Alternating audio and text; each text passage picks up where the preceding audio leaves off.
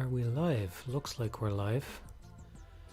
Let me see. Oh, I gotta mute that. We're gonna get some feedback. What if I don't do that? Hello. Yeah, it looks like it's okay. Alright, haven't streamed in a while, so I'm never sure if this thing is gonna work properly. We'll assume it's working okay. While I wait for people to roll in, I'll talk to the VOD viewers.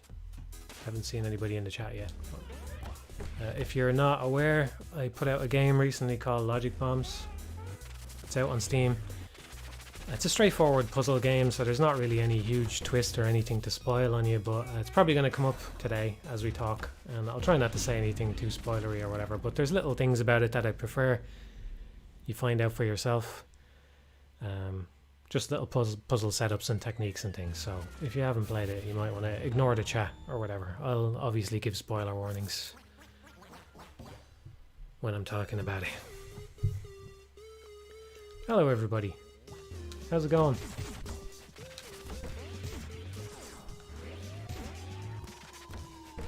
And yes, let's answer the question on everybody's mind.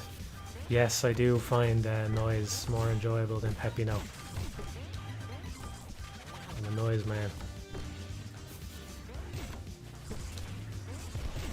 I really enjoyed the game when it was just Pepino, but noise kind of elevated it for me. I just find them a lot more fun, so I'm really glad they added them. Hello everybody.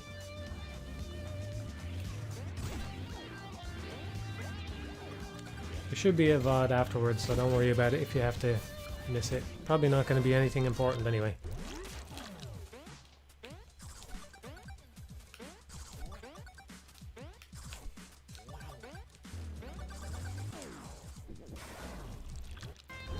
Just pull this desk over a little bit. Hopefully I don't knock anything out while I do it.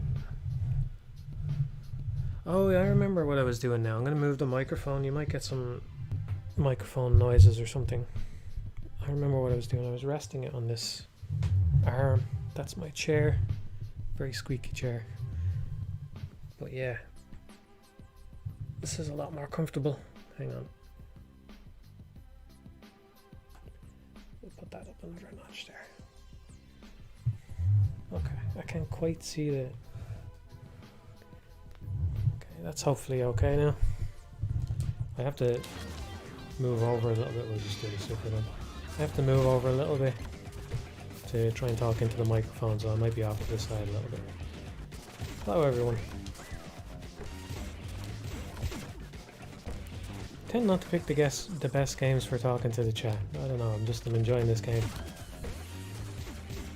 I've been so I haven't seen any questions or anything. I know there's a lot of a lot of stuff about Logic Bombs in the chat. Thank you everybody.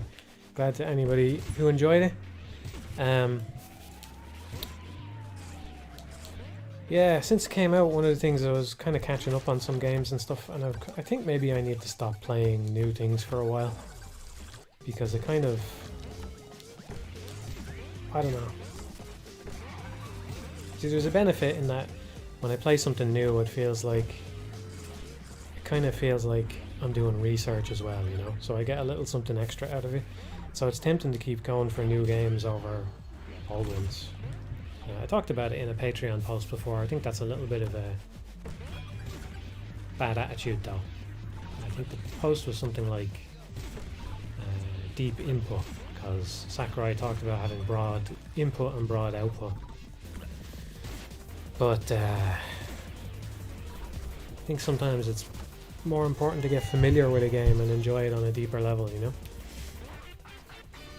Anyway.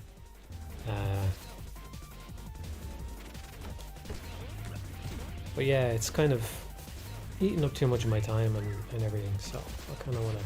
I have lots of things to do, so I kind of want to just play some stuff I'm comfortable with and all that. So I think I'll be going back for more Ghosts and Goblins, Resurrections, runs and all that. I kind of have a repertoire. This is one of them now, Pizza Tower. I kind of have a repertoire of games that I visit over and over again. I want to get back into Sin and Punishment Star Successor. I don't know if I ever finished it. I know I got to the last boss. I don't know if I ever got through the last boss. I think maybe I did. I'm not sure. I'm kind of 50-50 on it.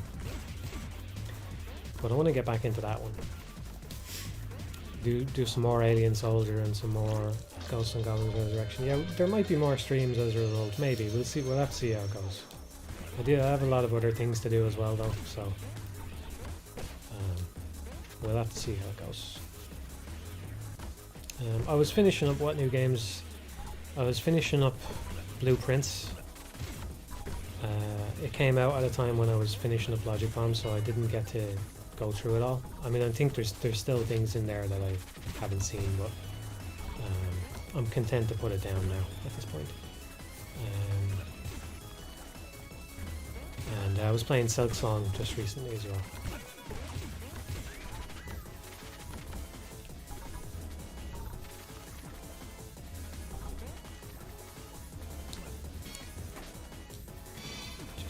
That guy always gets me. It's hard to parry him somehow as well, just because he's at the top of a slope or something like that. I don't know. I always mess up the parry times on him. And if you just run to the left, you don't get up to full speed quick enough.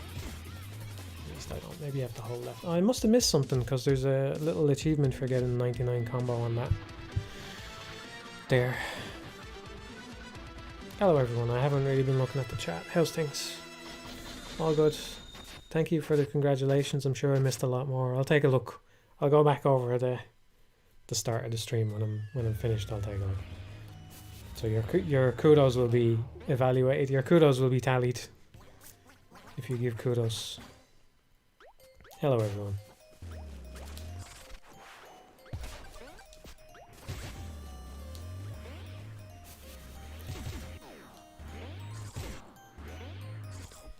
You're welcome, Daniel. You're welcome. Yeah, a lot of people enjoyed it, so I'm glad. I don't know what else to say. It's a bit weird. Kudos, thank you. Yeah, there's plentiful kudos now, so your individual kudos is worth less. That's how it is, unfortunately.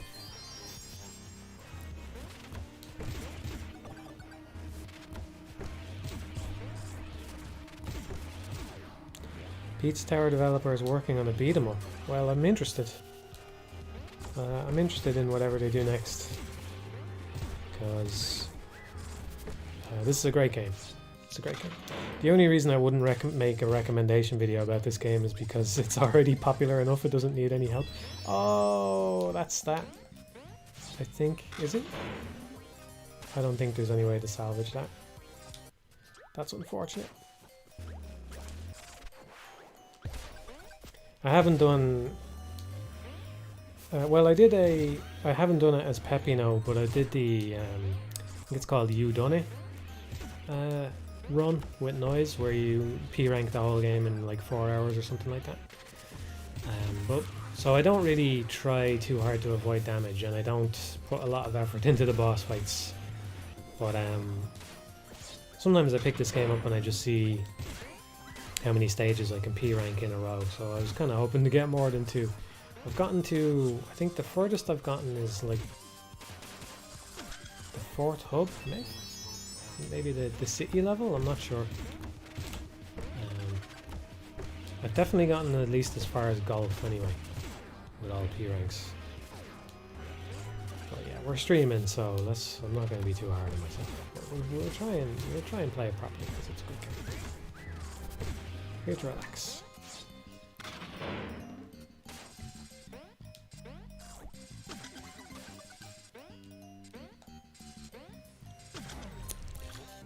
Definitely prefer the Noise, yeah. Definitely. Noise can be a little bit repetitive in the way that you bounce off walls all the time, or bounce when you hit the ground, but it's satisfying anyway. It's satisfying enough that I don't get sick of it, but it is a little bit maybe more repetitive than Pepino's movement. I'll go back and I'll play Pepino more at some point when I'm happy with it. I'd like to do a full P-rank run of the game at some point. If I do that with Noise, then I'll swap over to Pepino and see how I get on.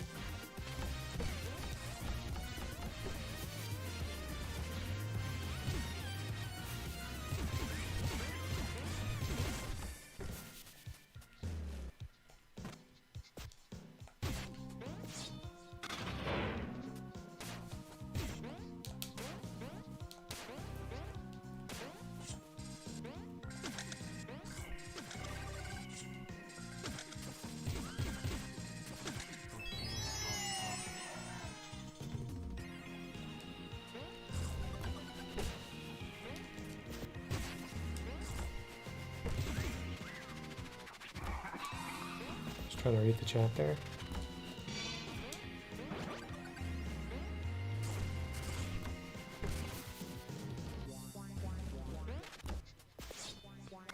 Matt is almost 60 this year. Funny how time goes. Yeah, I feel almost 60. Let me put it that way.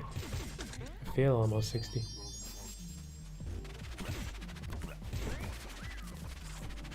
Who knows? Maybe, hopefully, I'm just getting started. But it's hard to picture what that looks like as I continue to get older. Unfortunately.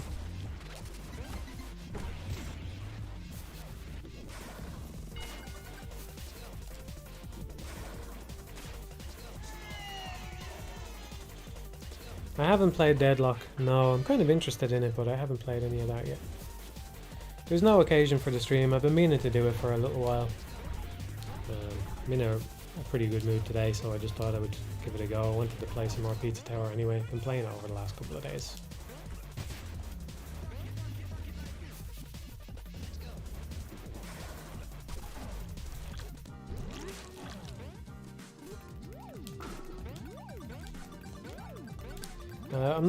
I don't really intend to talk about what I'm doing for the time being, you know. I prefer not to.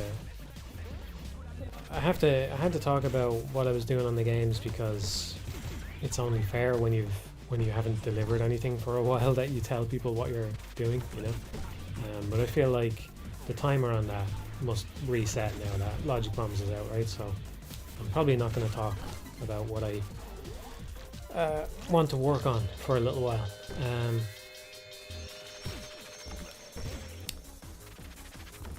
Yeah, but I have things that I'm working on that I want to work on. I wouldn't say I'm fully back to work yet right now. I have a lot of real life stuff I have to catch up on, and that's going to take priority for a while. But I didn't announce it, but the Patreon has been paused since the game came out. I think it's been paused since April now. I'm not sure, but it's still on pause. I just didn't bother announcing it. So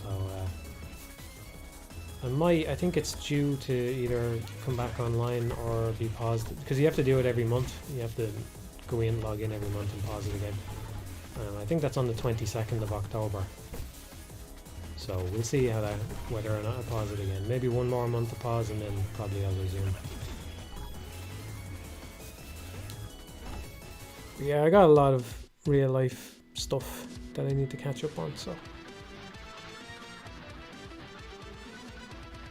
Making illogical bombs.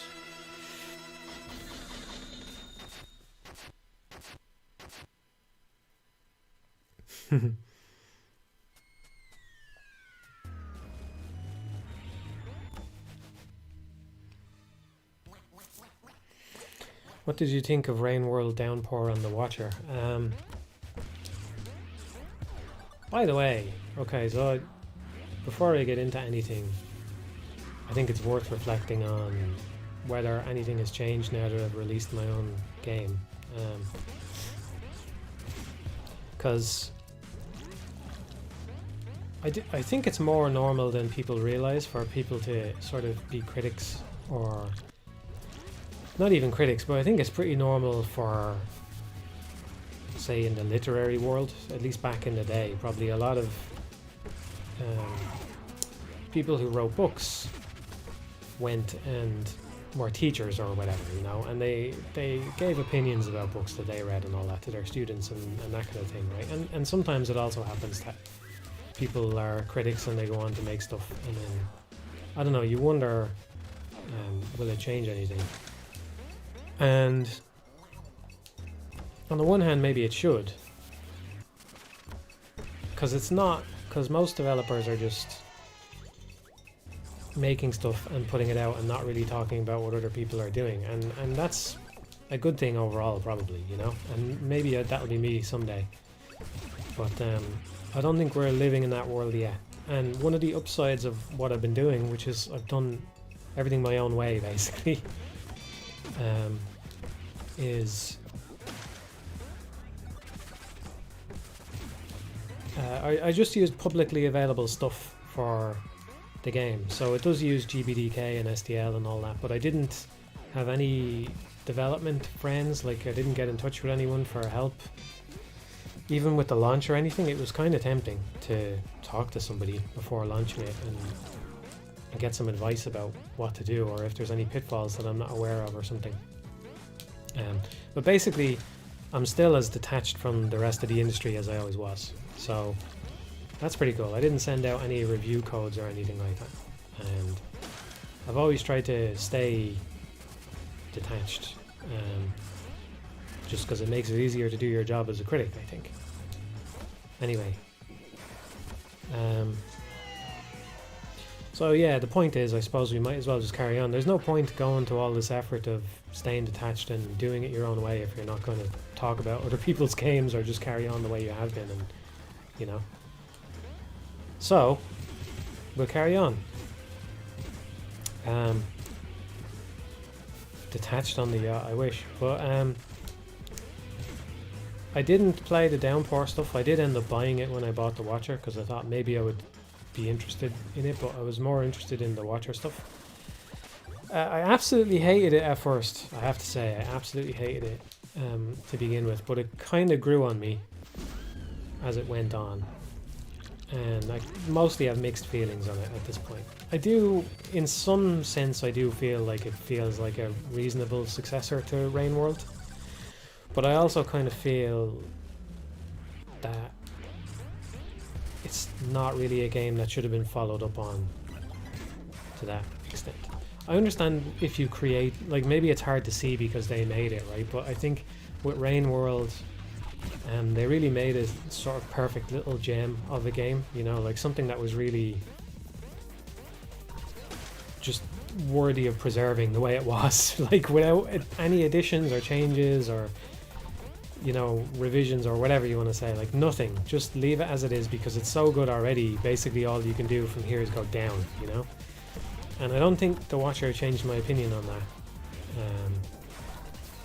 I can understand how maybe that's hard to see if you're somebody who has created a game like that, because it's going to be hard to, like, even if you have a feeling like, oh, I created something really special, it's going to be hard to believe that about something that you made yourself, you know? So they probably don't see the game that way themselves, but they should, I think. I think the game should have just been left alone.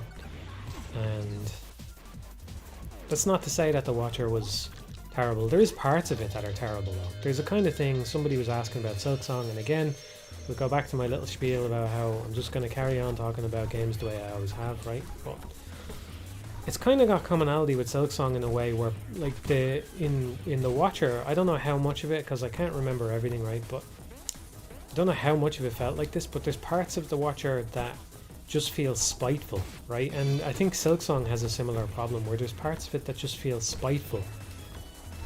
And I think Rain World walked a really delicate balance on that and came out on top.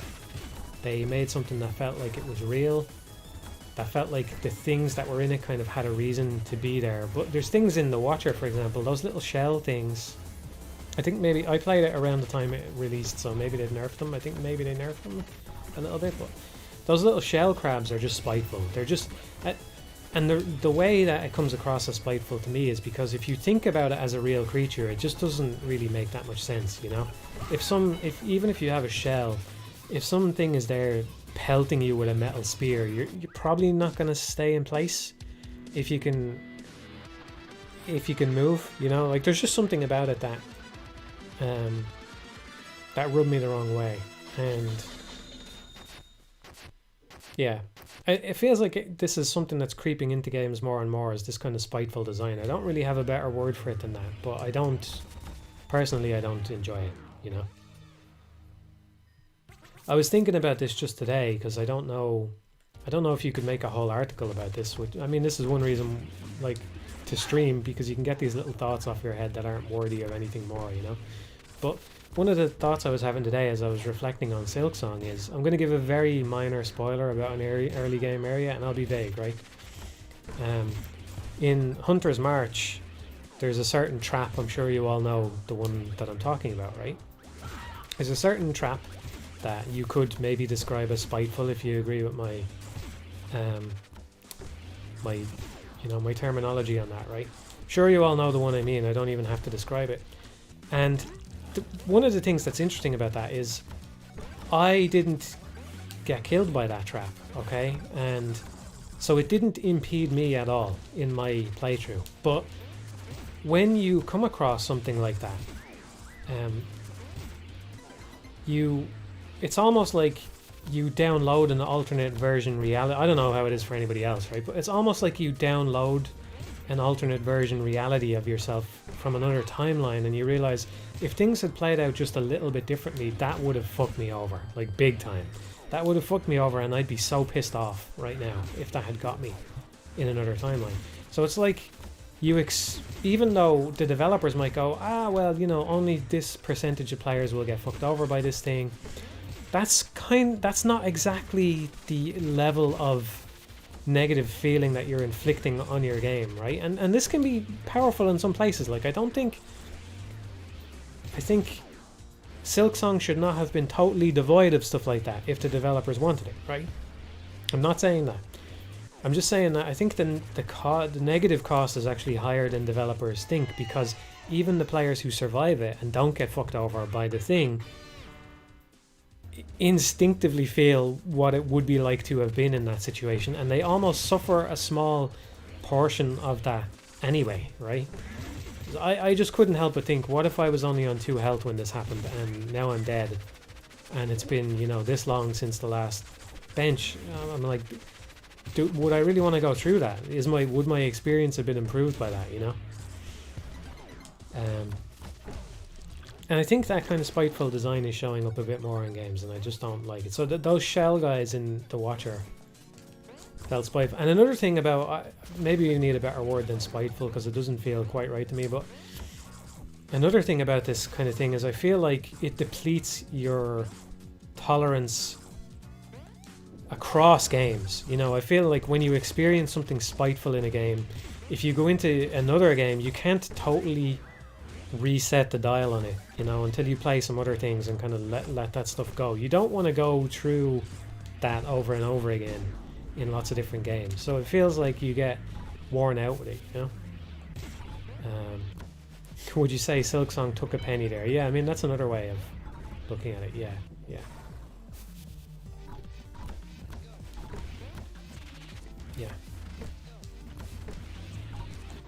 I don't want to rag on the game though. I'd say I enjoyed it about as much as Hollow Knight, maybe a little bit more.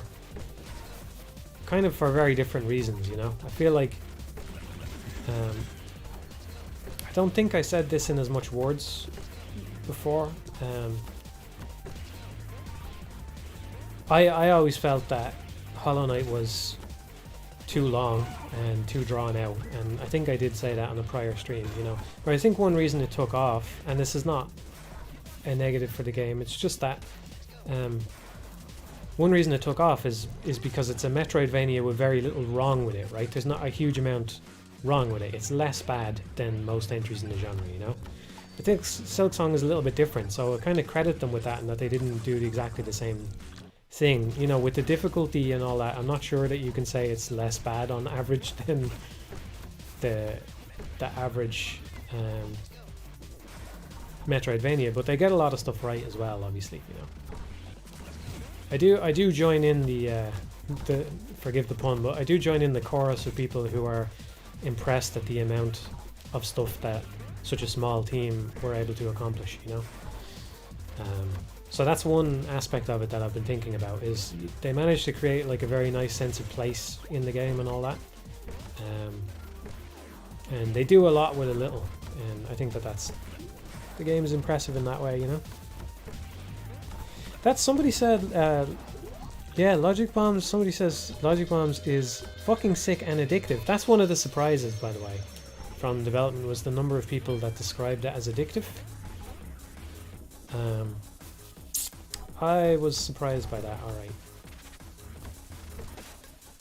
I did, I'll probably do a developer commentary video at some point, so if you're just waiting for the Logic Bombs condensed views, that was a total mistake. Okay, we'll start over. I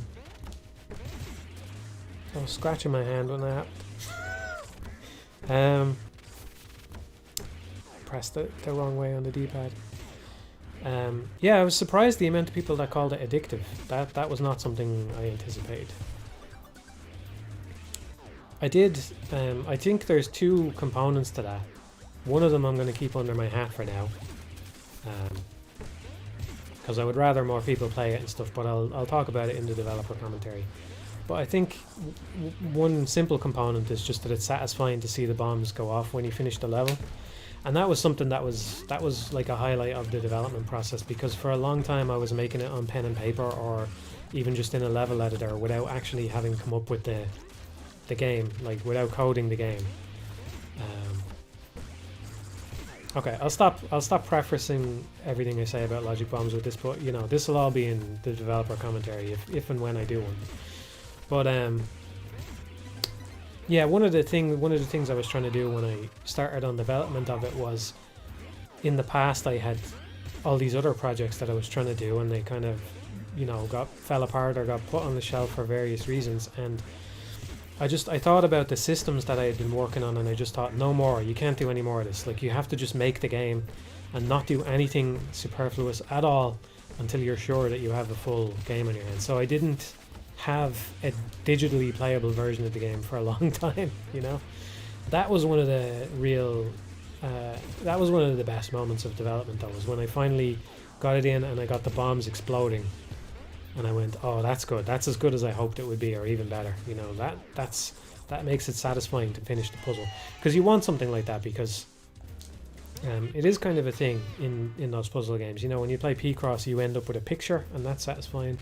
You play Dungeons and Diagrams, you end up with a little dungeon, and that's satisfying.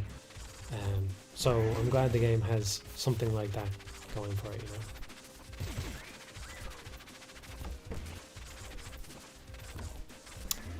Yeah, it's a bit much to call it an engine, but yeah, it is in its own little engine. It uses SDL, and then it's just simple. Because I wanted to... The Game Boy version is what came first, and is the primary version of the game in my mind, you know. So the PC version was just, how can I get this Game Boy game up and running on the PC with minimum frills, which is, you know, not necessarily the best way to do it, but I was launching on 2 platforms as my first release and all that, so whatever. So it's basically, most of what it is just a tile map renderer. I think the only real sprite in the game is the mouse cursor, and then that's everything else is just...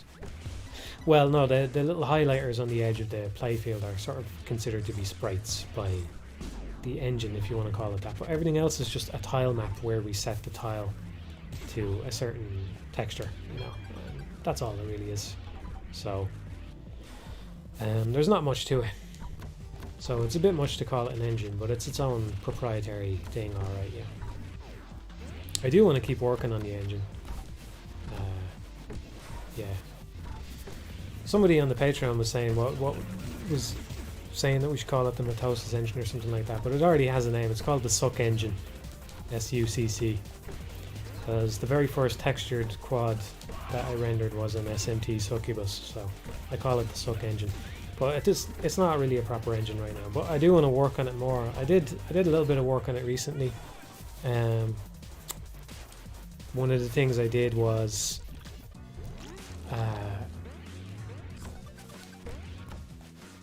even though the game is all tile maps, it could be a little bit more efficient. Well, I don't know how much efficiency gain it would actually be. I'm happy with the amount of battery that it gets on the Steam Deck, so I don't think the game needs to be any more efficient.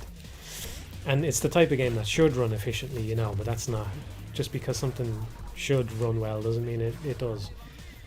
But, yeah, one of the things I put into the engine was geometry shaders. So I'd never used geometry shaders before. So now the tile maps are done with geometry shaders, which is a big...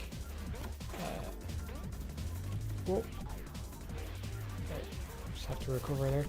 That's a big performance improvement. It's pretty cool. I'm curious to see what more I can do with them. It's the kind of thing that would be very handy if you were doing a voxel engine. It's not something I'd be looking to do anytime soon anyway. I don't have any voxel game ideas or anything. But basically means that you can send a GPU a point and then you expand it into a quad or any other shape that you like, that you can program, you know. theoretically you could do some arbitrary 3D model, but you know, you want to keep it relatively simple because it has to be done in code. But yeah, you can expand it to a quad, so it means that you only have to send the GPU a point and then it turns into a quad on the GPU, which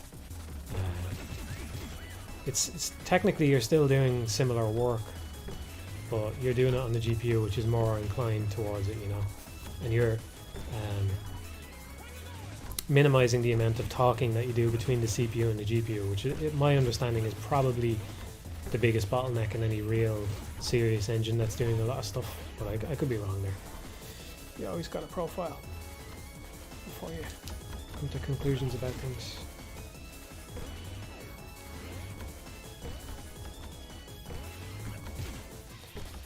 I'm not going to show the code in the commentary now. The Logic Bombs itself, I would say, doesn't really use the engine fully. I ended up stripping out loads of stuff from it. I do think it's easier to kind of, like, when I started working on the PC version of Logic Bombs, it had all that stuff in there, like the action state machine stuff that I showed off in that Flea demo, and the I forget what we were calling them, the Richter, right? It had all that stuff in there, but of course Logic Bombs doesn't use any of that, so I stripped it all out. But it wasn't that hard to strip stuff out. I think it's kind of easier to strip stuff out than to put stuff in. So yes, John, that's where it comes from. You're right. So yeah, I wouldn't show off the code for the Suck engine because it's a mess right now. What I'd really like to do before I start on any other game or anything would be to tidy it up as much as possible and get it to something that would be worthy of being called an engine, you know. Even if it's just simple 2D engine, what you'd really need for that is, you know, until Logic Bombs I didn't handle any sound, so that's one of the benefits of doing Logic Bombs, is I can port stuff back into the engine. I forget exactly what, but oh yeah, the engine by itself wasn't using a frame buffer, which I suppose I won't get into, but it's this whole thing that I didn't know that I needed to use until I got late into Logic Bombs, and I can't even remember why Logic Bombs needed it. Maybe it doesn't. Oh yeah, because it's for handling resolution, which is maybe not the way it should be done, actually, because that kind of caused some headaches. It was surprisingly difficult to get the resolution working correctly. It's just a simple thing, but anyway. But yeah, you learn these things getting the game to fruition, and then you could go back and put them into the engine, you know. I'd really like to tidy it up though. It would be nice. I would, having launched Logic Bombs with its own thing, I would like to do that again, if I can. I mean, that is another thing. Like, I was playing Silksong and I was thinking, not that it would be easy exactly, but it would be a lot easier to get to something like Silksong if you're starting from Unity, you know. Again, I don't want to diminish the what they achieve with those games though, because I do think for such a small team they are really impressive in terms of presentation and all that kind of stuff. What was I saying? But yeah, I just like using my own stuff. There's something about it where, for me, when I run into problems, at least if they're my own problems, I get a lot less frustrated, you know. When I run into a problem and then ultimately I realize, oh, this is an engine thing that I can't really work around, or I'm gonna have to do this to work around it or whatever, that's...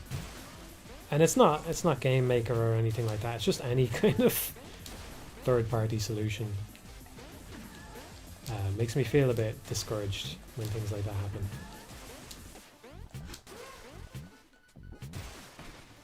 I don't normally P-rank the bosses, but we're very close here, so I'll try and switch on for this. Let's see, I may have jinxed myself.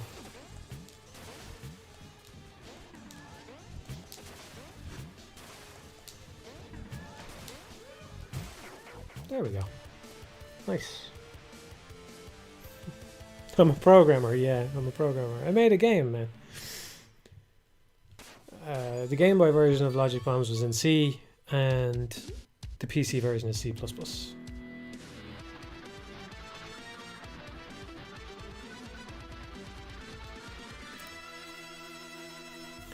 No, I didn't get tickets for the Radiohead tour. I don't think they have a thing in Ireland anyway. I found out about it too late, but I don't think they have a thing a date in Ireland anyway. I wouldn't go over to the UK just for that. Thank you, Nico.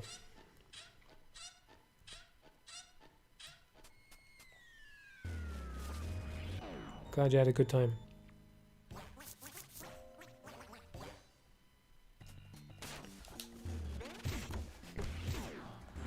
I can't read the whole comment because I'm playing, but I don't think I really agree, Carbon. I know you're probably just being hyperbolic, but if, like, for example, Pizza Tower is made in Game Maker, right? And it's very much a real game that's very good and has a lot of craftsmanship to it, right? For me, the game design is ultimately more important than the programming. It's just that I don't really enjoy programming in I just like doing things my own way. That's just the way I am. Fuck it, you know? So that's just the way I've always been with things. I don't really care what other people are doing, you know? I want to do it my own way.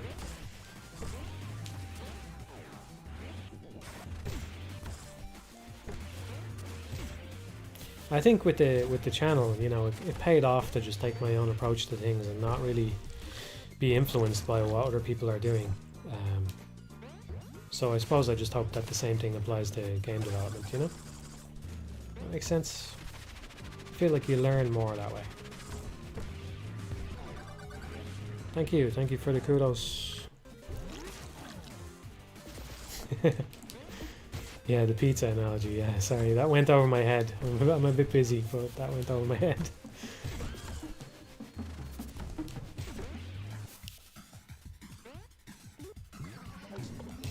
I mean, there is reasons, though, to use your own thing, right? Like I said, I'm not beholden to anyone for the engine, you know? The Game Maker licensing has been looks very good, and I see no reason to think it will change, but the stuff that Unity was trying to push through was very bad, you know? If that had gone through, just imagine if that had gone through, how much money that would have cost the Silksong developers. That would have cost them absolutely fortune. Maybe, I don't know what the breakdown is, and I don't know what Unity's operating on and all that. Maybe Unity deserves more than they're getting, you know? They are doing a lot of the heavy lifting for a lot of developers, but so maybe they're getting shafted a bit, but I don't know, man.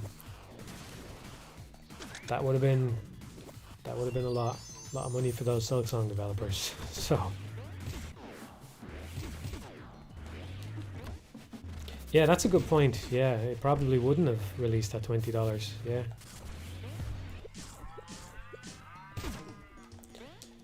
Yeah, so somebody asked, am I satisfied with the reception, and congratulations and all that. Yeah, I think it has a more positive reception than I expected, yeah. I've been meaning to talk about this because it's a strange feeling for me when I finish a project, and when we talk about all the kudos and all that kind of stuff, and part of me wishes it mattered more, you know, like what people say about things. It's not that it doesn't matter at all or anything, but part of me does wish it mattered more. But then sometimes you see people and they get so twisted up about and torn up and just distressed about what people are saying about their work, and I think, you know, maybe it's for the best that it doesn't matter to me as much as it matters to other people. So if the game had come out and everybody said this is shit, I don't know what he was thinking, you know, whatever, I would still say I think it's a good game. I see the value in it, and that's why I put it out. And if you don't like it, that's okay. But so, you know, so in that sense, the reception is not that important to me. But yeah, it has been very well received, and that's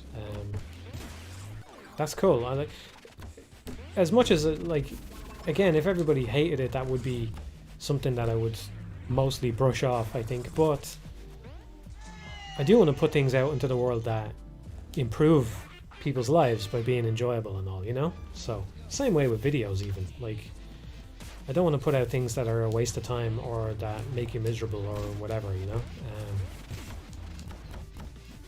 Well, maybe my videos make people miserable because now you can't unsee context sensitivity, but sacrifices must be made. for the exploration, for the work. But you know what I'm saying, right?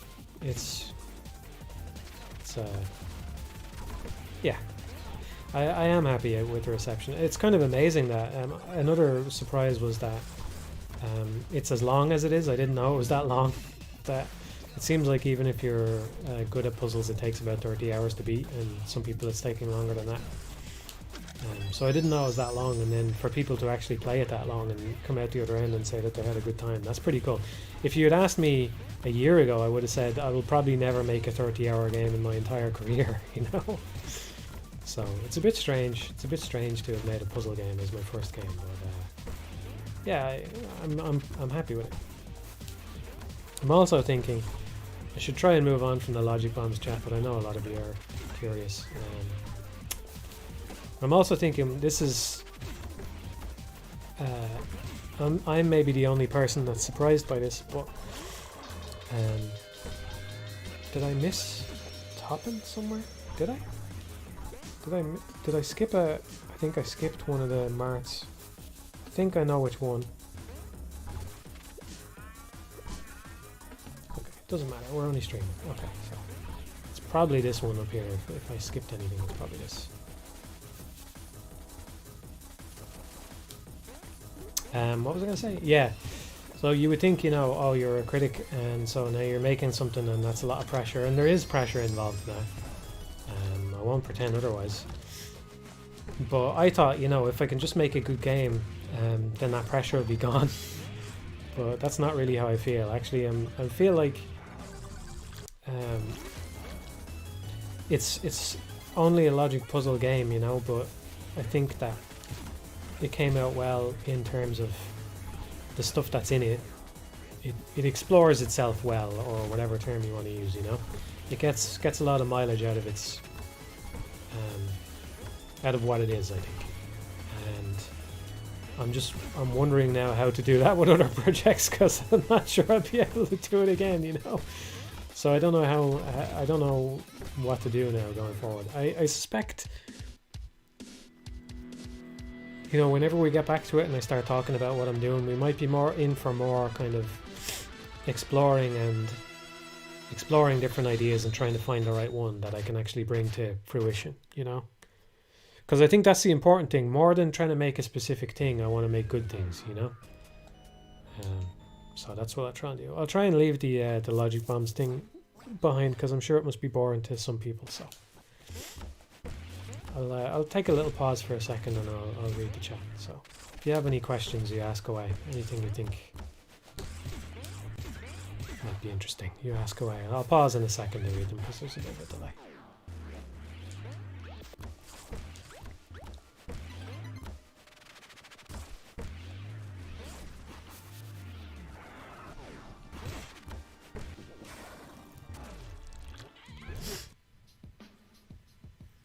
What do you think of the design of Dead Rising? I haven't played it all that much. I'm sorry. I haven't played it all that much.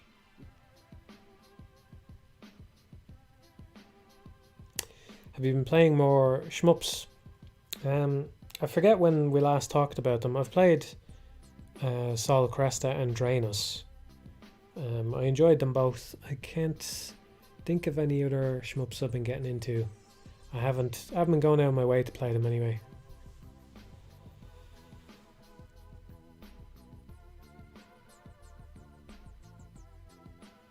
It is a bit strange that they didn't do Mario 40. I don't know why they didn't do that. To celebrate Mario 35 of all things, and then not do Mario 40. I was kind of hoping they would, because I enjoyed that last time around. You wouldn't want it to be identical to the 35 one though. You know, they'd have to do... Was it just Super Mario Bros. 1 that time? They'd have to do Super Mario Bros. 3 or something. I don't know. I'm curious. Hang on. Somebody wrote something big, but it slipped off screen. I'm curious how you feel about more modern Monster Hunter games. Because it was a huge part of your context sensitivity thoughts, but new games muddle that context with a lot of overlap. Yeah. I think somebody commented on the video something like, can't believe he's using Monster Hunter World as an example of low context sensitivity because it's got these sliding attacks or something. You always have to keep the big picture in mind, fellas. You know, it is true actually. Yes, the newer Monster Hunter games are more context sensitive than the old ones, but it's also true that they're still, on the whole, less context sensitive than other action games tend to be. You know, so you have to keep the whole picture in mind when you're talking about things. That's the important part of the example. When you're comparing it to other games, it wasn't a comparison to other Monster Hunter games, you know. But yeah, I actually sympathize with that complaint. I do think it becomes unclear, you know, when you're on a slope. When am I going to start sliding? When is my whole moveset going to change? You don't have a clear indication of the exact moment when that's going to happen. And I think that's a bit of a problem for a game that's as mechanically orientated as Monster Hunter. And I do think with World, and presumably with Wilds, I haven't played it yet, presumably with Wilds, they're trying to go for a more immersive aspect, you know, but I still think that those games are primarily mechanics driven rather than immersion or whatever, you know. So I do think it's a bit of a problem, and they can probably thread the needle where you can get the best of both worlds, you know. Having said that, I haven't played Wilds, so I don't know, and I tend not to use the claw thing very much when I'm playing World. I just fight monster. I just bonk the monster on the head with the switch axe and win, you know. That's the goal. Actually, I don't know if I ever said this before, but I actually I came to Monster Hunter a bit late and there was already a bunch of games, so I actually main a different weapon in each game. So I've played a bunch of different weapons now, and now I kind of swap between them, which is fun. I think if I had to pick just one, it's probably switch axe though.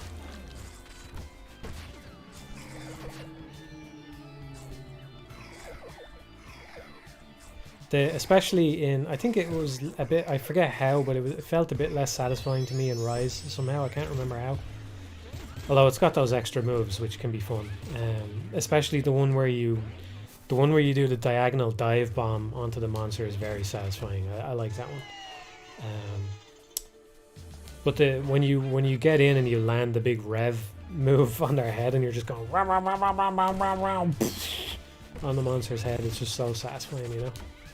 Or actually, the great thing about the switch axe is it has two really satisfying moves. The other one being when the monster gets knocked down and you're in, I forget which is which. I think it's axe mode, and you get to just do that side swipe move over and over again. You're like, none of this messy combo string shit that's gonna reposition me. I just get to swing now on your head over and over again until you wake back up. That's very satisfying as well.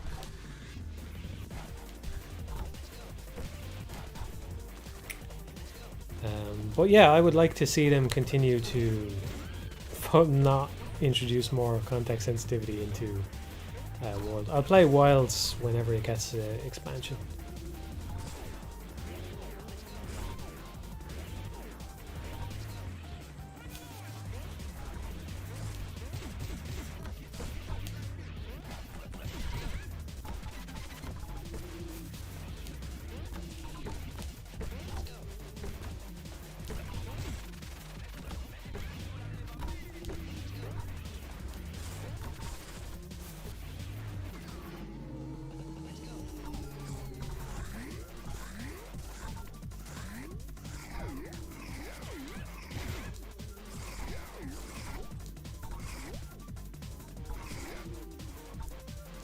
I haven't played the new Shinobi yet. No. I'll probably wait a while.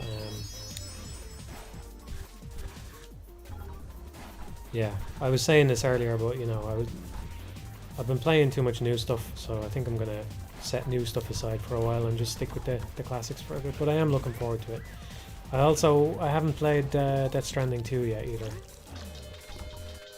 That's probably the one that I would make an exception for if I was going to, but we'll see. I don't know.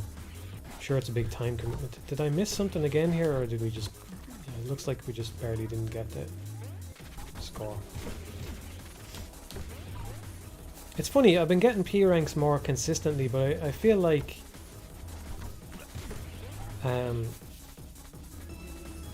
somehow the P rank is getting delayed for me on certain levels. Like I'm just not getting as many points as I used to. Maybe I'm skipping points that I used to pick up. I'm not sure. Whoa, why is that not a P rank? What's going on here? What did I do wrong here? I don't know. The guy is purple, so it's been one combo. I don't know what I did wrong. We'll just play it again in a minute. If I don't get P.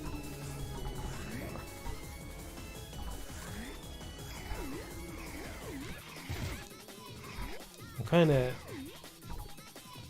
not giving the game my full attention, so I'm not sure what went wrong here. But it was my understanding that as long as the guy is purple, an S rank on the second lap is a P rank. That was my understanding.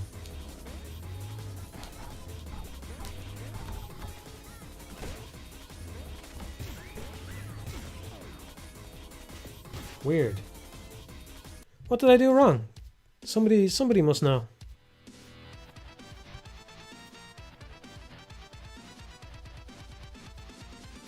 I don't think there's anything I've been avoiding playing now, unless I just wasn't interested in it. I don't know.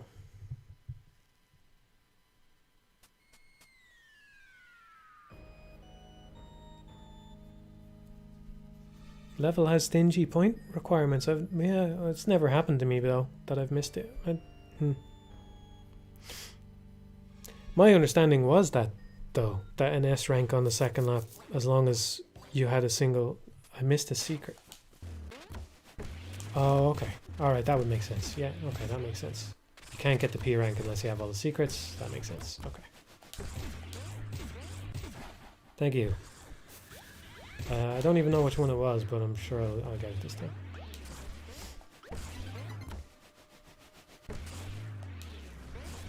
That's the thing about this game. If you decide to play it, personally, I'm not a big fan of the way you have to hunt down. I mean, if you're watching the stream properly, which you know you're gonna get spoiled to shit on all the levels, but I'm not a fan of the way you have to hunt things down in it. You know. Oh, it was probably that one. Yeah, it was probably that one. That one's easy to forget about because you have to get it on the exit. Okay, no matter. We're all good.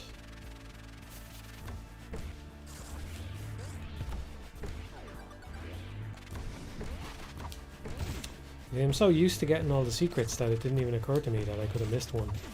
But, well, actually, I say I'm used to getting them. I have also missed the one in Gnome Forest at the end as well, sometimes. But yeah, you just kind of take it for granted. I don't know.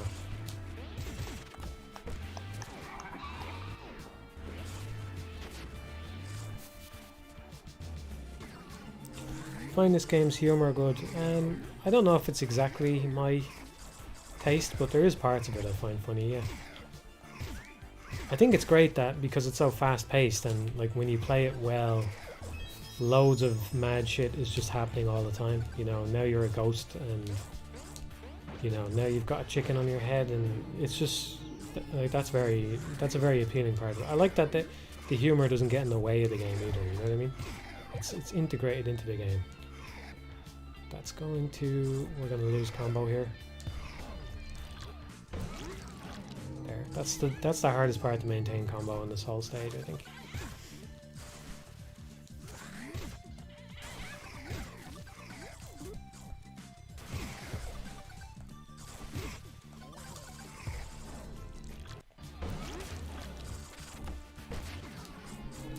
I haven't played Astrobot yet, no, sorry.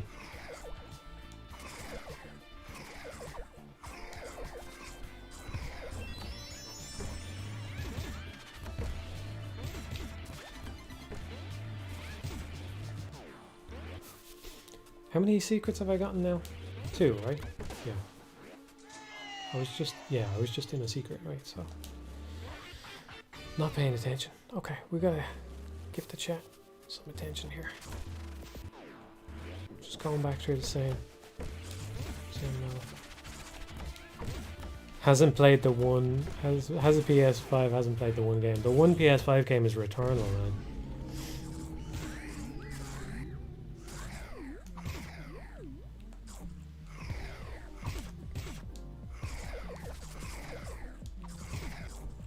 One of the games I played, it's kind of like Returnal. One of the games I played is Remnant. I played both of them, but I played Remnant 2 first. Precisely because I was looking for something to play on my PS5, because I don't have that many nice, like, big budget, graphically intensive games, you know? And although I am a gameplay first guy, when you have a PS5, sometimes you want to play something like that on it, you know? It's actually a lot like Returnal in a lot of ways. It's slower paced, but I was surprised how much I enjoyed it, even though it is a bit of a messy game. You know, I wouldn't rate it all that highly. There's things about it that I would definitely change. If you take any interest in it because you are interested in games that I like or something, then you should know that it has a really, really bad start. You know, really bad. You got to give it like 2 hours before you get to the game, the meat of the game, where you can just enjoy the game. And I don't really like any of the stuff that happens with the characters in the town, or any, like, I don't care about the characters or any of the overt story or anything like that, except when you get to the real part of the game, where it's suddenly pretty cool. I think the art direction and all that is good. So I can see what they were going for with the main game. They're trying to, you know, it's not a bad idea. They tried to make the start of the game kind of mundane and normal. It's just in post-apocalyptic Earth, which is not where you spend most of your time playing. So then that you have kind of more context or contrast when you get to the other stuff. So I understand, like, that's a reasonable reason to do it, but I think it makes the start of the game quite boring. But they're kind of enjoyable. What I like to think about them as well is the boss fights. You can tell that they really put effort into trying to distinguish them and not just do the same thing over and over again, and even have some of them be kind of experiential in a way and stuff. And I appreciate that about it as well. Yeah. So if you're looking for games that, because it's the kind of game where I would have just gone, I don't know, that doesn't look like it's for me, you know. And it's still, I'm not exactly jumping to recommend it to anybody, but maybe don't brush it off if you've brushed it off the way I would have.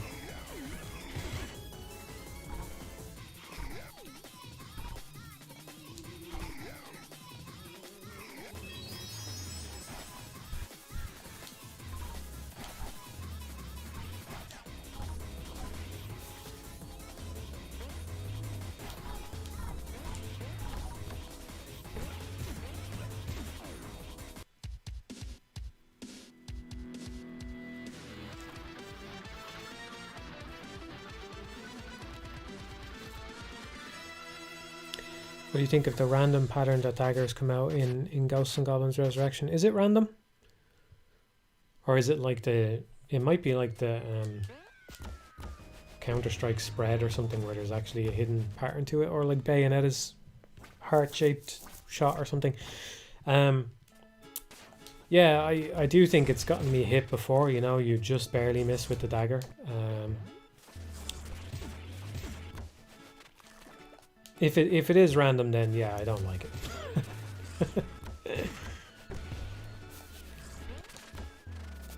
I think the game already has enough randomness and enough chaos in it that you shouldn't have to account for your shot being slightly above or below where you think it's going to be, you know?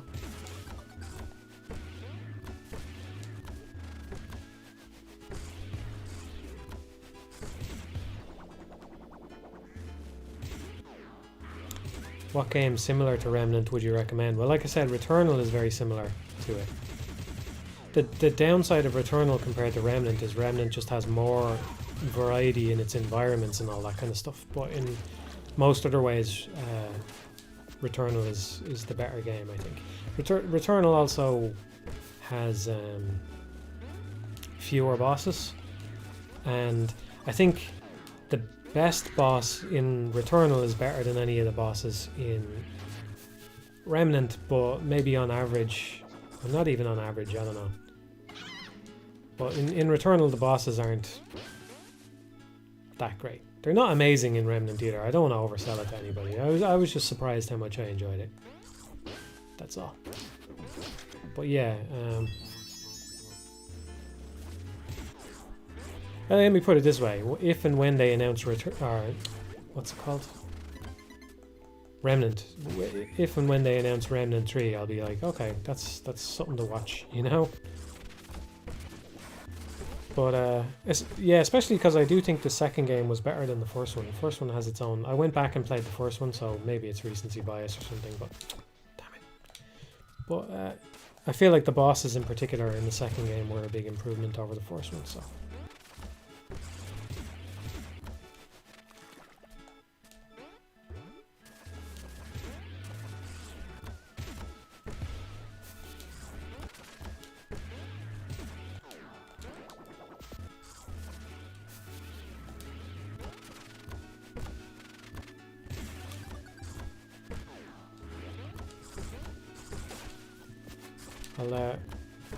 I'll take another pause.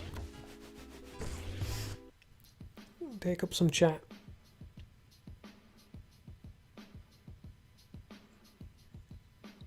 Yeah, I like 999 and VLR. Yeah.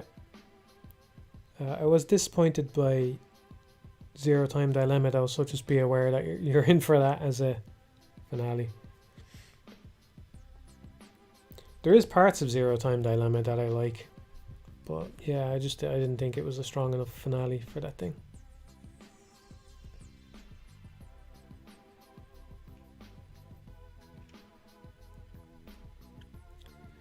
Do I ever really talk about Danganronpa? Because I think maybe I have the wrong opinion on Danganronpa, but if you haven't played them, you might want to avoid the chat if we start talking about it, because it's very easy to spoil. They've got that new one coming out with the alternate route, but I like V3. V3 was my favorite.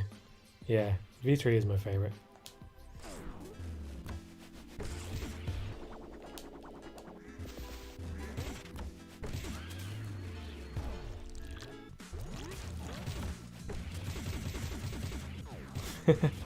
Pushed logic bombs on a friend and it says game of the year. We both 100% it. That's great. That's great. Yeah. If it's your game of the year, it is, but maybe you need to play more games as well. Maybe you haven't played that many games yet this year.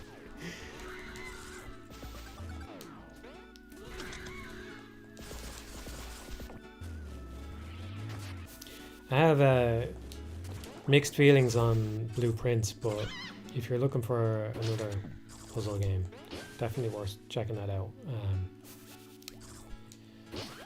I say I have mixed feelings, and I do. I do think it has some.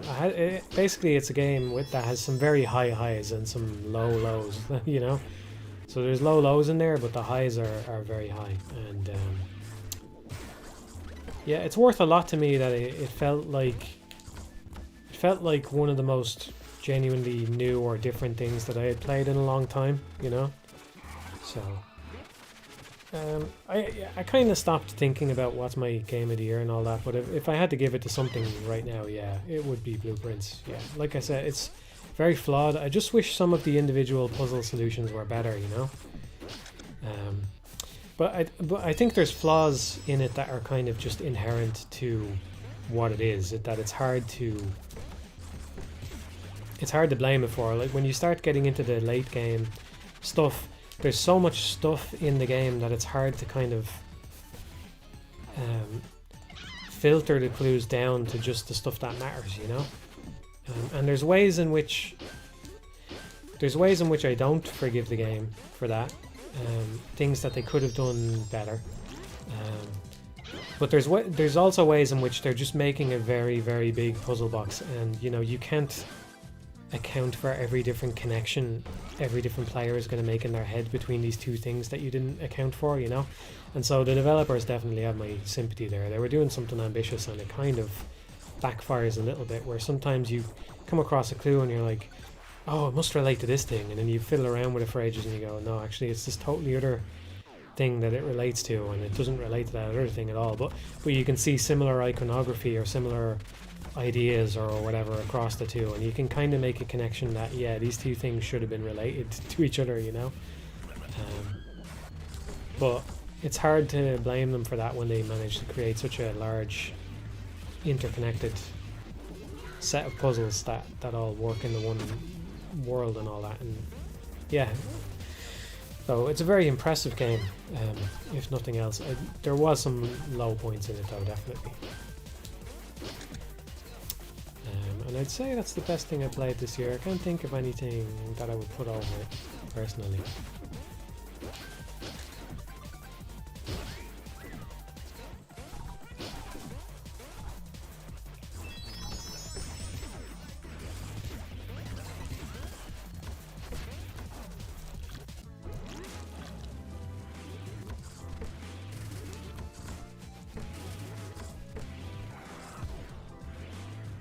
No, I haven't played Expedition 33 yet, no.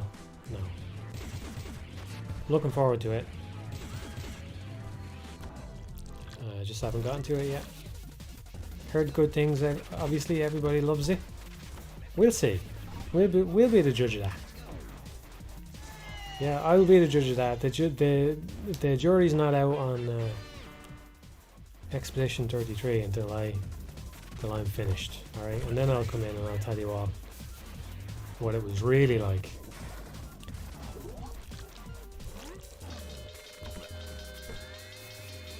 I hope I enjoy it. Yeah, I'm interested in it. Judgment will be passed, indeed. We will appraise it according to our own standards. Yeah. We will put it on trial.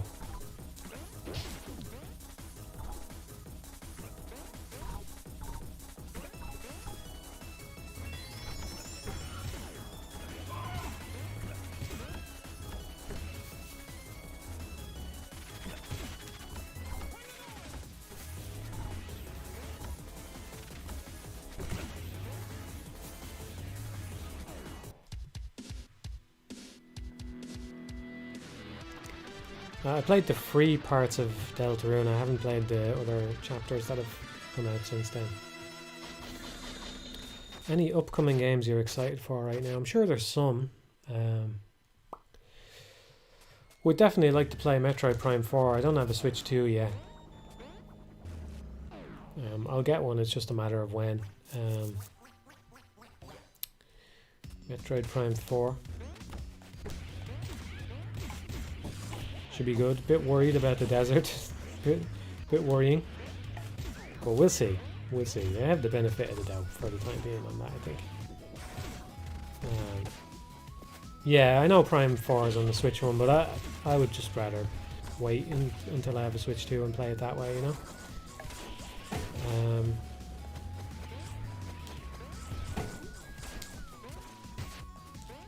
What else? What should I be looking forward to?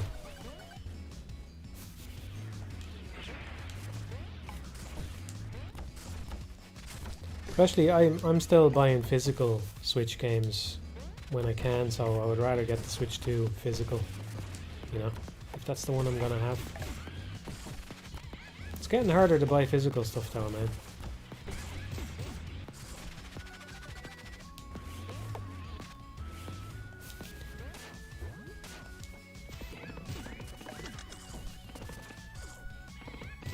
Okay, we'll pause now in a second. What am I supposed to be looking forward to? Yeah, if I had a Switch 2, I would buy Air Riders. Yeah, I do wish Sakurai had been making Kid Icarus or something like that, but I'm interested to see. I never played the original Air Riders, so it would all be fresh to me, and yeah.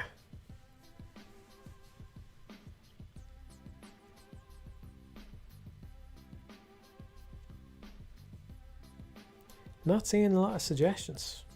Eartheon, yeah, I haven't played Eartheon yet either. I would like to play that.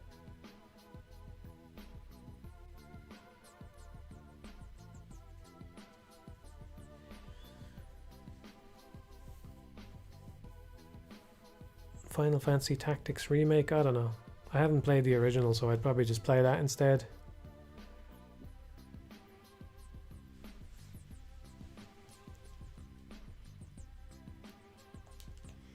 Not a lot of stuff on the slate, you know?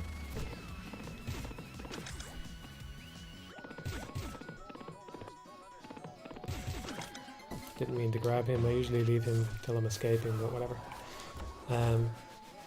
Yeah.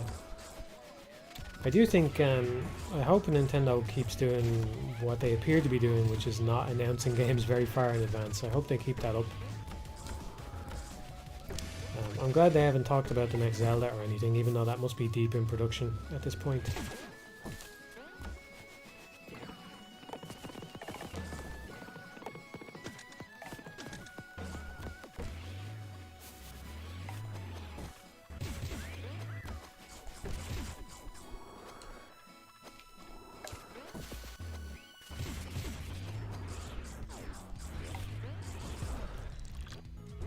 Okami too, yeah. Yeah, Okami too.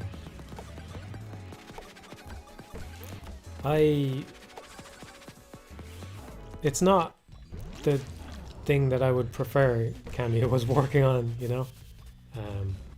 But I definitely bet it'll be a good game. Probably more than a good game, actually, you know? But I think, personally speaking, even though it's maybe sacrilege to say, but I think Okami is probably Kamiya's worst game. You know, it's, for me, it's between that and Resident Evil 2, and when I stack them up, I just think Resident Evil 2 is just so, I don't know, it was influential, and it's just, it feels like Resident Evil 2 is a big part of its series, you know what I mean? And it's also just a great game, and it's got a lot of great things in it, you know, like the dual character thing and some other little things that I wouldn't want to spoil, you know. But yeah, man, that really, man, just make more games. Yeah, I am happy that he's making something again. I hope he keeps making stuff after Okami too. Just what a fucking game as well, though, you know, Resident Evil 2. Just when you reflect on it, just as a follow-up. I always find that pretty hard, but I don't know why I'm not going left there. There we go. I have to find a better way to do that, because I always mess that up. I don't even know if I need those points.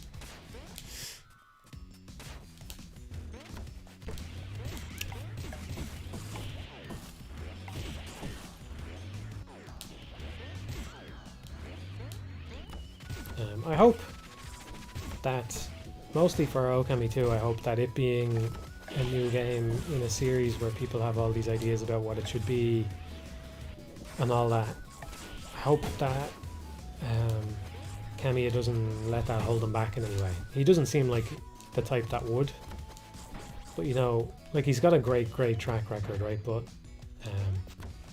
there's always the chance that you will slip up and you'll not do the thing that you should be doing, or that you have been doing all along for whatever reason, you know, because he hasn't been at it for a while or whatever, you know. But yeah, I hope he just goes all out with it and just makes it whatever he thinks it should be, and if he does that, I think it'll turn out to be a very good game.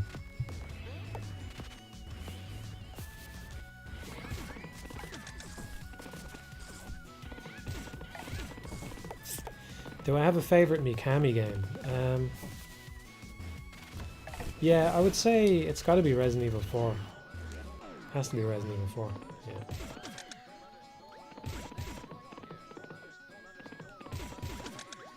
Yeah. I like a lot of his other games, but I don't. But Resident Evil 4 towers over his other games for me personally.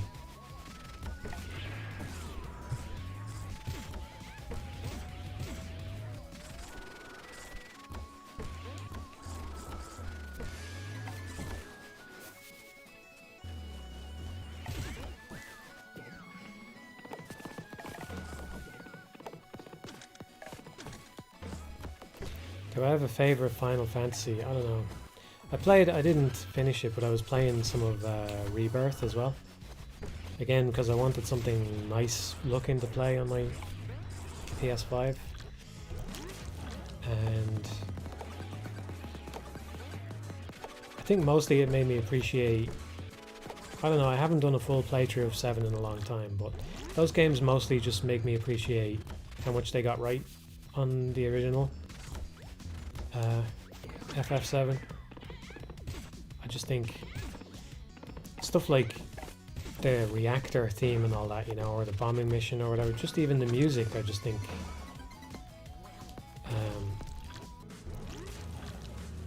was so much more effective in the original. I feel like I'm kind of...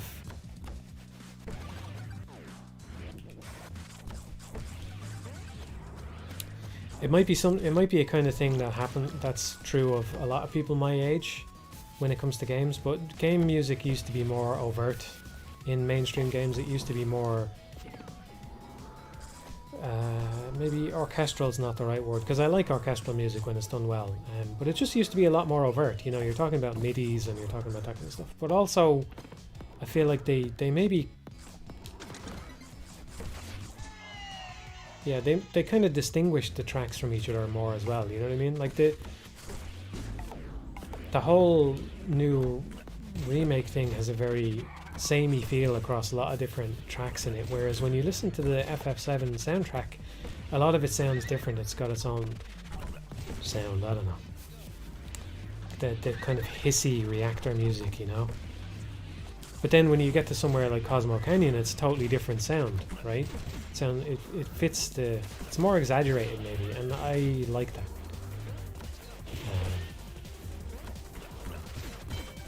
Yeah, I just think the original was very effective at that. I like FF9 quite a lot as well. But I haven't played through those old games in a long time. Since they came out, basically. Since, like, probably there's at least one person in the chat that was born since I played FF7 or FF9. You know? Which is fucking nuts, but I am 60 years old, so...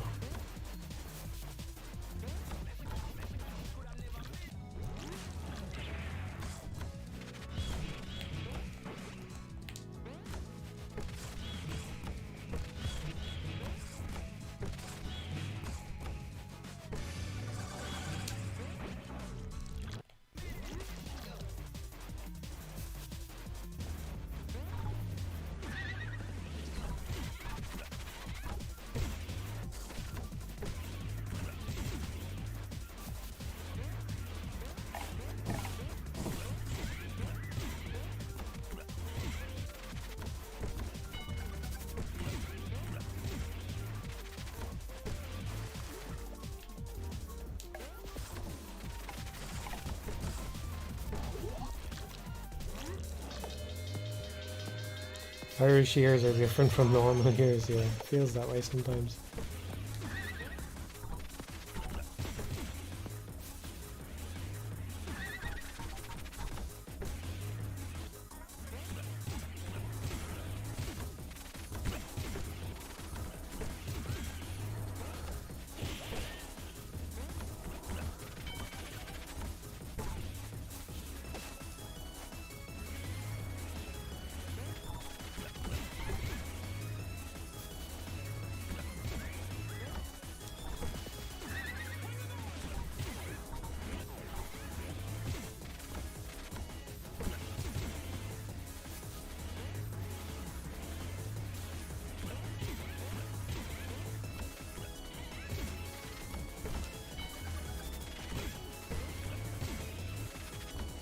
I was trying to see if there was any bottles there. You get a little achievement for breaking all the bottles, or a lot of them anyway.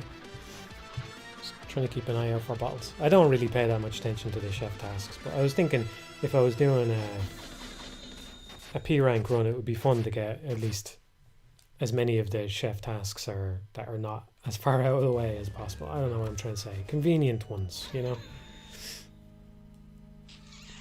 How high on the list of all-time platformers would you place Pizza Tower? Pretty fucking high, man. Pretty high. High enough, let me put it that way.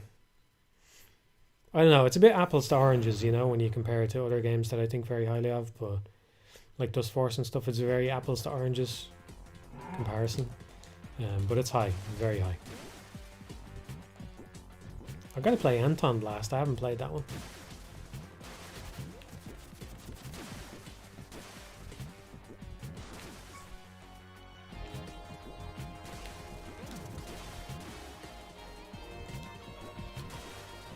Man, normally this goes a lot better. This is easy with noise.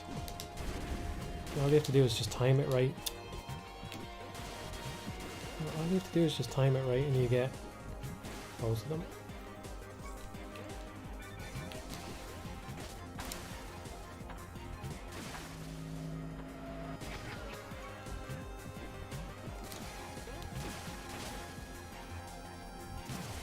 Can't compare apples to oranges because Aristotle says only one of them is a fruit or something. Yeah. Yeah, you kind of can, right? But yeah, it's a good phrase nonetheless.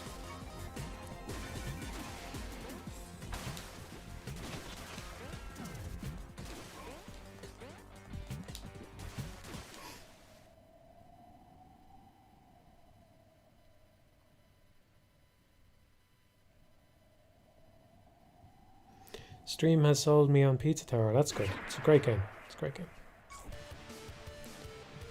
Like I said, the only reason I wouldn't... It's a weird thing, because thinking about recommendation videos, because if I was just talking about games that I recommend, it would be easy to make like 20 of those videos right now. But it kind of feels important to balance it between things that I recommend and things that you may not have played yet, right? Or may not be aware of or something. Or just games that probably need a boost of some kind, you know? So I think Pizza Tower has been successful enough.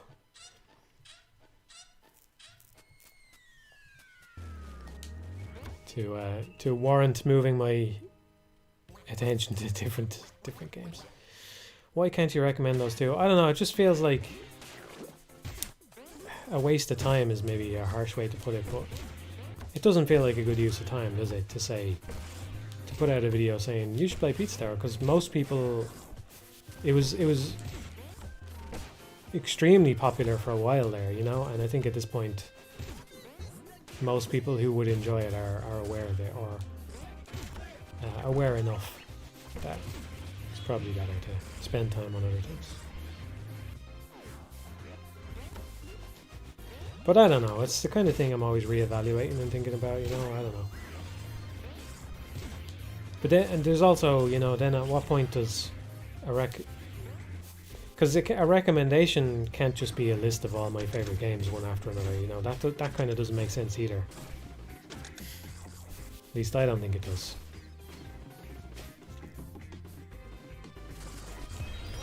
Yeah, a review would only be good if I had anything all that interesting to say about it, but what do I say? It's a very good game. It's really good.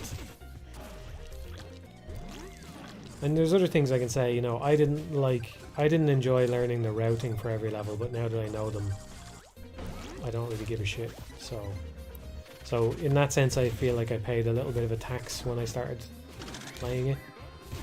That I had to get through a little bit of stuff that I didn't enjoy very much. And to get to the part that I do enjoy, which is just this. Going for the P ranks, knowing the level already and just getting into the flow state with it. Exactly, yeah, somebody says top 10 indie games you should play and it's Undertale and Hollow Knight. Exactly, like nobody needs to make that video. if your top 10 games are going to be Undertale and Hollow Knight, nobody needs to make that video.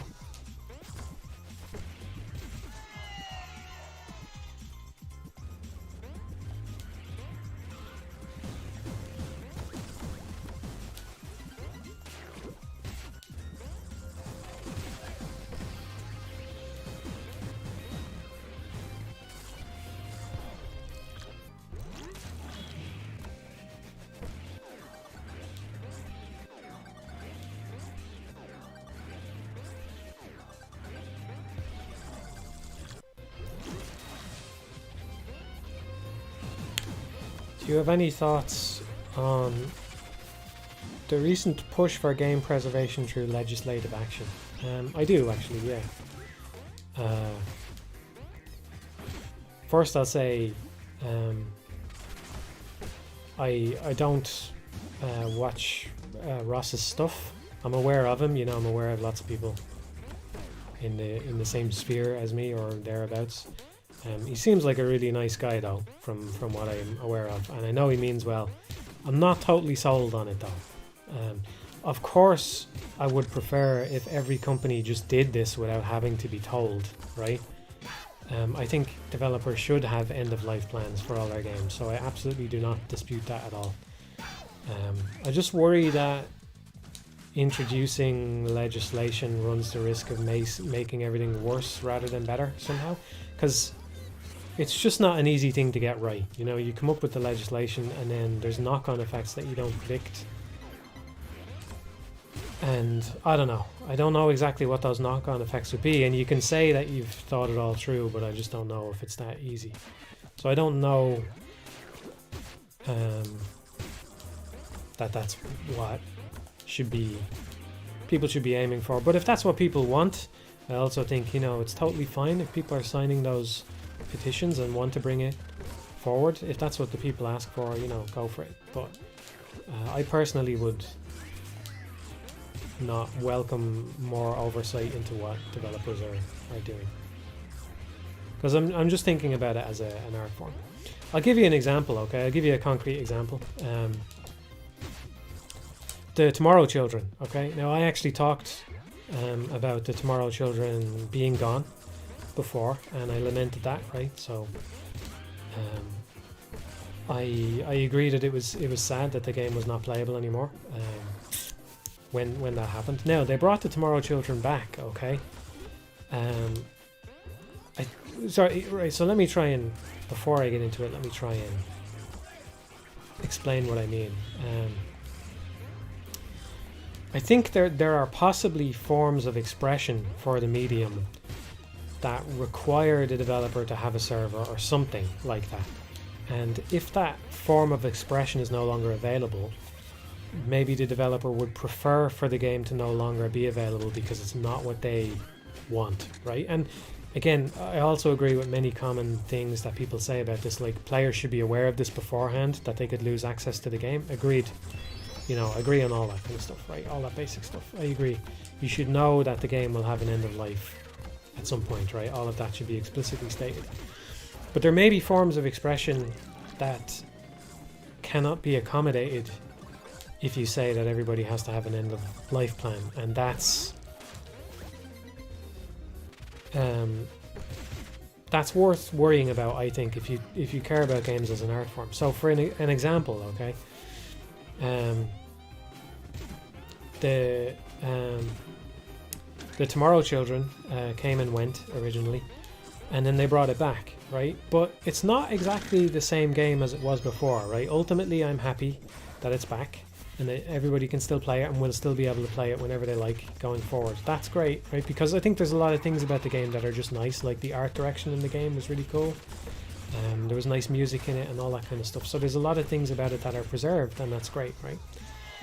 But it's not exactly the same game as it was before. There's a lot of minor nuances to it that are hard to explain if you haven't played it, right? But one of them is that the game used to have microtransactions in it, right? So it used to be the case that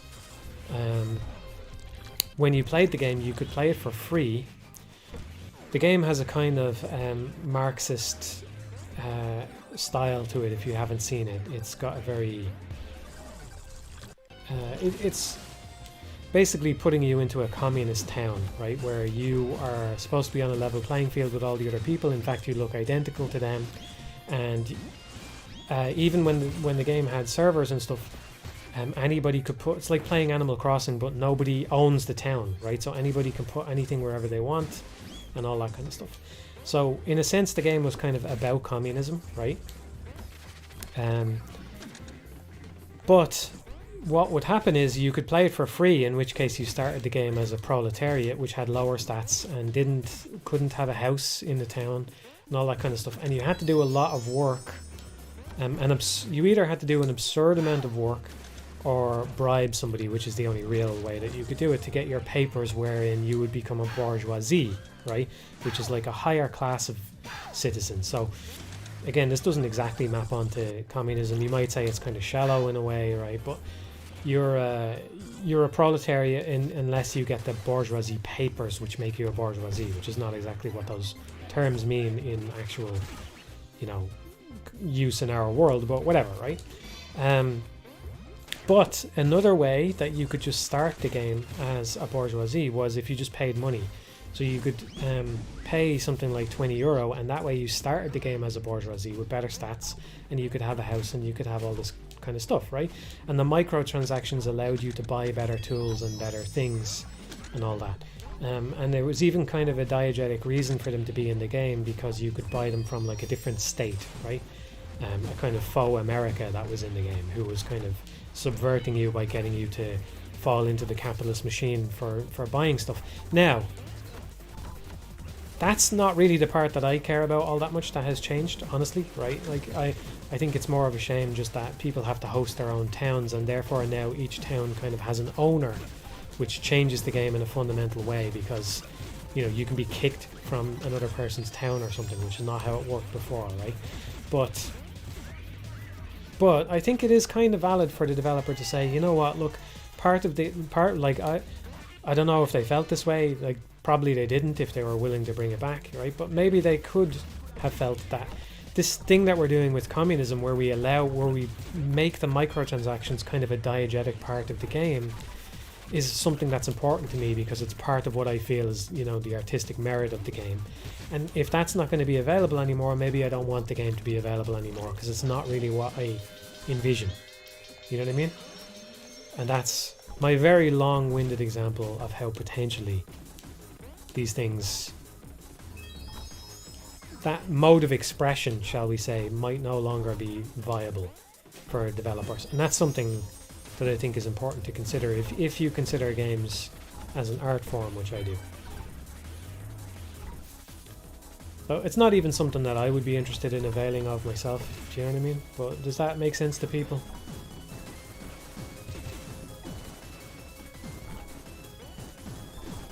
But like I said, Ross seems like a good guy, and if that's what the people want,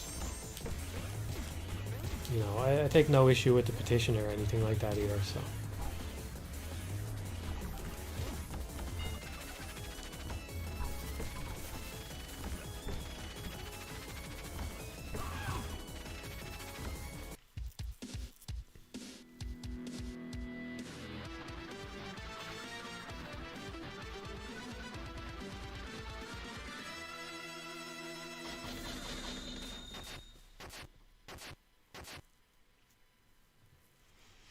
Some developers might have to release a worse version of their game at the end of their life. Yeah, I mean, I don't want to complain about it too much, because I am glad the game is available, but I do think that Tomorrow Children in its current form is a worse version of the game. I don't think it gives you entirely the same experience that you could have had in the past, and that I liked about it, you know. Personally, I'm drawn to multiplayer games where you can play them with other people but be alone, right? I think this is a whole class of people that, I don't know, they probably have some kind of term for it, you know, somewhere. But I know I'm not unique in this. Like, you play with other people, but also you go and you do your own thing, you know? And so when I played it when it was originally up, I would just go off and mine the islands and like not really care what was happening in the town, and that was somebody else's problem, you know? But it's not, it's not quite the same. Not quite the same in the new version, you know?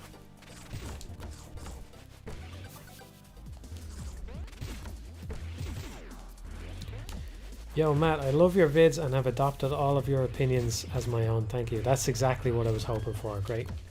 You're welcome. Download new opinions on the next stream, okay? The stream is currently ongoing, so prepare to download new opinions.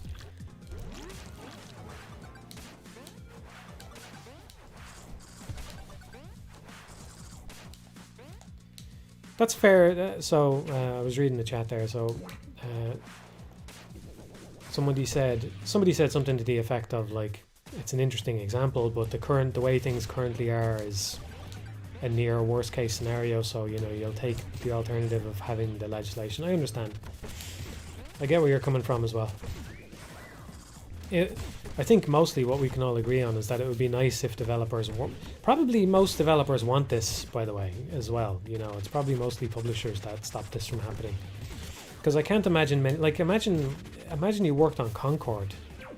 You know, there's people that spend 4 or 5 years of their life working on Concord, and now it's not playable anymore, and it's just, whatever you think of the game, it's just, it must be crushing, right? You spend that long working on something and then it's up for 2 weeks or whatever it is.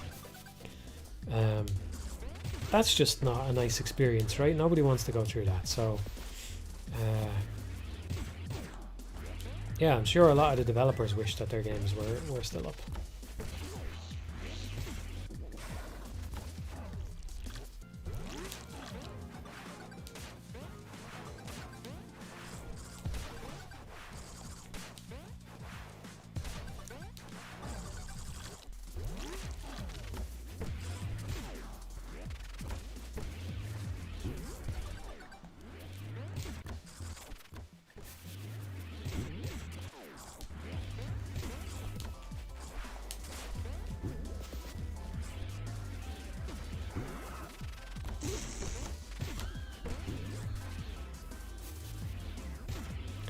Somebody was asking about the censorship thing. I think it's pretty clear. I don't want censorship of games, and I don't even play those porn games, right? But it's very simple to make the case why it's bad. Again, using a concrete example of a game is if you can ban porn games, and you know what? Maybe they have a point. Like maybe they have a point that the porn games are bad. Maybe they are bad for you, right? Maybe people should be imbibing less of that shit or whatever, right? Maybe that's true. But first of all, it's not really like if that's what you're going to spend your money on, that's kind of your prerogative, right? But also, if they can ban those games, they can ban Sonic Dreams Collection, for example, for the same reason. And should they be able to ban that? No, right? Is there artistic merit in that? I think so. Is it the most important game ever made? No. But is there artistic merit in it? Yeah, of course there is. Of course there is. So, again, no.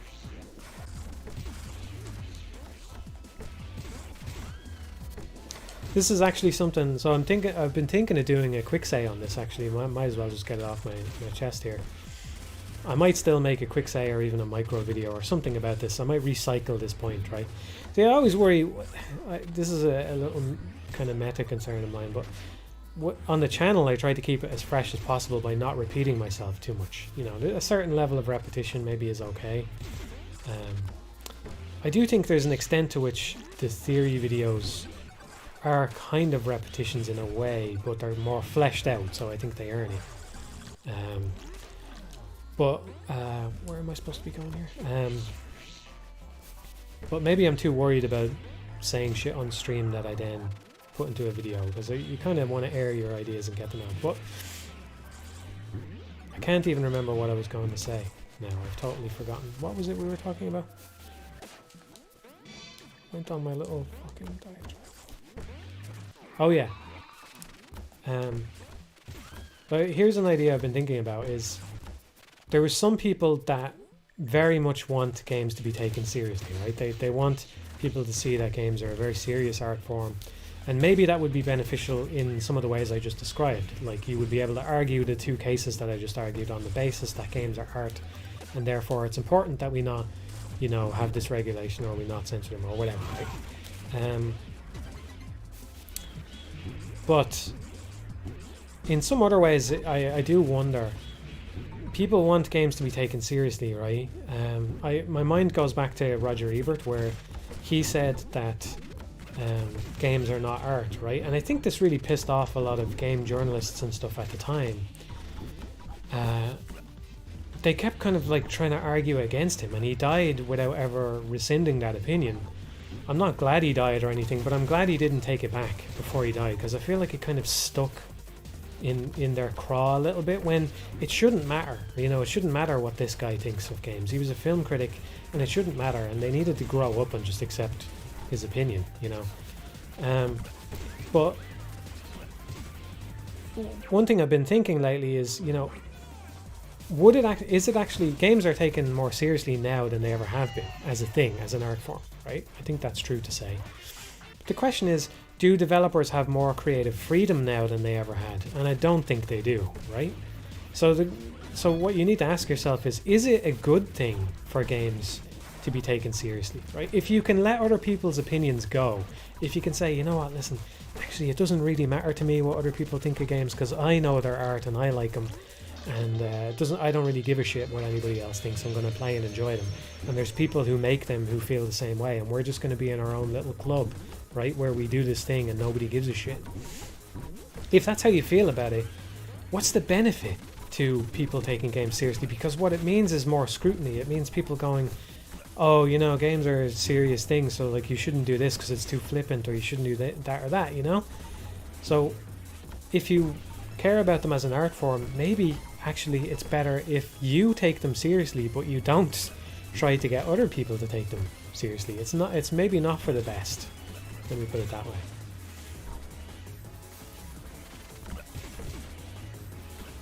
If other people look at them and go, they're just games, who cares, you know, they're just silly little things, then, you know, Nier Automata has gone fucking mad.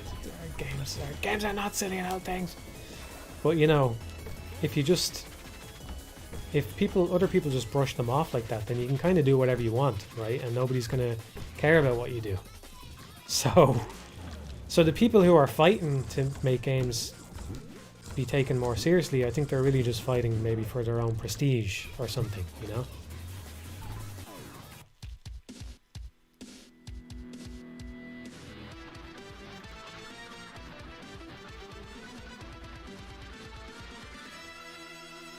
I feel like I've been talking too long without engaging with the chat, so we'll try and yeah, keep it secret, keep it safe. I heard Gandalf in my head.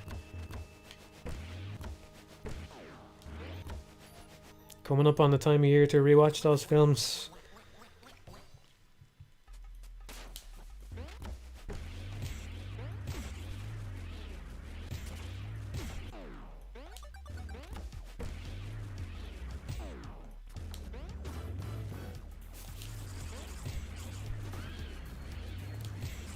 What's the worst level of Pizza Tower? Because I think maybe, well, see, I really just play with noise, so I can kind of not really give a shit about the Primo Borg stuff, but I may have made my peace with golf.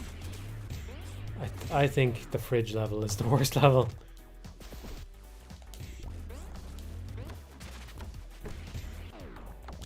No, I like oh shit, I don't mind that one. The music in it is one of the better tracks in the game, I think. So that helps. No, it's not Pizza Scare. Pizza Scare has the best soundtrack in the game, so that's a big point in its favour. And it's actually a pretty good level. I love killing the ghosts. I love that the priest has different clothes and stuff, and it was actually... see, this game, one of the reasons I like this game is because it does little things that I really wanted it to do. You know the way Noise has all these different power-ups and stuff? I really wanted that one to be the same, and it is, and I'm just so happy that it's the same. I was getting towards the end of the game. Oh, well, yeah, this is a big spoiler. I was getting towards the end of my first playthrough, and I went, you know, I really wish the game just had at least one linear level. And then I got to the last level, and I was... yeah, it hit all the right notes for me, you know?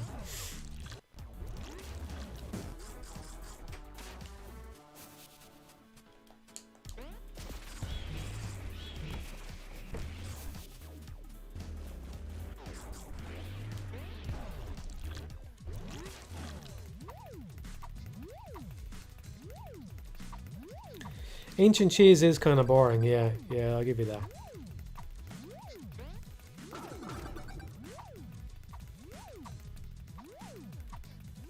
I wouldn't say it's the worst level either, but it does kind of stick out for being kind of bland.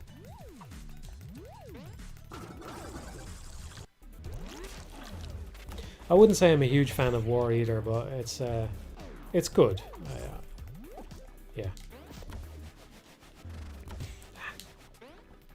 There is something satisfying about it, about getting better at it and ending with a better time.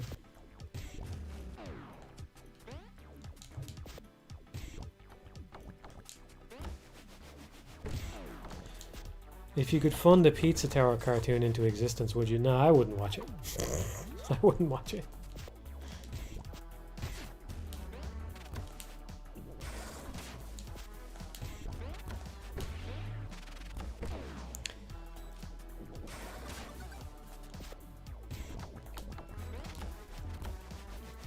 That's a pretty big spoiler. I suppose it doesn't matter all that much. So we've got a major Logic Bomb spoiler here. I'll answer it.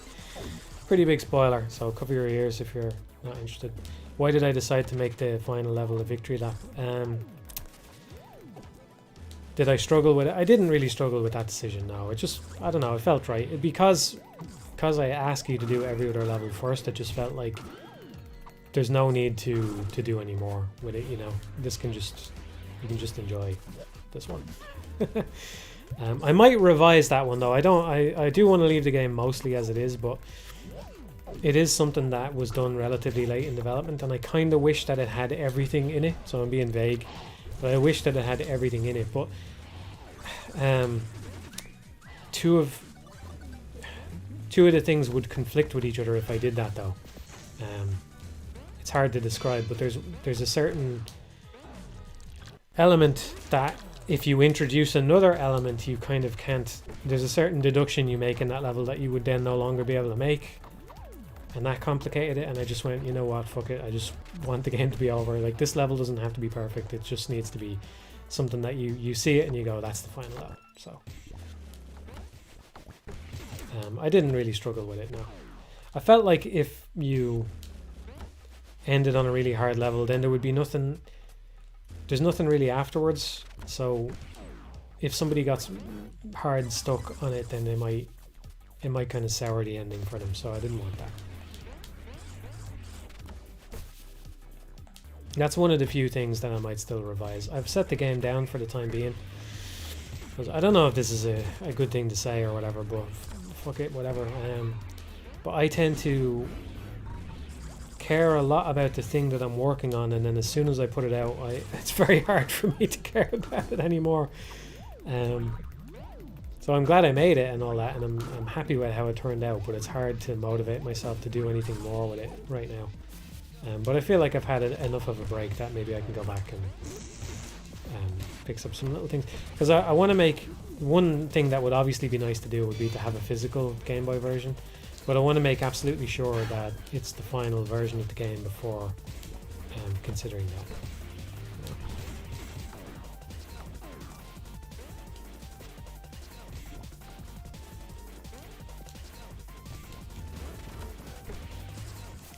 If there's, I'll go back over this if I'll rewatch this part of the VOD myself if I miss anything. But I've been thinking, so I think I'm still a ways away from doing this, but for a physical Game Boy release, is there anybody who, I'd like an opinion on who I should go with for that, if anyone. Like, there's a few different companies that do it. And I'm wondering if there's anybody in chat who has bought several Game Boy games from different companies. Is there anybody that did it best, or is there anything I need to care about there? Does anyone know? Do we have a Game Boy collector in the chat? Someone who bought from, I think Limited Run do them, I think I Am 8-Bit do them. I think there's Mod Retro, I think, do them as well.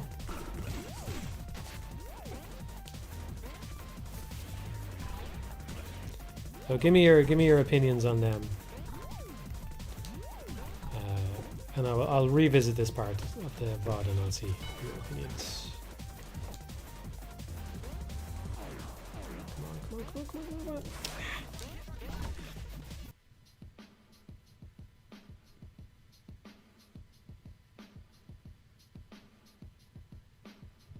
Okay, a lot of bad stuff about Limited Run, but I do get the impression it's kind of hearsay. I'm curious if there's anybody who has actually bought from multiple companies that.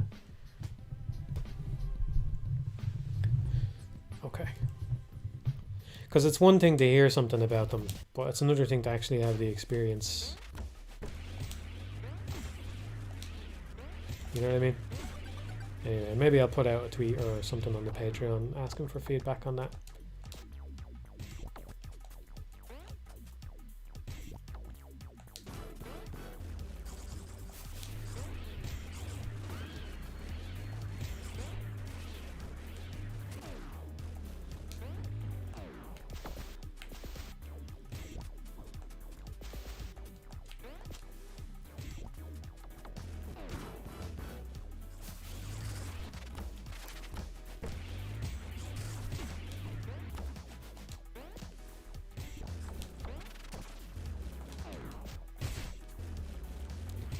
Did I make $1 million from Logic Bombs? I made $1 logicillion.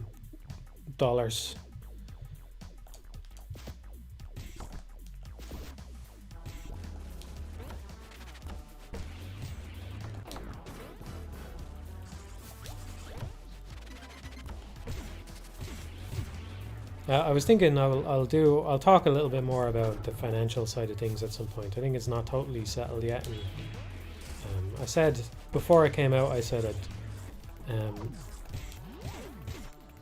I'd wait a few months and then I'd talk a little bit about that side of things, so that the patrons can decide whether or not, you know, they want to continue being patrons or whatever. It just feels like something that you should have. I'm not going to be totally specific about it, you know, but feels like something you should probably have some information on, a vague idea about if I'm going to have a Patreon. So I will go into more detail about that at some point.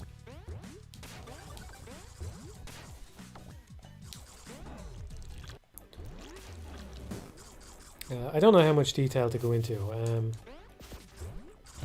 It could have done better and it could have done worse, you know? That's just...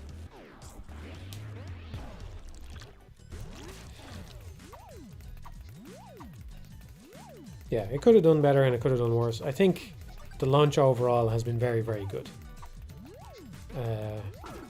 When I factor in everything, the financial part of it is the only part of it that didn't go swimmingly. You know what I mean? But even then, I don't want to give a mistaken impression that it was a disaster or anything either.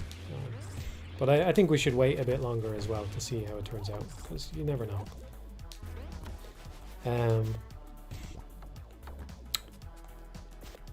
Yeah, the other thing though, I know this is a bit of a non sequitur, but actually the other thing is with the launch, it could have gone so much worse than it went, you know. The fact that it worked for everybody and people enjoyed it, and you know, it's got the Game Boy version out there as well and all that. Like, there's just so many ways the launch could have gone wrong. So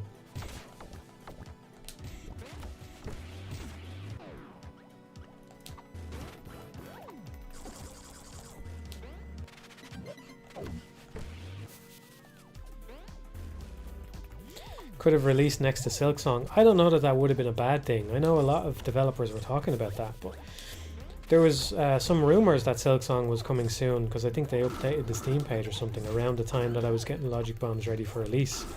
And I think there was I forget, there was some kind of Deltarune release around that time, right? And I thought, okay, here comes Logic Bombs in between Deltarune and Silksong, you know?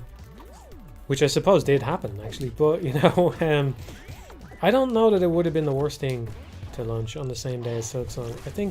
I'm not sure developers are... I'm not sure developers have the right idea there. I think a similar thing happened with Expedition 33 and the 100 line, right?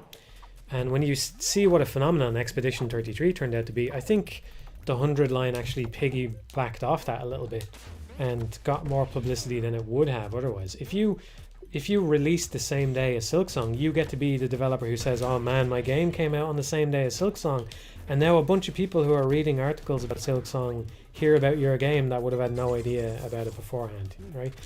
I'm not convinced it would have been detrimental well, let me put it this way. If they had come out with the thing that said Silksong is releasing and Logic Bombs had been on that same day, I wouldn't have delayed it. But like, another thing is people are logging into Steam and they're seeing what's at the top of the list and all that at the same time, and if you might be in second place, but who cares? You know, if you're getting 1 million eyeballs on your game. Yeah, it's funny you say that. So somebody says it's like getting people into the store and then maybe they'll buy something else. So I don't want to oversell this. This was a very, very, very small effect, right? But I'm pretty sure that Logic Bombs had a slight sales uptick at the exact moment that Silksong launched. And my theory is that there was a bunch of people who had it in their, like a bunch, it got a handful of sales right when Silksong launched, right? I think what happened there is there was people that had it in their cart, but they hadn't checked out, and then Silksong came out and they were getting in on that, and then Logic Bombs was just in their cart and they checked out with it, you know.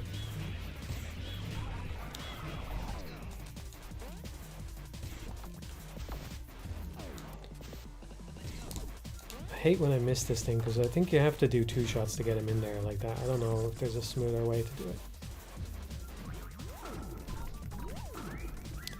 Was there ever a world where you'd release Logic Bombs for free just for publicity? No.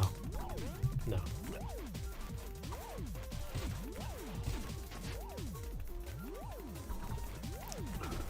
In the most literal sense of the term, I couldn't afford to do that. But even if I could, no, I don't think I would do that. It's...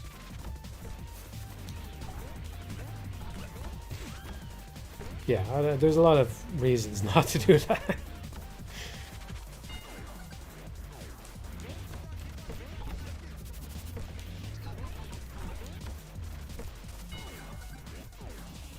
It's a good question. I don't know what the story is. I think there is a slightly different process for releasing stuff free on Steam, but I'm not sure about that. And maybe you do. This is public knowledge, so I don't think I'm overstepping or anything, but you do have to pay a fee to, you know, there's that fee that you have to pay to get your game up on Steam in the first place, and you get it refunded when you sell a certain amount or whatever. So you probably still have to pay that, so you would be out money in that sense. But then I don't know how any of that works, and with microtransactions or anything, I don't know about any of that.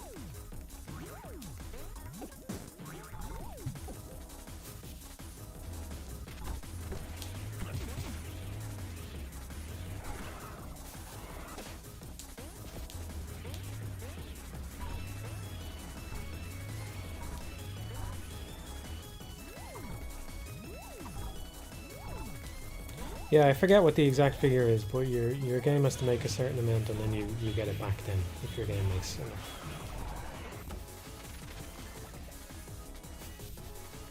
You know, I probably shouldn't talk anymore because all that stuff is public knowledge, but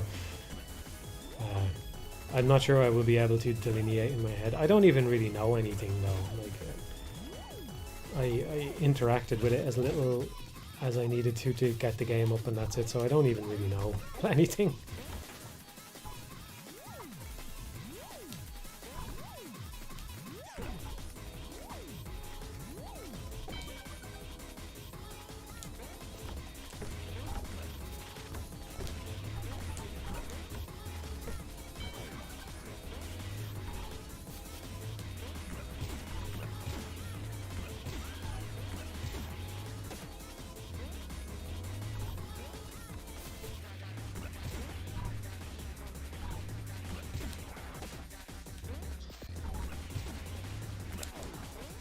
I bumped into every one of those fucking steps.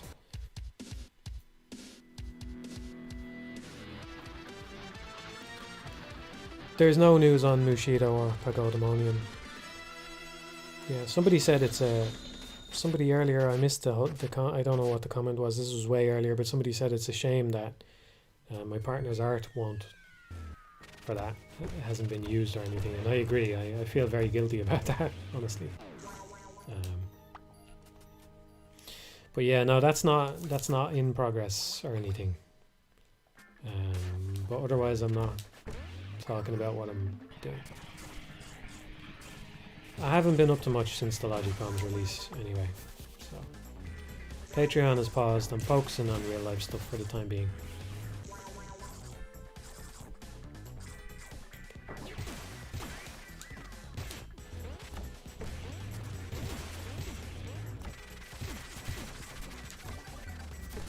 Oh, I didn't mean to do that. Yeah, they'll respawn.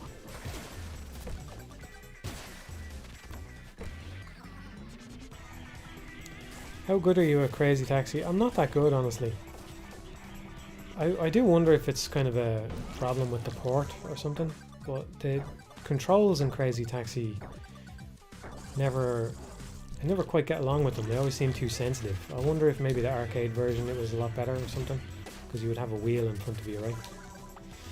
I'm sure I must have played the arcade version at some point, but it would have been a long time ago. I think I played it.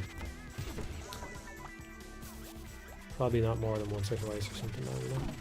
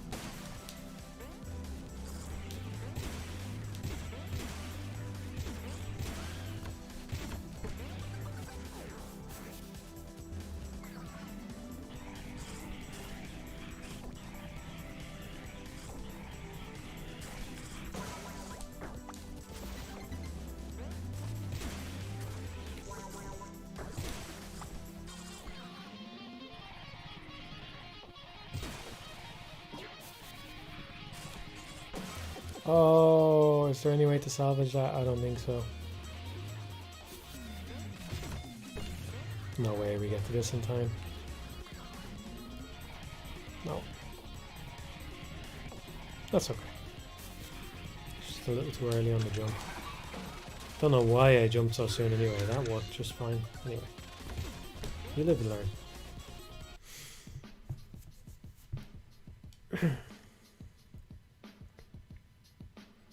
Have you seen Weapons? I haven't. Is it a film? I think maybe I heard about it the other day, but I don't know. I haven't seen it, whatever it is. Did you reach hazard level max in Salmon Run next wave? I think so. Maybe. What's that? You have to get over 100% or something, right? I'm not sure. I got to Professional. That's the highest rank, isn't it? But I'm not sure how much further I went than that.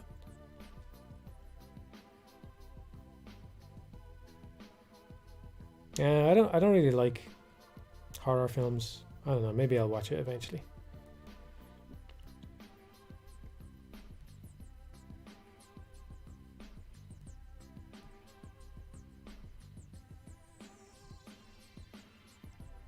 I haven't seen Eddington, no. It's from the guy that did Beau is Afraid, right? I think I talked about that last time I streamed. I enjoyed the first 20 minutes or so of the film, but then I just thought it went off the rails, so I don't know.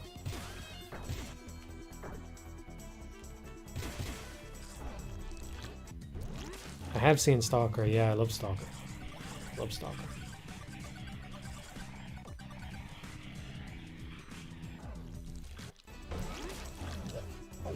We're talking about stuff here, and I always forget to mention this, which is crazy because I watched it for the first time ages ago. I meant to recommend it ages ago and I never did. It's a TV show. I'm thinking of it now because I watched Severance, and I think it's got some slight, well, maybe not so slight, but it's got some thematic similarities to Severance. But it's a show called Patriot, just called Patriot, on Amazon, and it was unfortunately cancelled after 2 seasons. So if that's a turn off, I'll talk a little bit about the ending, right? So it's I'll be very vague because I don't want to spoil it. But it's one of those things where you can tell the show wanted to go on, but also it's kind of okay to leave it where it ended, right? So it's not a total waste of time if you watch it, even though it was cancelled. I would have preferred more, you know, but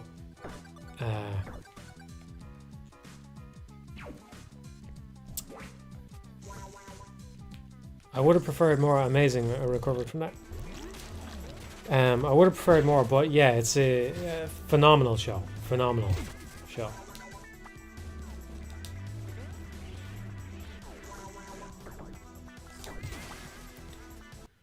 Still need to watch The Leftovers on Matt's recommendation. Yeah, that's good.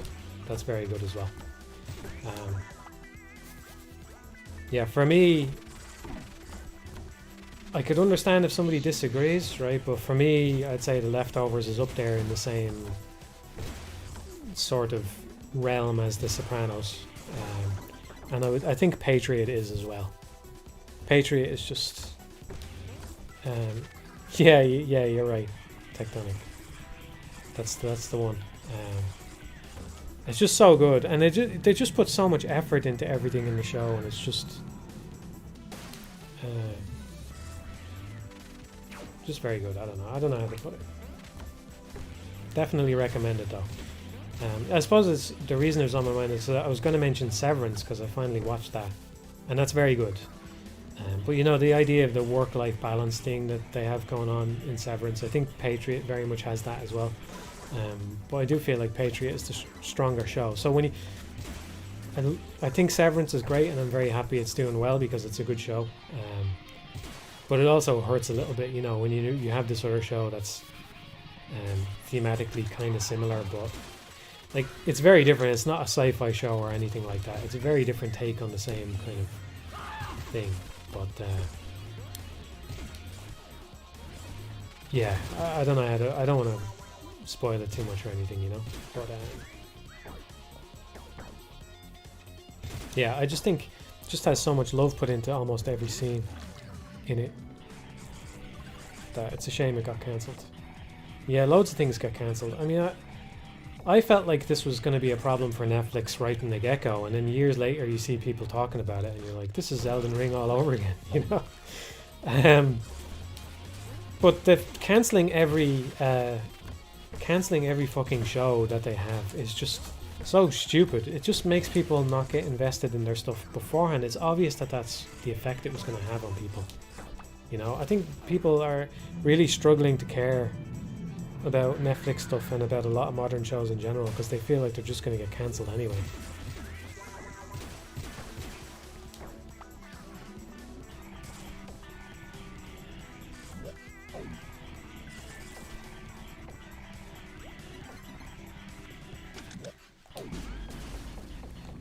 Ping Pong is very good. Yes, yeah, Ping Pong is a very good anime. It's totally fine with me as a top tier anime. Very motivational.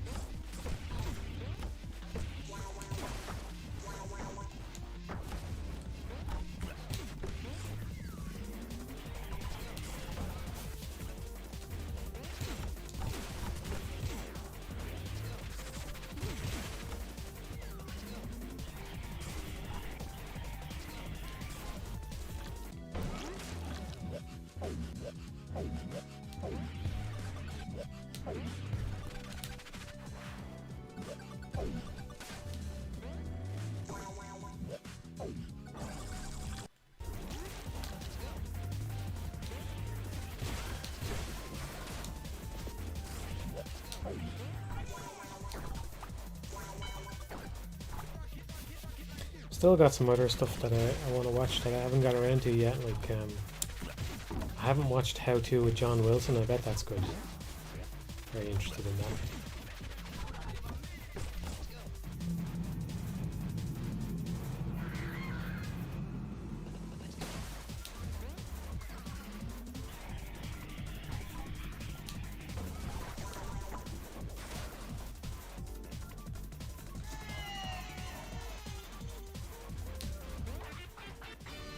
No, I haven't seen season 2 of The Rehearsal yet either. I really liked The Rehearsal, and very ambitious and great show. But my one real gripe with it though is just that Nathan made it too much about himself, I think. It kind of paid off at the end. I'm skeptical if that'll pay off again in season 2. It did pay off in the end, I suppose. With I think it's the very last episode, the stuff that happened then there. I believe that a lot of that was genuine. And that was pretty amazing, you know. But it's kind of a problem because, you know, he's a character, right? He's not entirely being honest, and so that subtracts some of the appeal for me anyway, you know. So from what little I know, I get the impression season 2 has a good bit about him as well, and that's not the worst thing, but I don't know. We'll have to see how it goes. But yeah, I'm looking forward to watching that. We'll get on that at some point.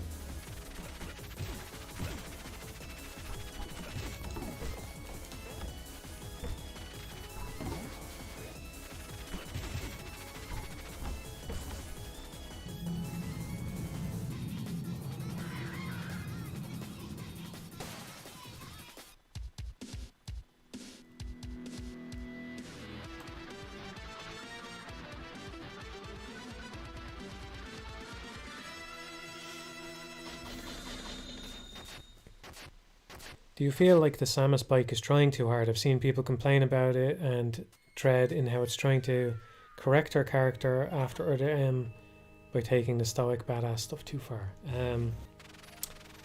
In that sense, I suppose I agree. Yes, I talked about this before, even though a lot of people disagree. You know, in Dread, I didn't hate it. I didn't hate her characterization or anything because I mean, she barely does. She say anything? She doesn't, does she? Does she even have any of that text kind of introduction? I'm not sure. I can't remember. But, you know, I went on and on about little things about how she turns her back on an enemy that is not completely dead and stuff, and that's just kind of stupid. And I picture... I just picture her differently, right? Those old games have...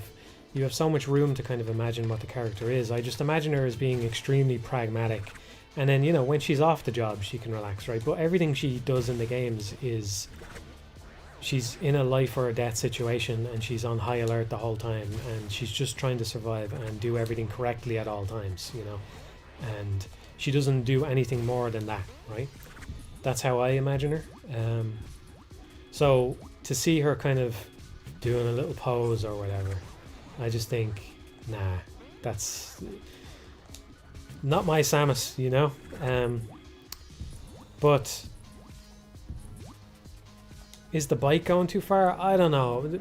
My problem with the bike is a bit different. I think it's cool, actually. I think Samus plus bike kind of makes a lot of sense, right?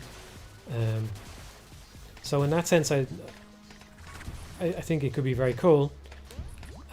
My bigger problem is just that the bike... Part of what happens is when you go from 2D to 3D, it's like you pay a price in the kinds of things that you're willing or able to depict or something, right? Especially because they have this whole first-person perspective in Prime, which is kind of a problem in some ways because they have to swap to third person to do the morph ball and all that kind of stuff.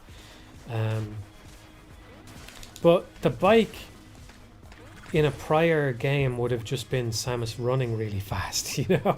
Like, that's basically what she's doing with the speed booster in Super Metroid. So my problem with it is more like this thing will not be part of your core moveset and will not be as integrated into the game as it could have been in a different game, you know?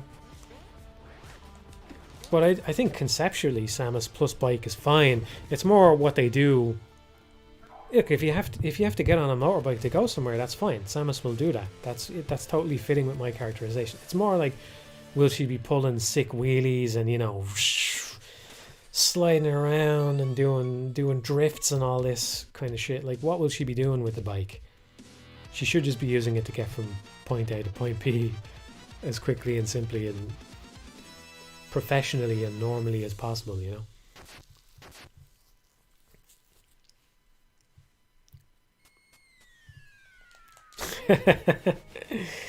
One says the purpose of art is to aura farm on Twitter to bring people together. That's why her pose is good. Yeah, I wish you were wrong. I wish you were wrong, but I don't know. I wish you were wrong.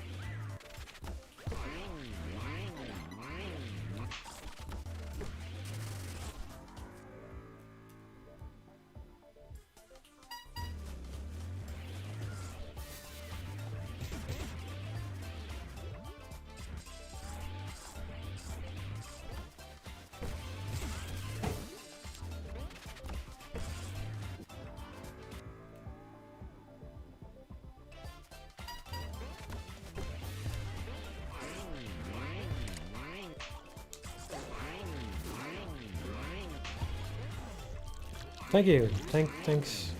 Been a lot of logic bombs, love. Thank you. Thank you, everyone.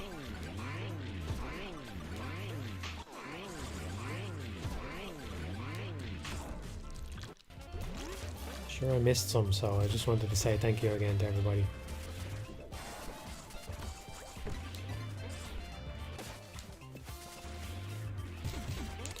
I'm not going to finish this, by the way. This playthrough, I'm not going to finish it. But we'll do a few more levels and then maybe we'll call it there. I know you all want me to go forever because I haven't streamed in ages, but I'm getting a bit tired already. I'm 60 years old.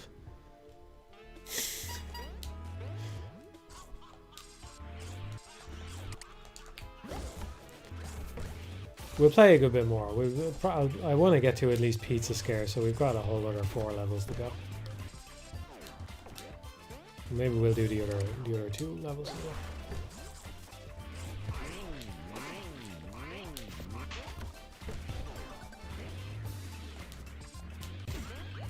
What's while you're all here? Is there anything? Any games I may have overlooked that anybody wants to recommend? I think this is part of why you all enjoy me streaming as well, is talking to each other as well. So let's have a dedicated moment to get some game recommendations out there. What have you been playing? Don't give me shit. Like, don't say. So be careful with my words. I don't mean shit. Don't give me something like Silksong because everybody fucking knows about that. Give me something. Give me something. I won't play it for a while because I really am just going to stick to replaying stuff for a little while, but I'll pay attention. Up on Doom Eternal. Guys, fucking give me something. Give me something I haven't heard of. I think somebody said a game I hadn't heard of and then deleted it, okay? Yeah, that's true. I haven't played Pathologic. That's true. Well, I did play an hour or 2 of it at some point.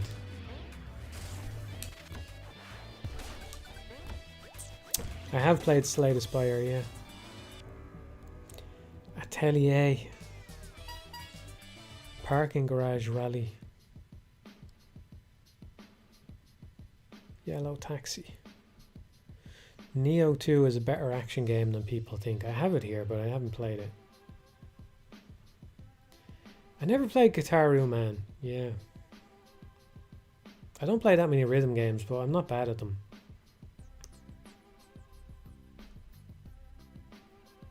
I played a little bit of Thumper again a while back.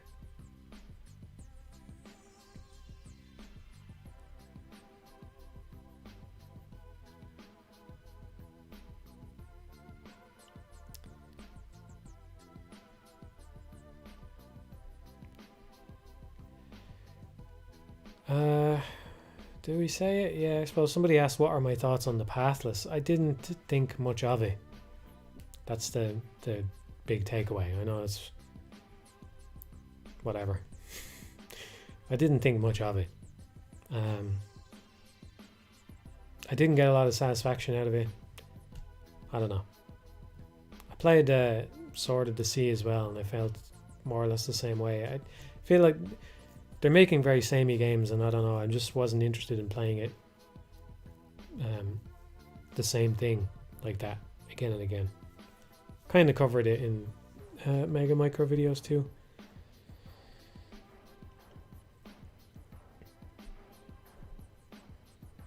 I should have been watching and banned anybody who said logic bombs, but it's too late. I've missed some. Yeah, you all deserve to be banned. Low hanging fruit, my friends. We reach for the high hanging fruit on this stream. We reach and we fail to grasp, and then reluctantly and with much inner turmoil we eat the low hanging fruit.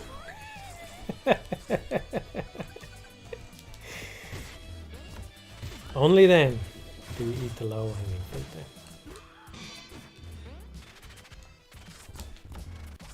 I did play Northern Journey, yeah, somebody recommended that. I had a pretty good time with it, yeah.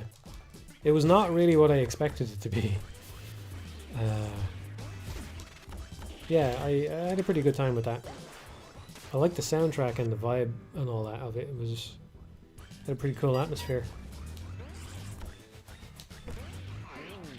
I felt like it kind of wore out its welcome with me towards the end, but at least it was still it was trying to stay fresh the whole way through. So even if it didn't quite click with me in that regard, I didn't hate it for it or anything, you know.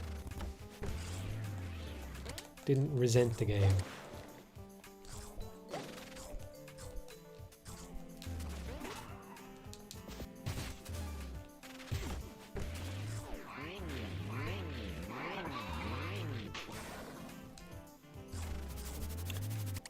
That went totally the wrong way. I don't know why. But okay, can we get something? God damn it.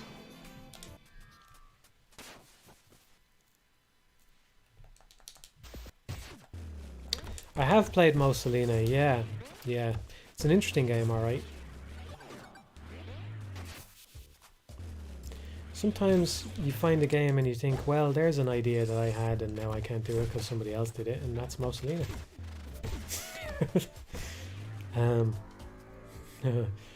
Not quite, but close enough anyway. Yeah. Yeah, I think it's a good game. One of the things I like about it is just that it boots right away. You know, it's got this in common with Logic Bombs, and I wish more games did that. I think it's very fitting for Mussolina though, in particular, because it's the kind of game that it's strong if you just boot it up and play about 5 or 10 minutes and then turn it off again. You know, you play a little bit every day. I haven't been playing it every day now, but you know, like it's good in that way. It's cool, very cool little game.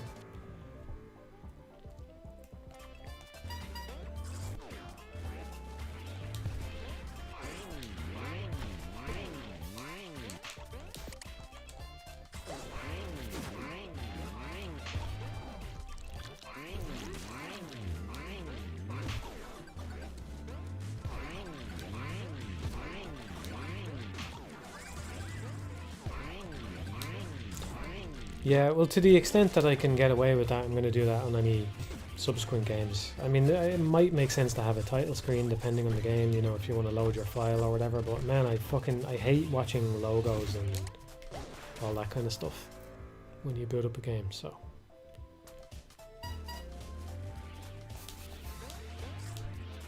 It was kind of tempting to put a little suck engine logo in there or something, you know, but I don't think we've earned it.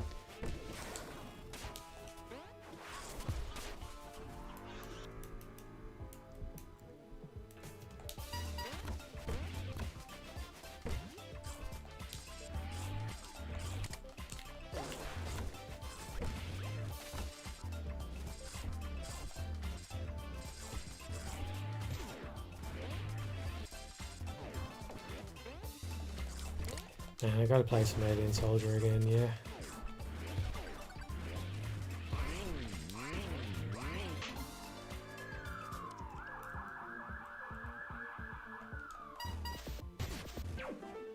That's true, that's true. I hadn't really thought about that because I'd prefer if they were just gone altogether, but logos today are pretty boring compared to what they used to be.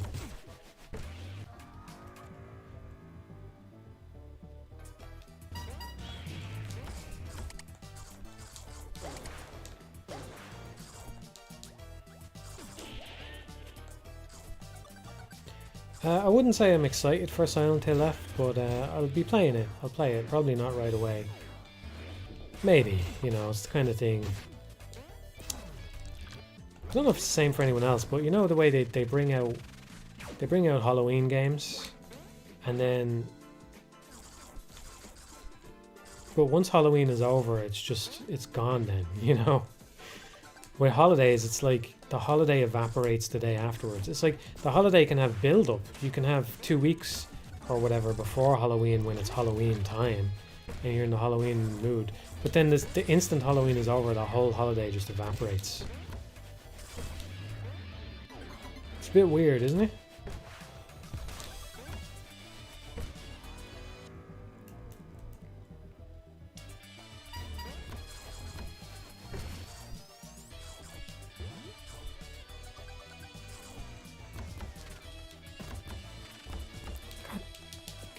fucking thing.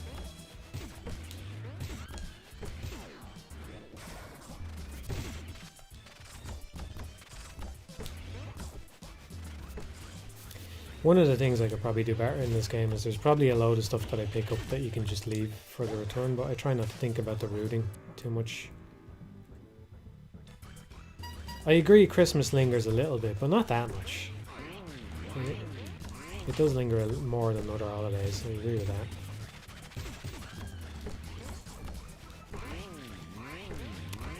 I played some Darkwood, yeah. I didn't stick with it. I didn't hate it or anything, but I must just have not been in the mood for it, or whatever.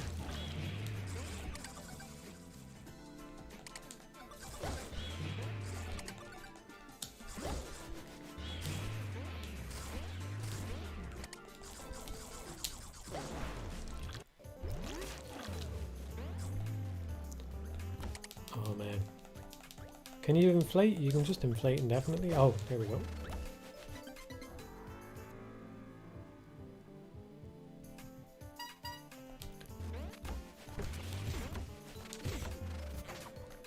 What's your favorite aspect ratio for a game to have? You know, it's funny, I've been thinking about that.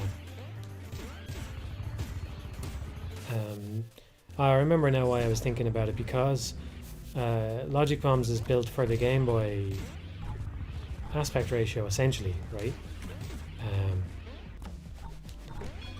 And the PC version came along then, and then most people are using widescreen, so it's built with widescreen, which means that you have a load of empty space on the left and right, which is maybe not ideal. And I was thinking, should I actually just make it so that the game is rendered at its old resolution, its old aspect ratio somehow? Maybe I should have, I don't know. One of the problems with the resolution stuff is it just gave me so much more trouble than you would expect that I was just fucking sick of it, and I didn't have a lot of patience left to try and explore alternatives about what I should do with it. But yeah, I think maybe my view on that has evolved a little bit, because I talked about this in the Environmental Station Alpha and Axiom Verge thing, and I said that, you know, it just makes sense for games to use whatever resolution or whatever aspect ratio is currently in use, right?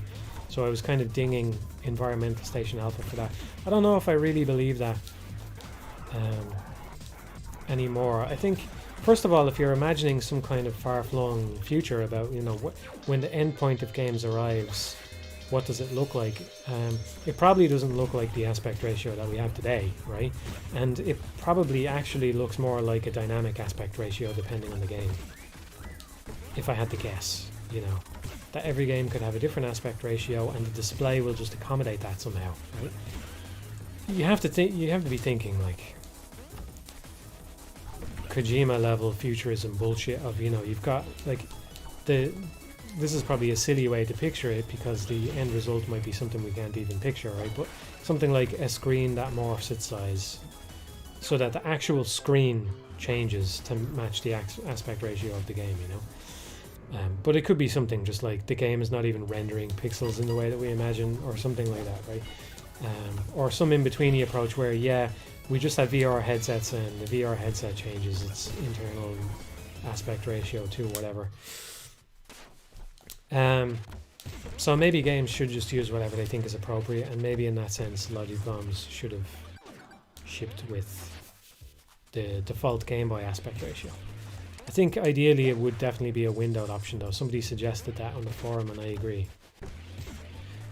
It's just a case of, you know, the game is out now, and how much do we stand to gain versus lose by working on this instead of working on other things? And yeah, the picture doesn't look very good for slightly improving the windowed mode of Logic Bombs. You know what I mean? It's a hard case to make, but I do agree that that would be better.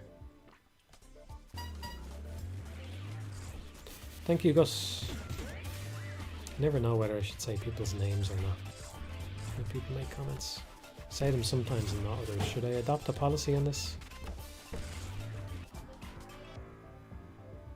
I think I'll refrain, because like you can delete your comment if you want, but then, you know, if I've called you out, that's that. Not that I mean, it was just a nice comment. I don't know. I just think people don't really take this stuff seriously enough, you know?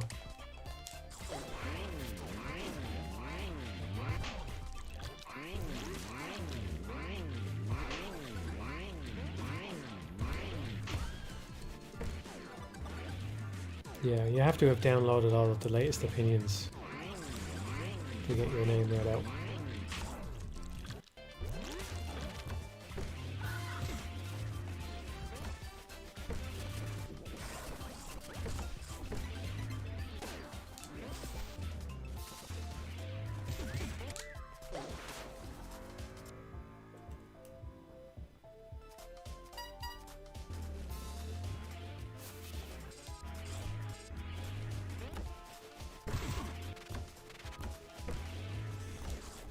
I'm on my third attempt at this level, am I? I don't know, I've kind of zoned out a little bit.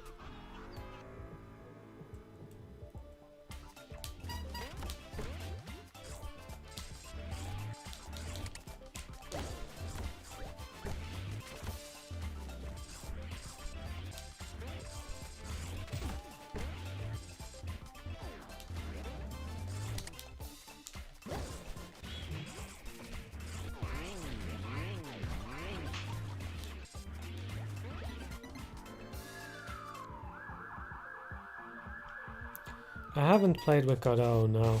I'm thinking I might do that sometime soon.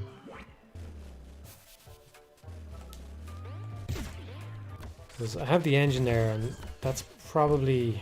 Like, I'm going to keep my projects under wraps for a while, because I feel like that's just how I prefer to operate, and you know, I think that's fair enough since I put something out, and there's been no pledges even since then, so...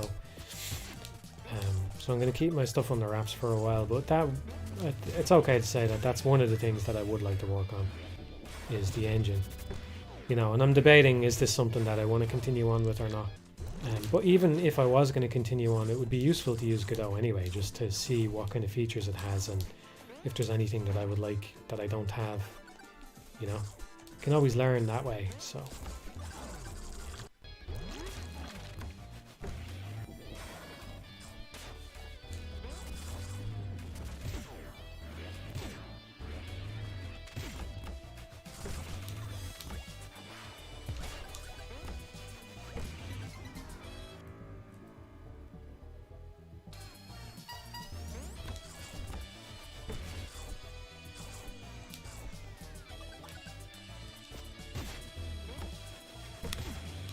You mentioned spitefulness in games earlier. What's the difference between a tough challenge and spite? This is not something that I'm trying to think of as like as a formal idea of spitefulness or something. It doesn't really make sense in that way, you know? It's just a feeling that I get sometimes. So again, I don't want to shit on the game because I played Silksong. I beat it the whole way. I don't know how spoilery I want to get on this, but you know, like, I beat the final boss. And I started up a new game, and you have an easier time with it the second time through, obviously, because you're familiar with everything, right? And I didn't have that much trouble with it the first time. I do think it's a hard game. It's you got to be kind of up your own ass a little bit to say that it's not a hard game, if you want to say that. It is a hard game, but it's not insurmountable. I mean... But maybe that's not surprising because, I mean, you've seen the kinds of games that I stream and that I like to play, right? Pizza Tower is not the hardest game, but the stuff like Ghosts and Goblins Resurrection is a much harder game, you know? And I really love that game. So, it's hard, but it wasn't insurmountable or anything. But there's parts of it that are just... that just feel spiteful, that feel like... It's maybe an uncharitable interpretation, but I think the game in general is padded. And at times you wonder if maybe the spiteful stuff is just another form of padding on it, you know? But stuff like when I was last playing it, you're going through a platforming challenge and then you come to a part where you have to ascend vertically using the wall jump. So you're wall jumping up, and then there's some maybe very vague particle effects that you could see. but you can really only tell that a boulder is about to fall on you right before it does, and you're cramped in this little wall jump part, so you almost certainly eat shit from it, right? And on top of this, this is all compounded by the fact that you can only see part of the room anyway. That's where a lot of the difficulty even comes from in the first place, is because in a lot of these rooms you can only see a small circle around your character, or at least it's very hard to see outside that circle. And you get hit with the boulder, and again, the boulder didn't even kill me, but I do that thing where I download my alternate reality self, who's a bit less lucky and was on a slightly different run through the game, and he gets killed, and now he has to go all the way back up, and I just think that was bullshit. You know, that just it just felt spiteful, you know. It just felt like, yeah, this will kill you, like if we put this here, this will kill you. And this is not the only game. I actually meant to talk about this long ago, because one of the things is I used footage from below in one of the videos. I can't remember which one it was. One of the two theory videos I put out, and there was, I wouldn't say that the game overall is spiteful. Maybe there's little bits here and there. Like every game probably has something in it that you could label this way, you know. But we're getting into spoiler territory here. It's kind of a major spoiler, I suppose, right? But there's a part in that game I got to later, I'll try and be vague, where there was a trap, and traps in this game kill you instantly no matter what your health level is. And it was in a place, spoiler, right? It was in a place that seemed mostly safe, that seemed like it was mostly a narrative area.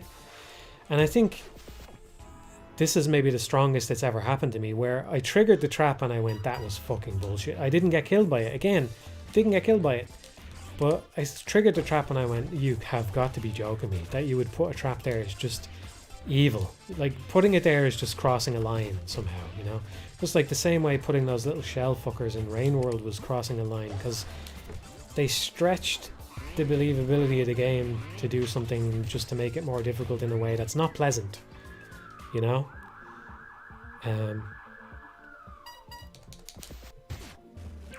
And it's something that I think is happening more in games, and I'm kind of interested in it, in a sense, but I don't like it.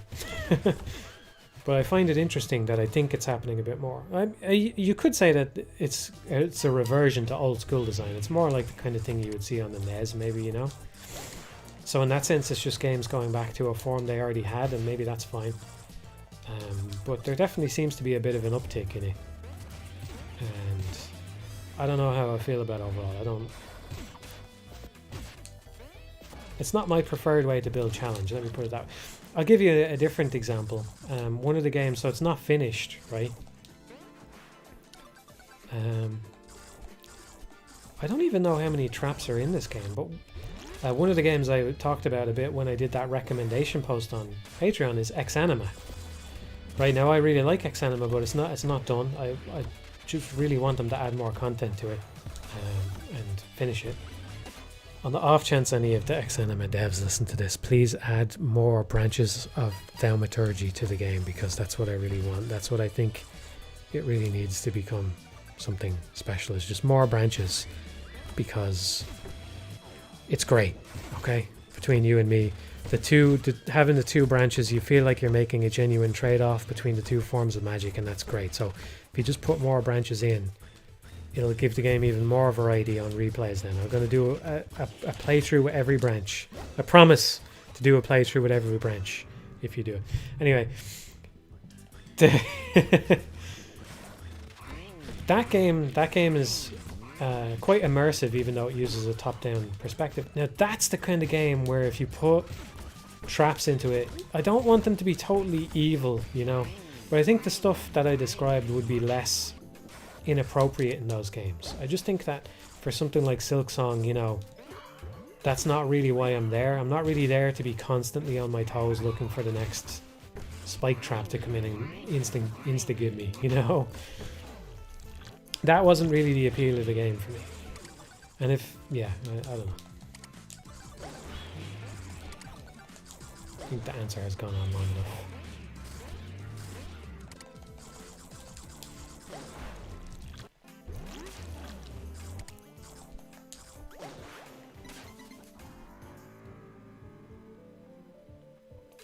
But yeah, I've been replaying it, and it's really not that hard. The level of difficulty is not what I would consider to be the problem with the game. The problem is the level of padding. I think it's too padded. That's the thing, because that level of difficulty that the game is at is the kind of thing that can be enjoyable when you're replaying the game, right? It's kind of like what I said about the Wonderful 101, right? If you can get a perfect score on every encounter on your first playthrough, then why would you replay it, right? So of course the game has to judge you harshly because it's trying to give you something that you can play over and over again and enjoy, right? And I think that's the most charitable way to view Silksong's difficulty, is they were trying to give you something that if you replay the game, you're not going to be bored by it. But I would be less inclined to replay it just because of all the padding, so it kind of balances out in a way that, you know.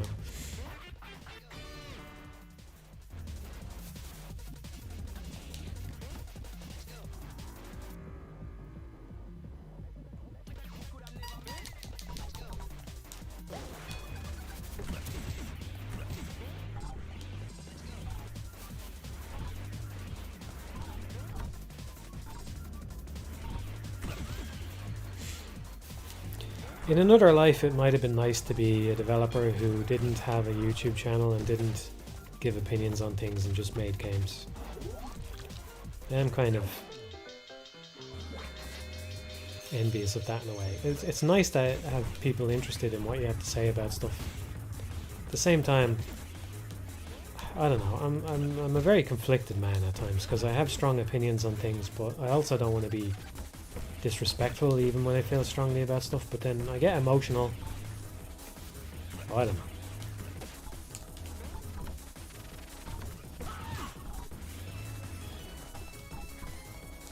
The thing that's making me think this now is just, even if other developers played Logic Bombs and even if they didn't like it, they just wouldn't say anything about it, you know? So it almost feels a little bit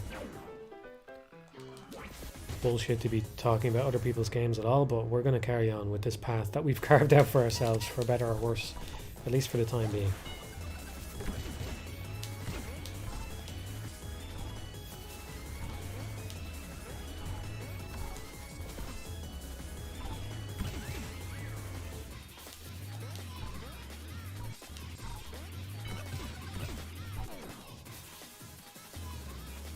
It's not every developer though. I do respect when developers speak their mind as well.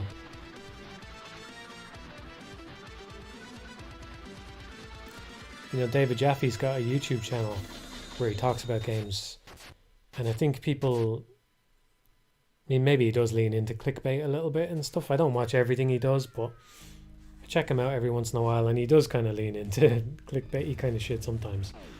But he was always outspoken. Like when he was Golden Child made God of War, and God of War is the greatest thing ever.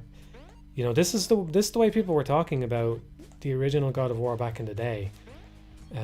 This is Sony's most important game ever made. It's amazing. Blah blah blah blah blah. He was still talking, you know, just saying whatever came to mind, and I respect that about him. I always did. Cammy is a little bit like that as well. You know, get the impression he's maybe a little bit more careful. Yeah, Jonathan Blow is the same way. There is developers that are like that. So maybe I'm not crazy. I don't know. What I was just thinking though is you know, if you're saying negative things about other people's games, it's a little asymmetrical, right? Especially because Silksong is such a big game, I wouldn't want it to be taken this way, right? But Silksong is such a big game. If one of the developers said, listen, fuck off, we put everything into Silksong and it's not padded, you're making this up or whatever. Oh, and by the way, I played Logic Bombs and it was shit, right?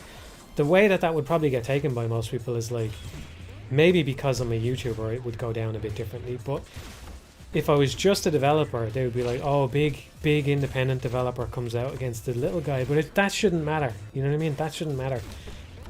What I wouldn't like is, I wouldn't like to have a lot of success and then feel like my hands are tied behind my back just because I was very successful with a certain game that I made, you know what I mean?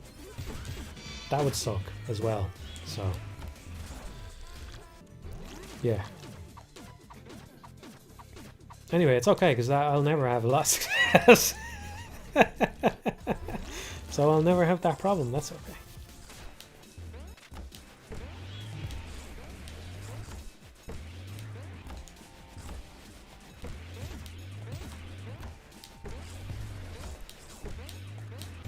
can't suffer from success if you're never successful. Right? That's positive thinking.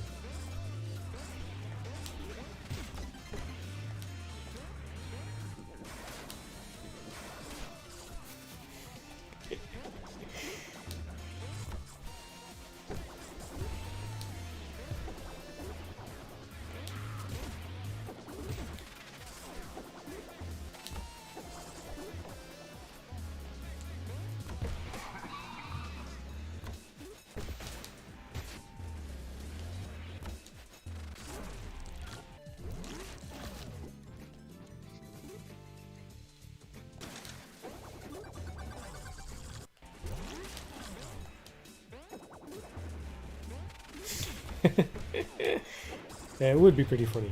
It would be pretty funny. But you know, another reason not to do it, again, though, another reason not to do that if you are very successful, right? If let's imagine all this made up shit was true. If you really thought Logic Bombs was shit and you were one of those developers, you wouldn't say anything because it would be beneficial to me to say something because it would make the news then, right? So not only are your hands tied behind your back for the sake of decorum, you actually, it makes more sense not to say anything because I'd probably just sell more copies of the game that way.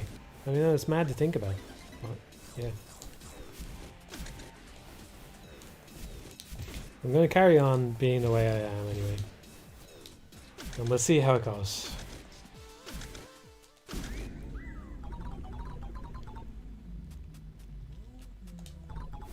Nothing's really changed anyway. I want developers to do whatever they want to do, and that's that, you know? So.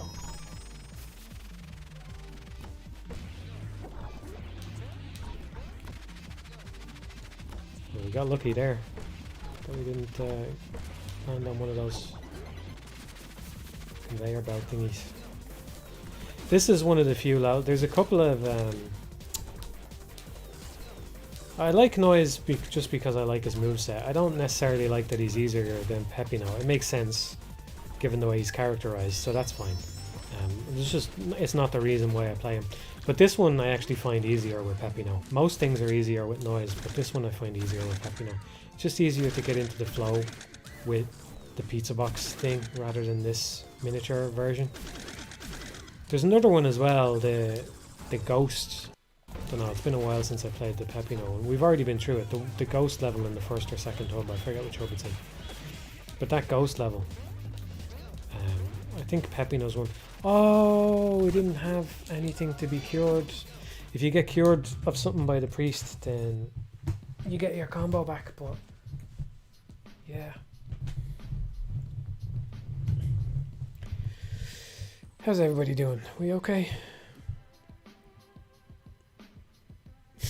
Top 10 games hated by Matthew Atosis.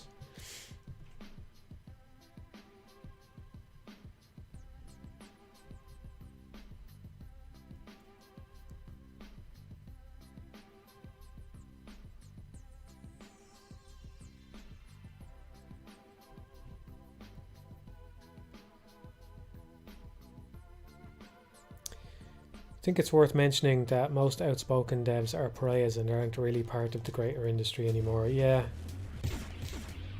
Yeah. But so far I've been doing my own thing anyway. I mean, I don't even have associations with other outspoken developers or anything. I don't even have a clique of any kind. So there's that. Yeah, okay. Tea, cup of tea. Thank you. You want to say hello? The mic's on. Probably just about. I don't think she's going to come in, but she said hello in case you didn't hear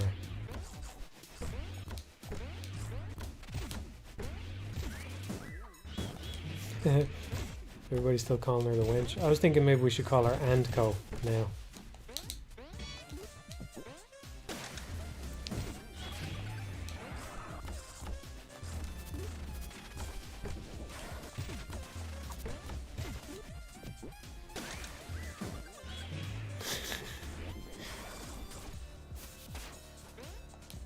That's it. I might as well not even be here. She's gone. She's making a cup of tea. So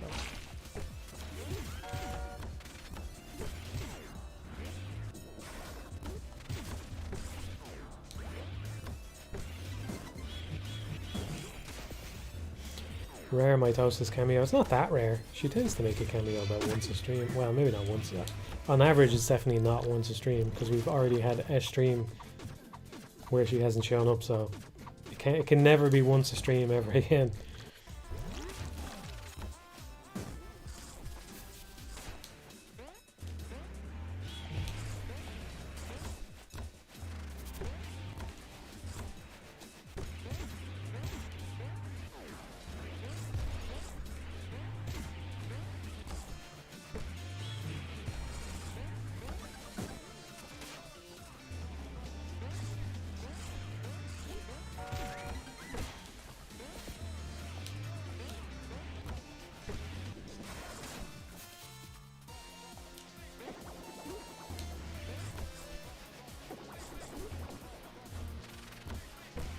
I'll give you a quick answer, Jacob. I do think I've said the word logic bombs too many times already.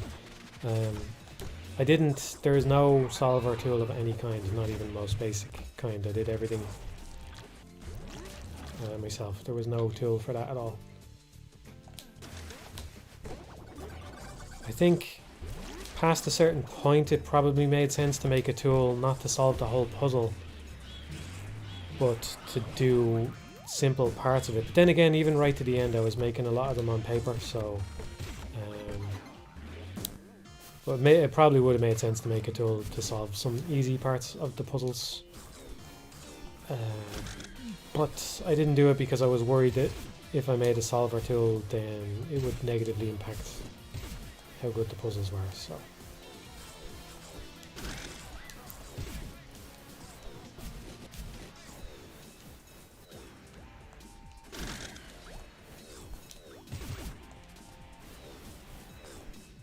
If you could magically make your teeth 3 times bigger, would you do it?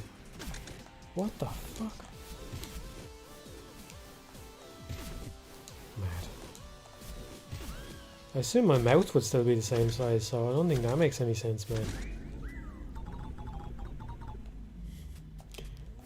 No, that's a trick question, because if you do that, I don't know what kind of trick question what dimension this trick question comes from, but no, you didn't say anything about your mouth. That's fucked. You're gonna be all teeth then. You might just immediately choke. Not exactly choke, but you know. Well, I suppose you'd still be able to breathe through your nose, yeah. I don't know. That's a no. I'm gonna go with no. Somehow I've made the wrong choice. That's the trick, is it? Mad.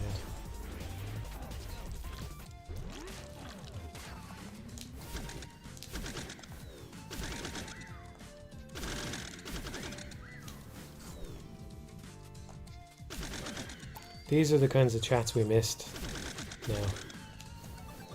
These are the kind of, you finally, yeah, someone else has been saying, finally the good questions. Now we're on to it, great. Now I remember why it's important to stream. Now I remember why I should stream.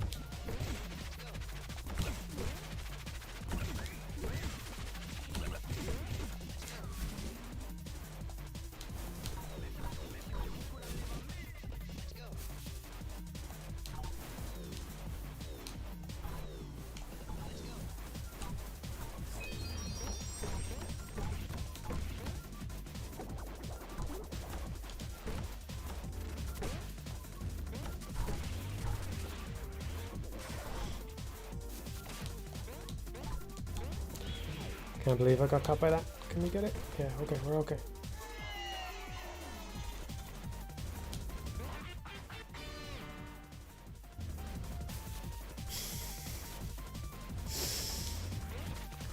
I think it goes without saying, but when somebody posed that funny scream thing to me, I had never heard of it before. That did catch me just right that time.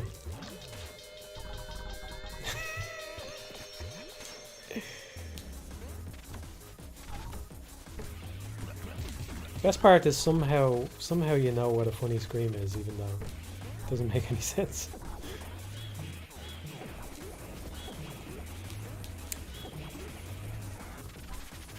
Okay, we're alive.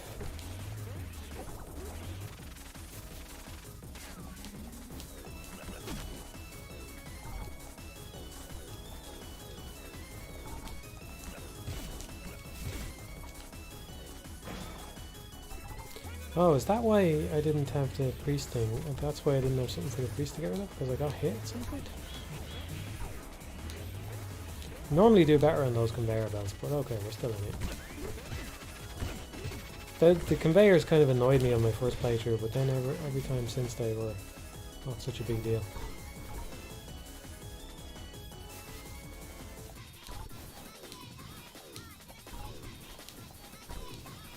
I'm not a huge fan of this level.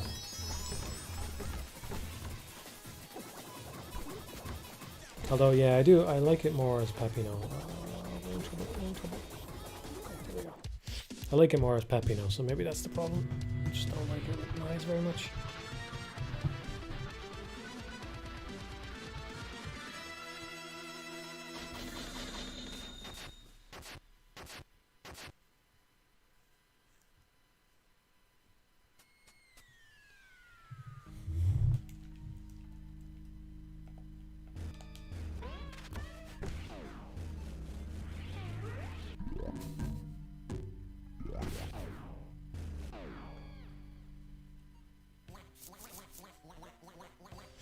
I watched some Smiling Friends for the first time recently, yeah.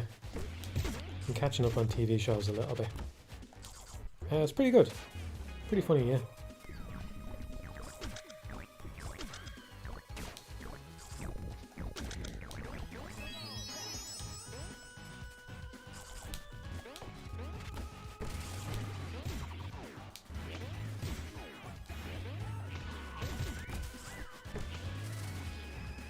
I had seen that picture of the guy holding the gun to his head before, but I didn't know that. I didn't know that he was voiced by Mike from Red Letter Media, so that was a shock.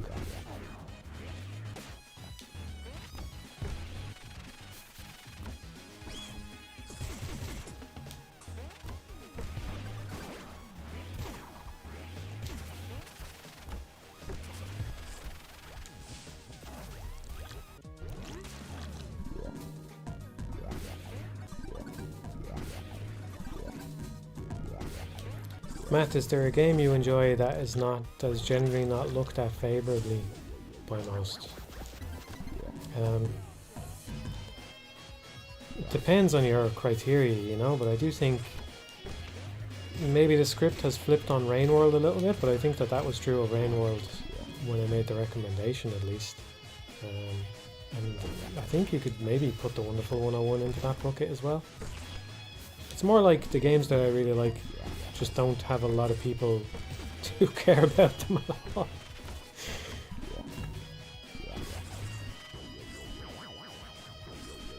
I don't think there's any really popular, like what you're describing is I think a game that would have to be quite popular to be hated in a mainstream way, and I don't know if I have anything like that.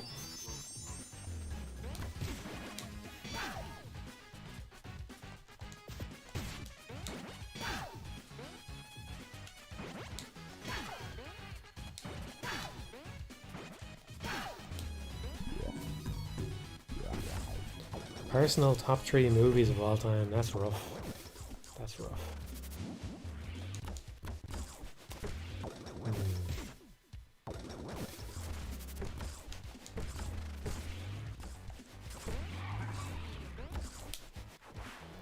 It's been a while since I watched it, so my opinion may have dropped a bit. But I love The Lobster. I don't know if... Yeah, I only watched it for the first time recently, but I'm thinking A Clockwork Orange would be one of them. That film is so good. But I also want 2001 to be one of them. Because I love 2001 as well. Do we do 2 Kubricks, you know?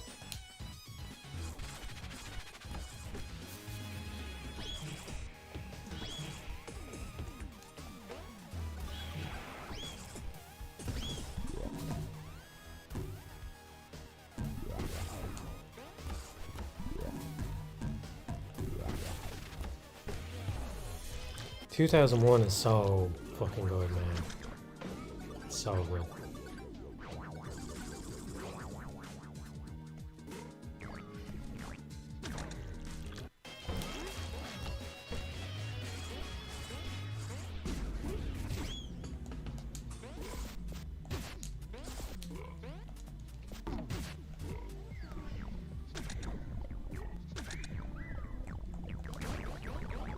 I don't know. It's hard to get over the.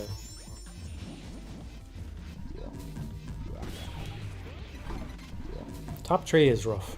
Top 3 is rough. You know. Yeah, I watched Barry Lyndon for the first time as well. That's very good. I do. Again, it's kind of apples to oranges, but personally, if we're just talking about Kubrick's films, I think I would have to put it behind 2001 and Clockwork Orange. But it's probably my next favourite after those. I don't think it would crack my top 3 favourite films though.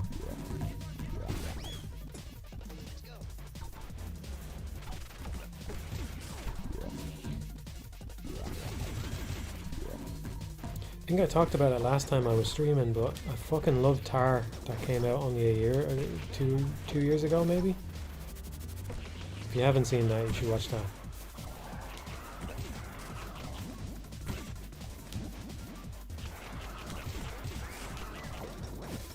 Big fan of Phantom Thread as well.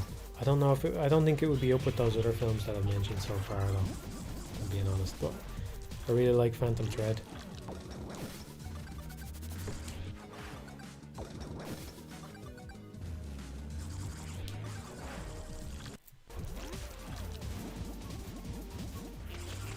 It's crazy because if you told me that, you know, one of my favorite films would be about a tailor making women's clothes. Thank you.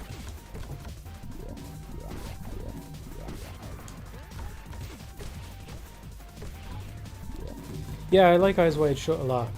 I think I don't know, I think this is an unpopular opinion, I'm not sure, but I think Eyes Wide Shut would be my next favorite Kubrick after. I've had some time to let Barry Lyndon sit, and I think maybe I'd put it before Eyes Wide Shut. But I think it would maybe be my 4th favorite Kubrick. So it would go 2001 or Clockwork Orange in front, and then Barry Lyndon, and then Eyes Wide Shut, I think would be next.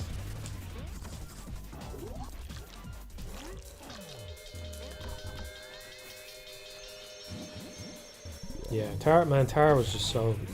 I've already watched that film about 3 times. I don't watch that many films. I do try to keep up, and I've watched a good number. I've watched a good number because I do. Unlike books, I kind of watch at least a few films every year, you know. So I kind of make progress that way. But I've already watched Tar about 3 times or something. There's just so much depth to it. It's absolutely beautiful.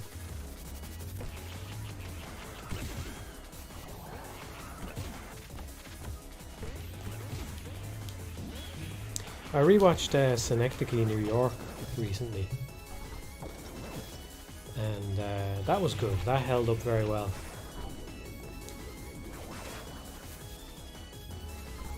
And that's one that sticks with you. You know, I didn't have to rewatch it to remember the final scene and all that stuff. That one sticks with you.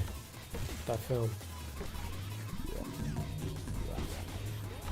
Yeah, I'd like to watch all the other remaining Kubrick stuff that I haven't seen. I've seen most of his major kind of, you know, when he hit his stride or whatever. I've seen most. I've seen The Shining. I've seen Full Metal Jacket.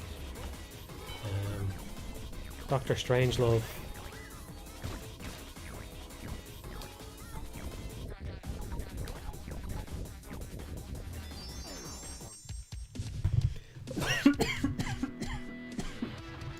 I don't think I would. So this is not the kind of thing that I typically do. I think I give story in games.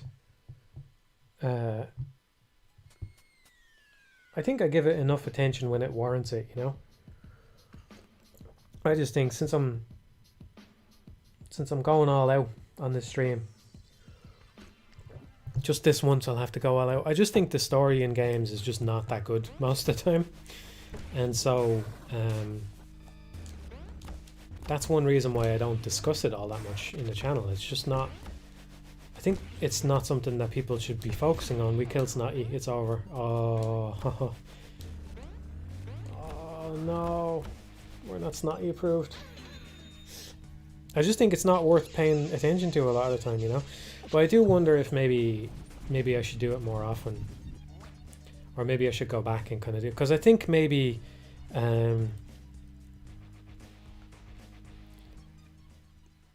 it's not the type of thing I would normally do, but it might be interesting to do a video about Kojima rather than doing it about his games, doing it about some of the influences on him. I think I didn't watch it, but I think Super Bunny Hop did something like that, right? Or was that about Evangelion or something? Did he do something like that about Kojima? I don't know. So maybe it's already been done. But I think in particular, you know, you could...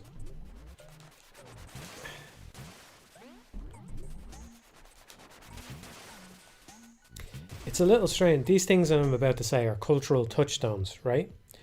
But there are the influence of Neon Genesis and Metal Gear. Yeah, right. That's the one that he did. And yeah, that's in there as well. But I think it's crazy to think that he's got so much stuff in his games that's lifted. It was the word that was coming to mind. I don't want to... I'm not a hater, you know what I mean? But there's a lot of 2001 and 1984 in his games. A lot. Even just of those two things, right? There's a lot. And so it's just kind of a bit weird to think of the fact that even though there's all these... I would consider 1984 and 2001 absolute cultural touchstones, right? These are things that, like, if you have interest in art, go and read and watch immediately, right? Because they're like top tier. They're still entertaining to this day. They've been referenced a billion times in a billion different things. You should just know about them, right? And maybe people don't even know that I know about these things because I don't talk about them, you know. But yeah, of course I've watched 2001 and I've read 1984, and I just think it might be interesting to think about the things in his games that come from there, you know. I was thinking, because I haven't played Death Stranding 2 yet, but I was thinking about the first one again, and I was thinking about how there's probably always been a little bit of it in there, but that 1984 influence came through a lot more strongly in Metal Gear Solid 5, or MGS-V, sorry, it's supposed to be said V, not 5. MGS-5 had a lot of it, you know, just with Big Brother is watching you and all that kind of shit, the posters and all that. But Death Stranding really doubled down on it, you know. And I feel like there's a good bit of 2001 in there as well. I mean, the stuff with the boss in Peace Walker was just very 2001. And on the one hand, I kind of respect, like, maybe it's riffs on it a little bit too much, but on the other hand, I kind of respect that he took a scene from 2001 and made it playable in a way that works, because I think it does work. It just maybe would have been better if it didn't so... But that's the thing, that's the highbrow, lowbrow thing. It's like, it's so overtly references 2001, it's like he's not trying to hide it, you know? He could have just as easily... That's the other thing is, you could just as easily be influenced by something and then hide it, and then everyone thinks you're a genius, and all you did was like, oh, I took this scene from 2001 and I made it playable. I made it something that you interact with in the game. And then everybody thinks you're a genius. But he didn't do that, right? He didn't hide it. It's very obvious if you've watched 2001 that this is 2001. So you kind of respect that in a way, right?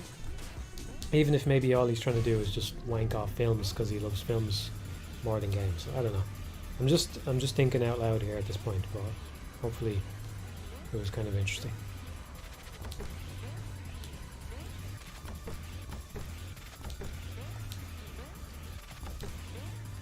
Ah, we messed up. That's okay. It's kind of funny. Kind of funny anyway. It's hard to do this part right. I forget if it was easier with Pepino. I think it was. It's the bounce that kind of fucks you up.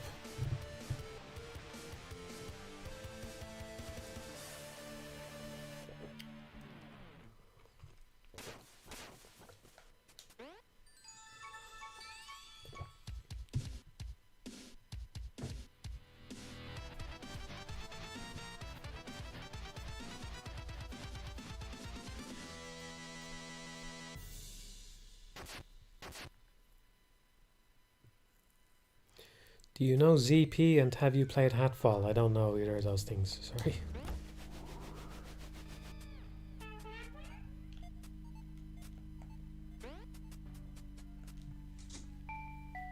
Unless you mean zero punctuation. Yeah, I don't watch, but I know of him, obviously.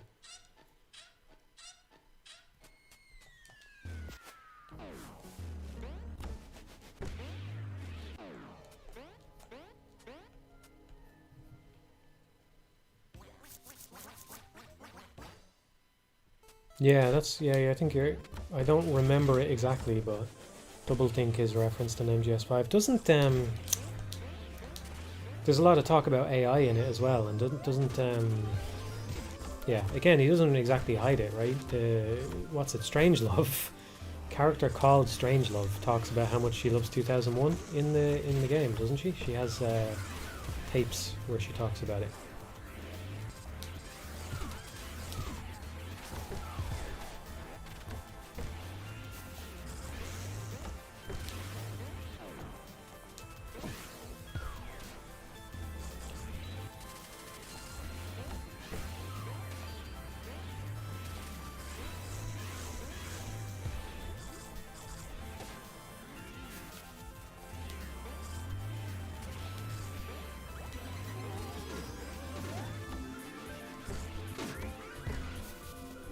Okay, we're going to wrap it up in, we'll do this level and then maybe one or two more and then we're done. I'm not taking it all the way to the end, okay? I know it's been ages since the last stream and I typically stream for ages and all that, but yeah, we'll see how it goes.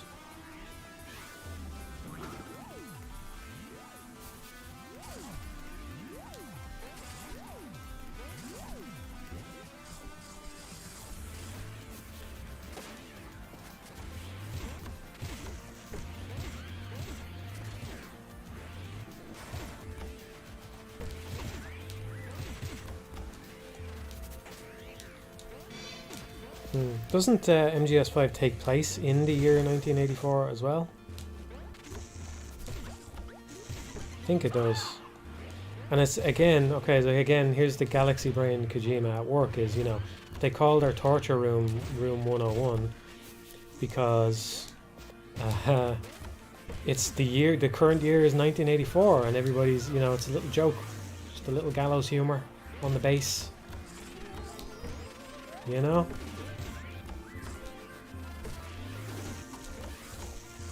It's called Die Hard Man because his name is John McClane.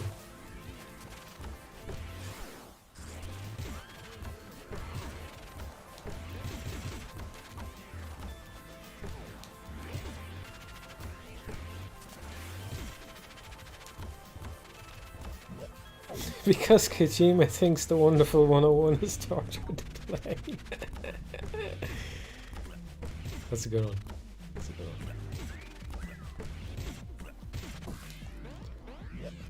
You will definitely be going to Room 101, let me tell you.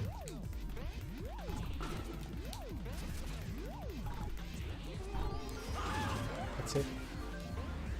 It's on your permanent record.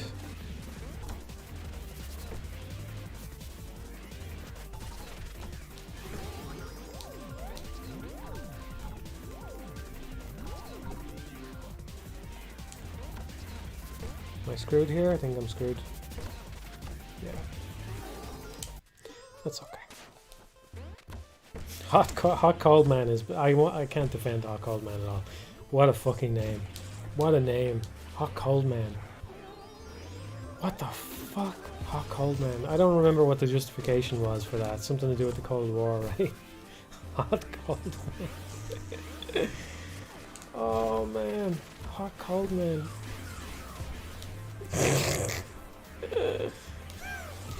Bullshit, man. Yeah.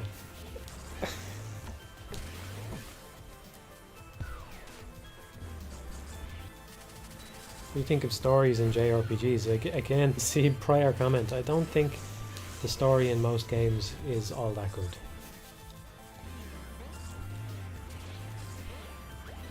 I'm just going in circles though, because I said this already in the Meta Micro Videos thing, more or less. I said, you know, like, watch a film every once in a while, basically, right? Watch film every once in a while. Try to watch something good and read something good every once in a while, and then maybe, yeah, maybe you won't care so much. I don't. Yeah, everybody knows the Carmack quote, right? Maybe not. Everybody knows the Carmack quote. The old John Carmack quote: "Story in games is like story in porn. It's expected to be there, but it's not that important." You know.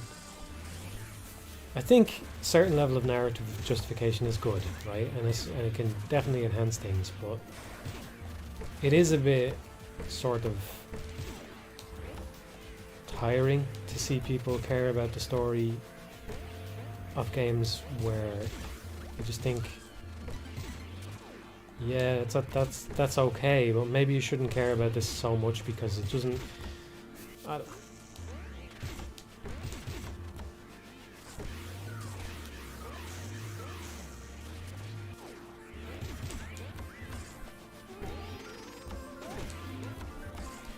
I don't want to be too harsh either. One thing I was thinking, right? So I don't know if this was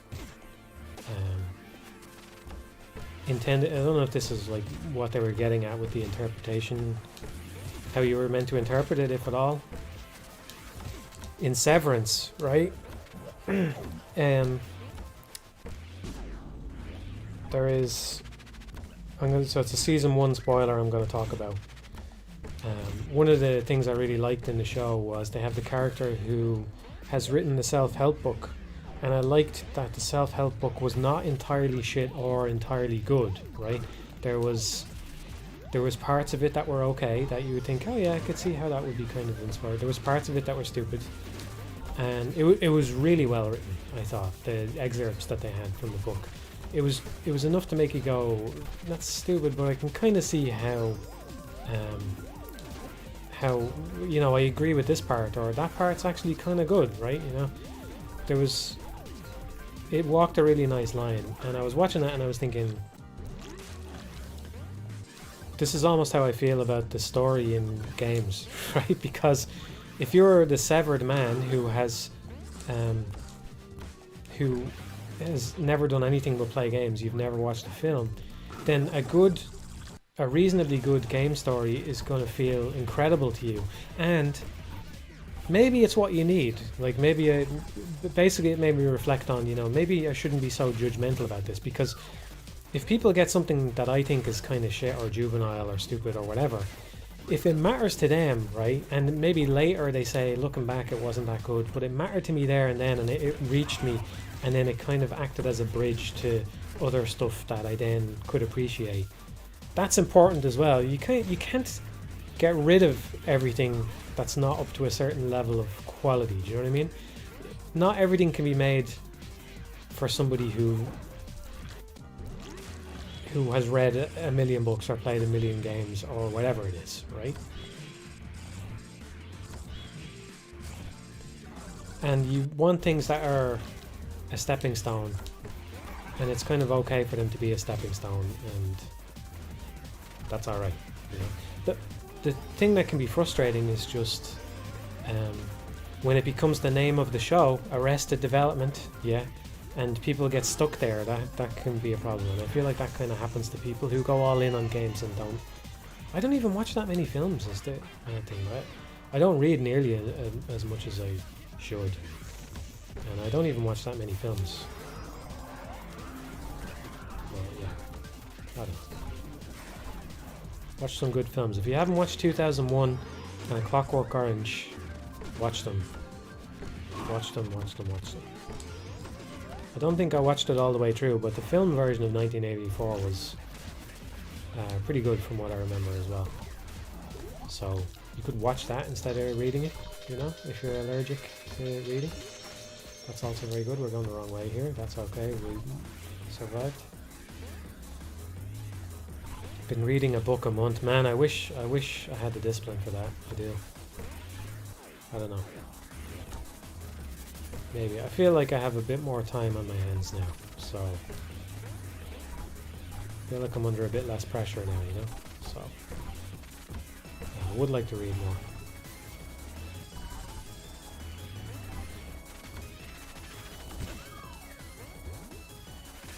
haven't watched any anime in a while, no.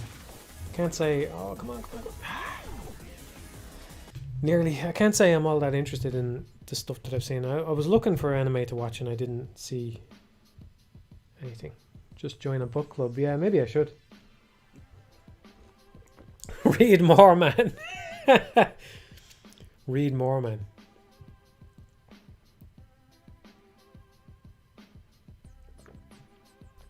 Okay, someone says the film version of 1984 is ass.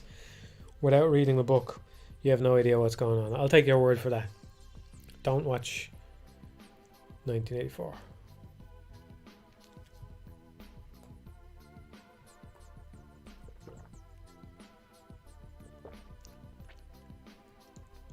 Dungeon Meshi, I heard that's good, yeah. I did read Shimeji Simulation, yeah. I liked it. I don't think I liked it as much as Girl's Last Tour, but I'd probably have to read it again to be sure. It's kind of more dense in a way. So.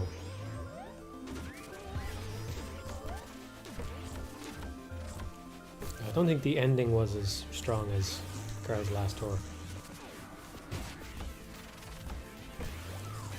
It was good though. It did a lot of cool things with the format and all that. One thing I really liked, because this is the kind of thing, you know, sometimes you just have something on your mind. I'll give you an example. In Patriot, right? This is a this is not even a spoiler, right? This is just something somebody says in Patriot. They're on a hunting trip, right? This is something that's gone through my mind a bunch. There's a guy that doesn't like hunting because he doesn't like using the gun. He feels no satisfaction in using the gun. He says it would be a different thing if I was the man who invented a gun, but to just use the gun to shoot a bird, I don't know, it doesn't do anything for him. I've had that thought before, right now, in a much more sillier context. But I was thinking, in the same context of like, I don't see much reason to be. There's still marksmanship and all that, you know, but you don't want to inflate the amount of pride that you feel for using a gun if you didn't invent it, right? There's something to that idea. The stupid way that I had this thought was, this is why Alien is cooler than Predator, right? Because Alien is just Alien, but Predator didn't invent all of his stupid Predator shit, like going invisible and the laser gun and all that stuff. He didn't invent any of that. So for him to come along and demolish a load of humans, it doesn't really mean anything, because who is this guy? He's just some fucker on a safari with a gun, right? That's why Alien is so much cooler than Predator, and that's why I will always be Team Alien over Team Predator. But anyway, another idea. I can't even remember the original idea I was going to get to. So there was some idea I was supposed to say. Oh, I don't know. Oh yeah. In Shimeji Simulation, this is a bit of a spoiler. I don't know. I'm very careful about spoilers, but yeah, it's a bit of a spoiler. But spoiler: Shimeji Simulation takes place in a simulation, right? But one of the things I liked is when strange things happen in the simulation, the characters don't really react to the strange thing happening because to them it's normal. And I've always had that thought. There's like, you know, you have science fiction where people live in simulations or whatever, and like in the Matrix, everything in the Matrix is normal because they didn't do anything all that weird in it, right? But if something mad happened in the Matrix, wouldn't you just think it was normal because that's the reality that you live in, right? Or you could be programmed to think that the thing happening around you is normal. Even if your simulation is supposed to be based on reality, you could be programmed to believe that, you know, if a cat flies through the air across the room, that's not a glitch, that's totally normal. That's just something that happens sometimes. And they kind of do that in Shimeji Simulation, and it was so satisfying to see that idea realized in something, you know. Yeah, deja vu is a glitch in the Matrix. They kind of go over the idea, but I don't think it's not really what I'm describing. I don't know. They say that it's deja vu, but you still kind of something. The reason why they framed it as deja vu is because you, as a person in the real world watching the film, think that there's something strange about deja vu, right? We've all or almost all had deja vu, and it's always this slightly weird feeling of, why is this happening? right? That's not really what I'm getting at. Can I just break these with the normal? No, I can't. Okay. I'm getting at the idea that something absolutely bizarre would happen and you wouldn't even blink. You would just go on your day as if nothing happens. I have a very simple question for you. Is the Matrix green? What the fuck? Is this a trick question? What the fuck? What's with all the weirdo questions tonight, fellas? Why am I... Hang on, I think my teeth are growing. Is the Matrix green? Yeah, I suppose so. You're going to tell me it's not, but I suppose the Matrix is green. It's got a green filter on it, doesn't it? Is that what you're talking about, the color correction that they use? I don't know. There's something I don't know. Oh, the original release didn't have it. Oh, I see, I see.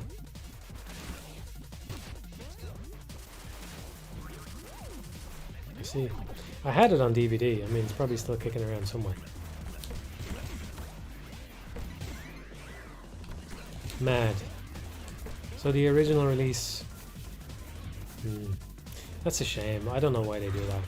Films have been sapped for so much colour, man. It's crazy. If you're out and about, the real world has some colour in it, you know? That's fine. Fucking, I hate all the colour correction stuff they do in films. I really wish they'd just leave them be.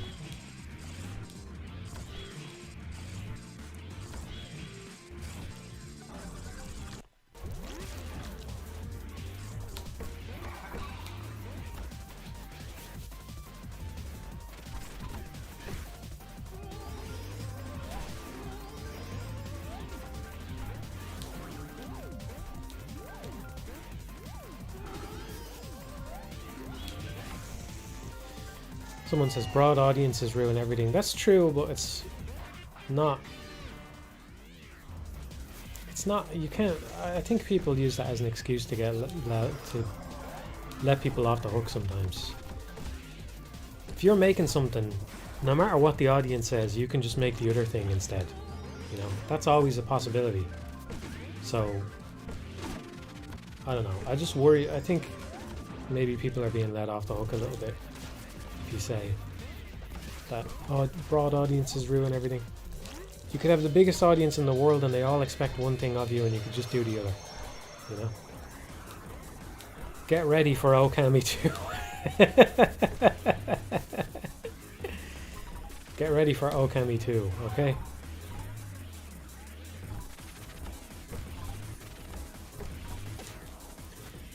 Not if you're on a huge budget, you can't, but you kind of can, right? Depending on who you are, you kind of can.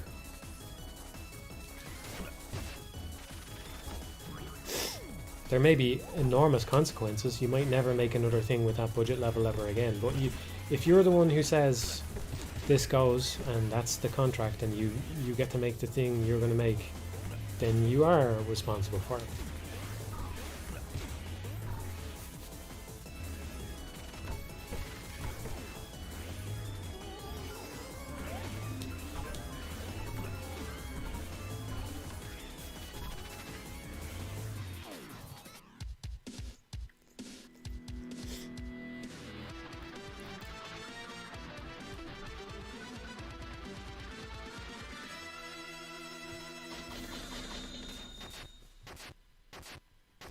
Feel like I'm winding down here, so we'll do one more level and then we'll call it, okay?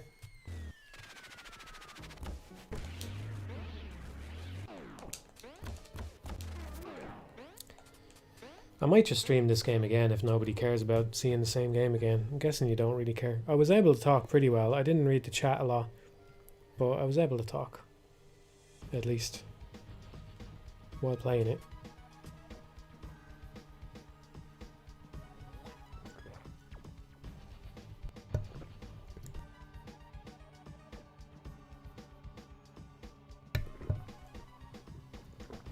I haven't watched Bacano. Chat is pleased.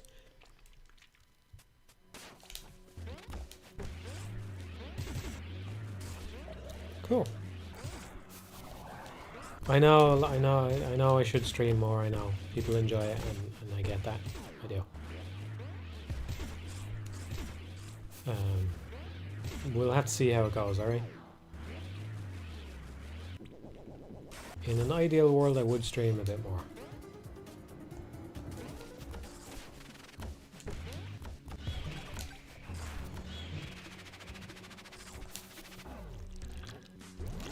Yeah, that is a good point. Yeah, if I stream all the time, then it would just be boring because I wouldn't have a set of things ready to say. But I'm sure there's a lot more we could be talking about that we haven't touched on yet because it's been a long time.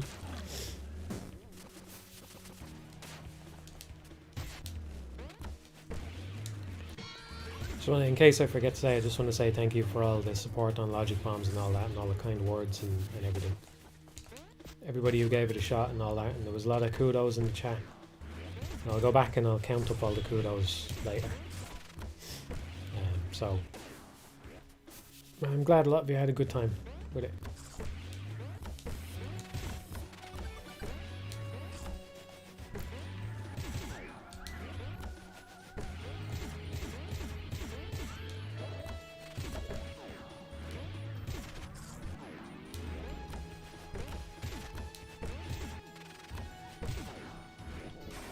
This is one where the score requirement is actually a bit harsh, so you are better off killing all those guys. This is the one where I get to the end and I'm very close to not P ranking, and I only get to P on the second lap. And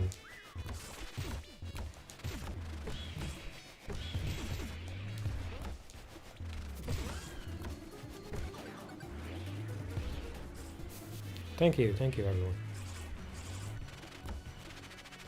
Was there ever a full playable level of a Mushido? It depends kind of on your definition. I wouldn't say so, no.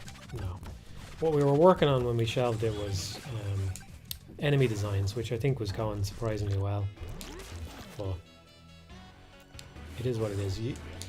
It hurts, but this is the way it always is, man. There's always things that you have to give up on, or you have to set them aside, or whatever. Always, you know, in scripts, even in Logic Bombs, there's little things that, you know, had to be set aside. I'm not going to go into detail, but like one example in Logic Bombs is there's stuff in the game. There's a thing in the game, very, very minor thing in the game, where it could have gone a different way, where I could have had a different rule, or I could have had a different element, and it would have changed what types of puzzles were possible. And it's a little bit sad that I couldn't do that, but I had to pick one or the other, right?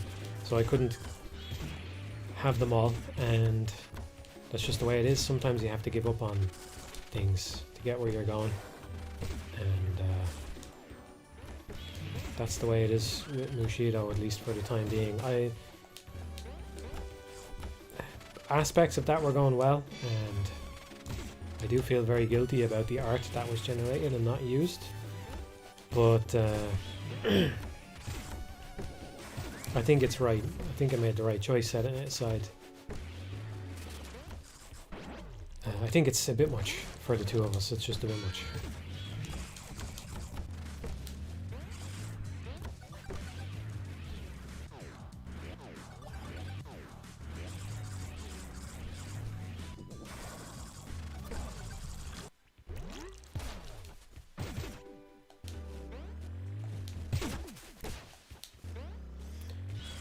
Yeah, she's fine. Yeah, just to be clear, I don't know if anybody was getting this impression or anything, but she hasn't been guilt tripping me about the art or anything at all. I'm sure she just thinks it's fine. She's always very accommodating, but yeah, I'm not happy about it. I don't think, you know, it's not right. Well, it's what has to be done, but it's kind of different putting your own work aside versus putting someone else's work aside. It feels like something you shouldn't be doing to them, you know what I mean? So, well, it is what it is.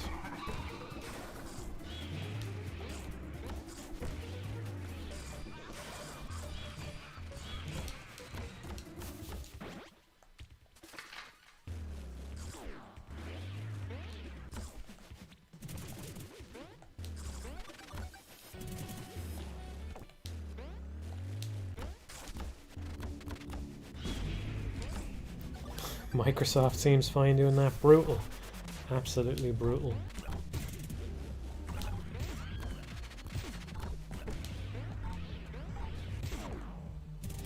It happens enough, but you know, it's just, I do think it's part of the reality of trying to make a good game. It's just, it's hard to know for sure when you're on the right track. You have to go a certain length with it until you know. And yeah, I'll try and get better at that though, because it feels like wasted time, even if maybe it's not. That's the thing I always try and keep in mind, is sometimes it's like when you're playing a Zachtronics game or something, right? Sometimes you have to do, I'm not saying Mushido is shit, right? This is not exactly the example I mean, but sometimes you have to do the shit thing to get to the good thing. It's not wasted work. You have to get through the phase where you do the bad thing, and no amount of mental preparation is going to let you skip doing the shit thing first. Somehow that's the way it works, and I wish it didn't work that way. But it's kind of the same when you have concepts. It's sometimes you have to do the thing. So it's just it's keeping that in mind is a way to stay motivated though, because you have to remember it's not wasted work, right? Just because you throw something away and you move on with some better thing doesn't mean it's wasted. You learned, you got new stuff out of it. Maybe it was the necessary stepping stone to get to where you are now, you know? Just about barely survived that. I just wanted to grab that mushroom, but I think it cost more points than it saved. My TV wants to turn itself off because I haven't interacted with it for a while, so let's do that.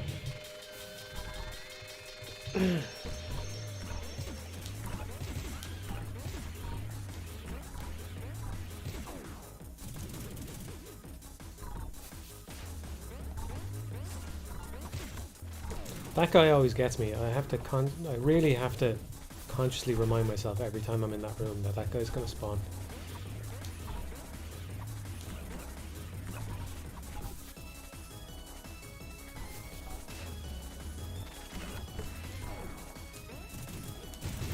I don't really like his gun better than Peppino's either. I don't love Peppino's gun anyway, but I think maybe the Noise's gun is worse. Or maybe it's just that you need... No! Alright, maybe it's good it happened on stream anyway. Alright, you get a bit more time out of me. We got a P-ranked stage before we give up.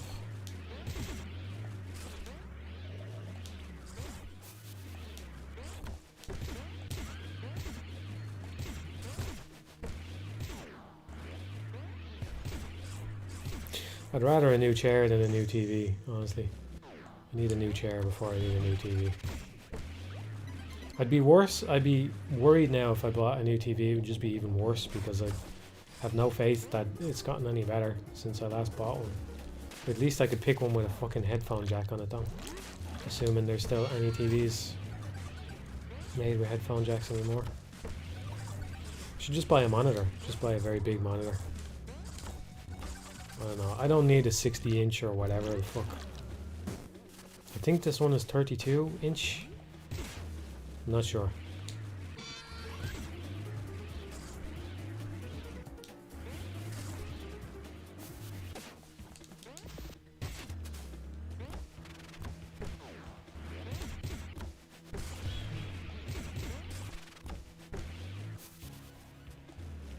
Yeah, I still have no sound. I'm playing without sound here.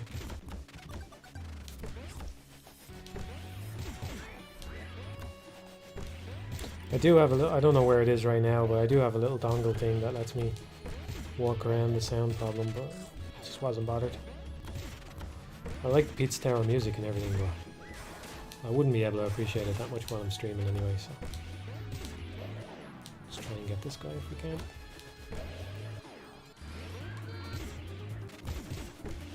Just for the points.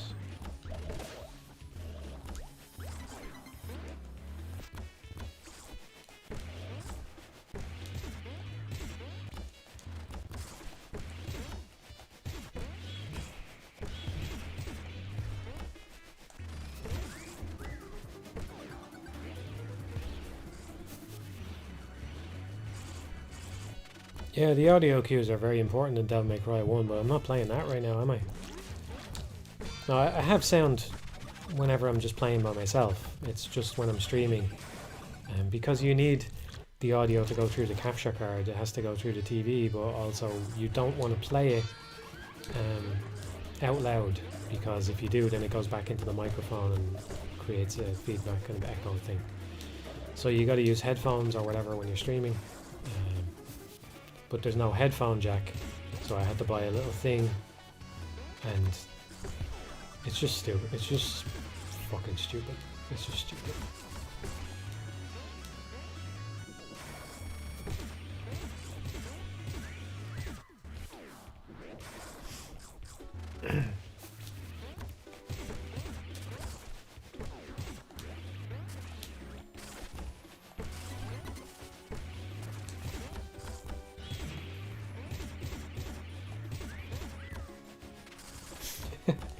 People still doing their mans in the chat. Donkey Kong Man.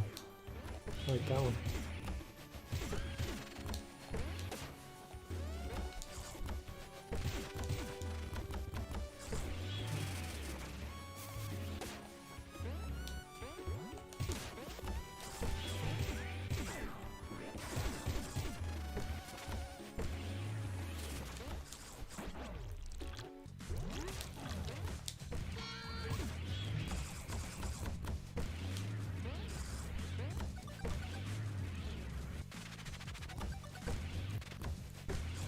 Yeah, I just want as many dumb devices as possible.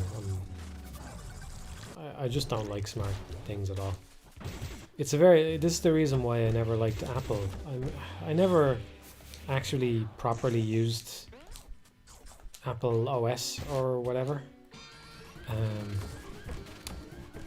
Whatever it's called. But the reason why I didn't like it, I can see why maybe if you're a certain type of person, maybe it's good for you.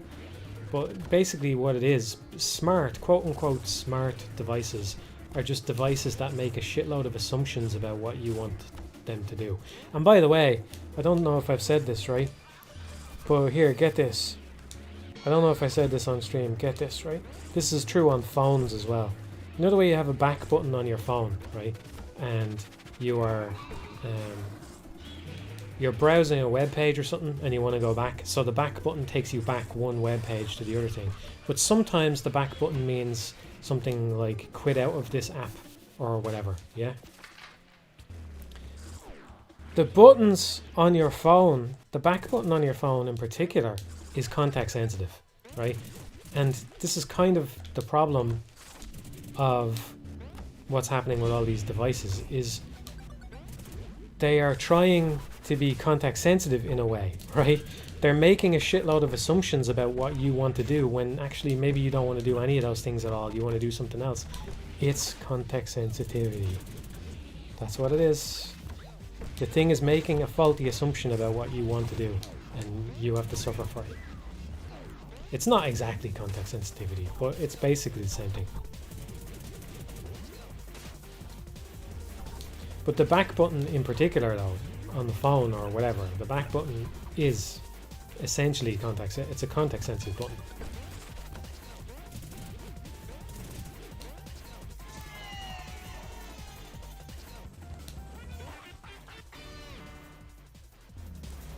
But yeah, the reason why I would use Windows and not Mac OS or whatever, back in the day anyway, the reason is because Apple, the so-called, user-friendly, it just works experience is them making assumptions about what you want, and they streamline the most common use case of whatever it is that you're doing, but then every other thing to do is hard or impossible, and that's not the experience that I want. But now everything is becoming more and more like that. I think it's safe to say that they basically won the user design or user experience or whatever you want to call it war, and everything is becoming more and more Apple-like,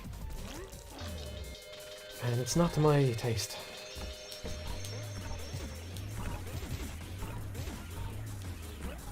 I almost don't begrudge Apple that,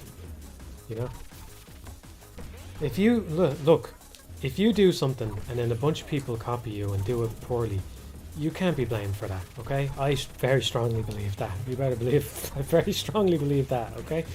If a bunch of people do the same thing you did, but they do it poorly, you should be allowed to do your thing and not be blamed for what people who come after you do just because you did it first, alright? So, but no, in all seriousness, they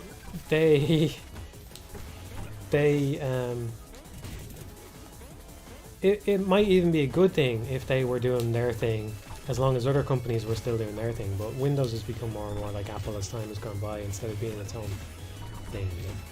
And probably it should be the case that there should be, in an ideal scenario, there would be some new company with some new OS that is AI orientated for the people who want the AI orientated stuff, rather than shoving that in there. You know, there should be options, and it feels like there's no options anymore. So really, what do they call it? OS 1 in her OS 1.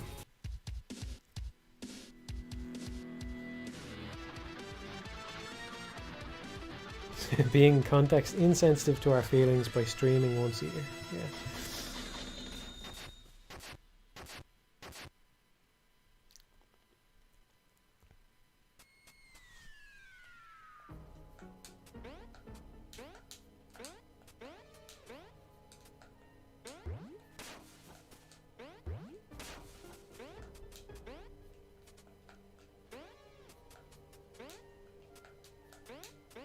I can't promise that I'm going to stick with it, but yeah, I'm going to try swapping to Linux. Well, yeah, once the stream goes off, you all cease to exist, which is incredible. You must be very scared right now. You might want to all say your goodbyes to each other, because you're not going to see each other again for another year. So rather than saying goodbye to me, you might want to say goodbye to everybody else.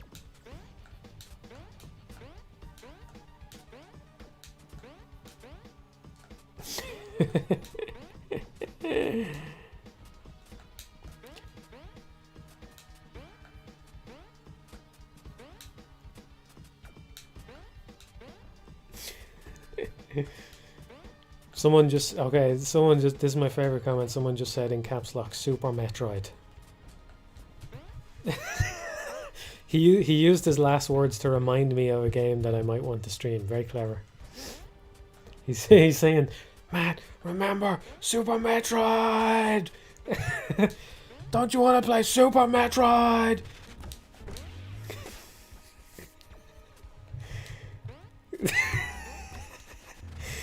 That man gave up his last words for you all, chat. He thought ahead. He was a quick thinker. Alien. Yeah, I am up for another Super Metroid playthrough. I think I said it. I'm actually replaying Silksong. Yeah, so I'll probably carry on with that. But maybe I will play some Super Metroid after that. I'd kind of like to play Metroid Dread. I don't know if I'd want to stream it because I haven't played. I think I've only done. No, maybe I did 2 playthroughs of that. I don't think I ever finished a hard mode playthrough on that.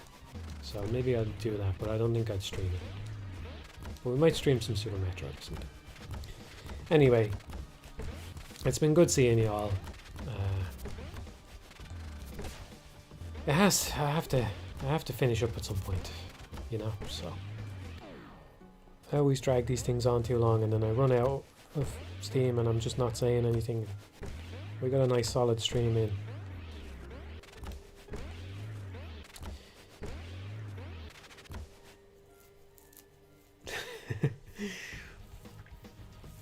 No, I'm not doing Steel Soul. No, I'll chat for a couple of minutes before I go. Go on. Any more questions or anything? I'll chat for another couple of minutes. Hang out, which is all.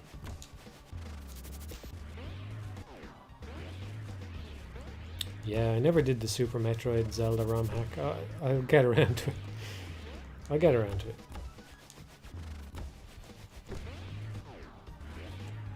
Making me think of that scene from Peep Show. I don't know how many of you watched it, but Mark is on vacation and he's playing, you know, some RTS game or something, and he's going, right, I'll just one more game of this and then learn the clarinet, read this gigantic book, whatever, you know. He's not going to do any of that shit.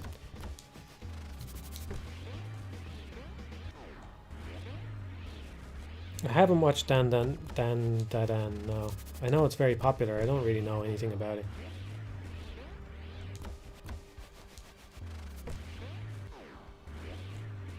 I would be in the mood for a light-hearted, kind of straightforward anime, but I'd like to just watch something a bit juicier. If I was going for anime, I'm just in the mood for, I don't know. Maybe it's good. Mob Psycho 100 was better than I expected. That's kind of got a kind of cartoony exterior to it and all, so you know, I mean, it's an anime. You know what I'm saying? I'm tired, man. Okay, I'm tired. So bear with me here. I'm a bit tired.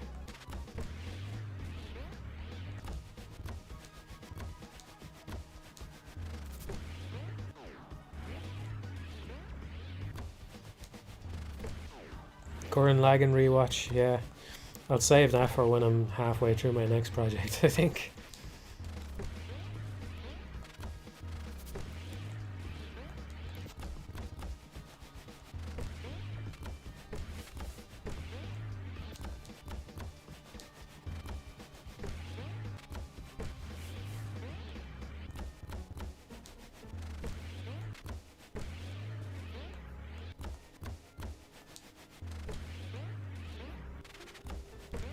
What's the anti-spiral of game development? I don't know. GPUs maybe? I don't know. I haven't had that bad a time with GPUs so far, but I can see how it gets very bad if you're trying to do a complicated shader effect or something. I don't know. I gotta figure out more to do on that because it's pretty fucking crazy. You can't properly debug shader code, so at least not that I'm aware of. I haven't really had to do anything that complicated so far. The geometry shader is probably about the most complicated thing I've done.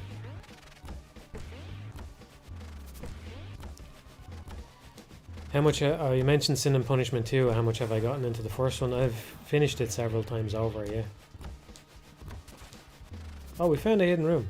I don't know if I've been in that one. Yeah, I don't think I've been in this one. Oh, cool. Maybe I've been here. That one looks kind of familiar, the pitchfork one. Top.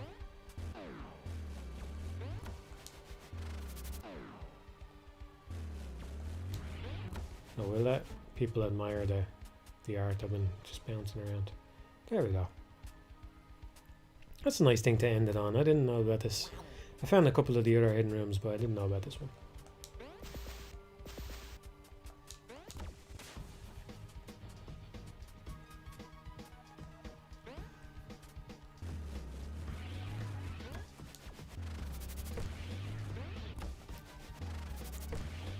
You should ask the Pizza Tower developer to do a commentary.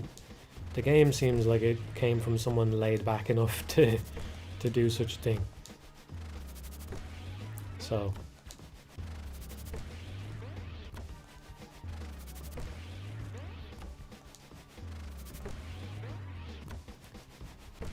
I'd be fine with Kamiya doing a DMC1 remake. It wouldn't be my preferred project for him though.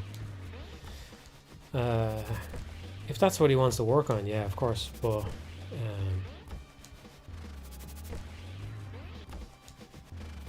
yeah, I would be more interested in Devil May Cry 0 or just not something new instead.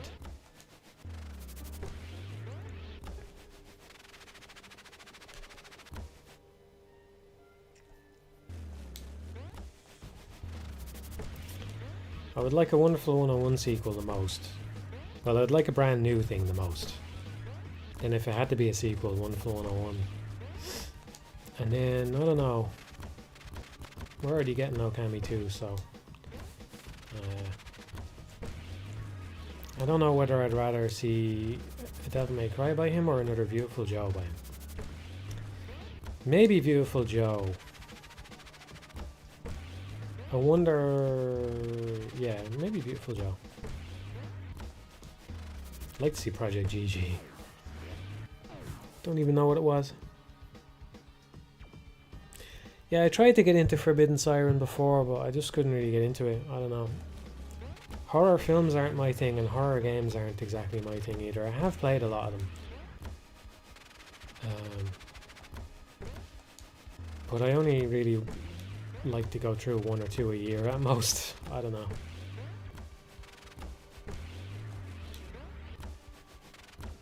I haven't written it off or anything, but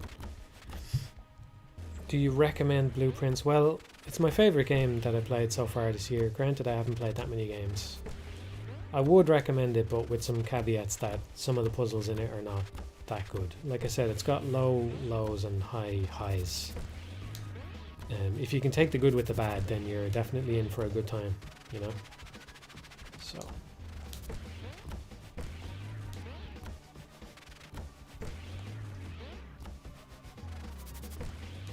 I did play Amnesia the Bunker. Yeah, I had mixed feelings on it in the end. One of the things... It's such a stupid thing, but one of the things is the loading screen says, you know, to experiment, and if you can think of something, you can probably do it. And then I tried a bunch of things and none of them worked. I don't know what they were off the top of my head, so you can say that I'm just making this shit up or whatever, but I feel like I tried things that seemed reasonable and they didn't work, and I would have just had a better time if I assumed that those things wouldn't work in the first place rather than being misled by that screen. You know, the developers kind of, it's like they go, I don't know.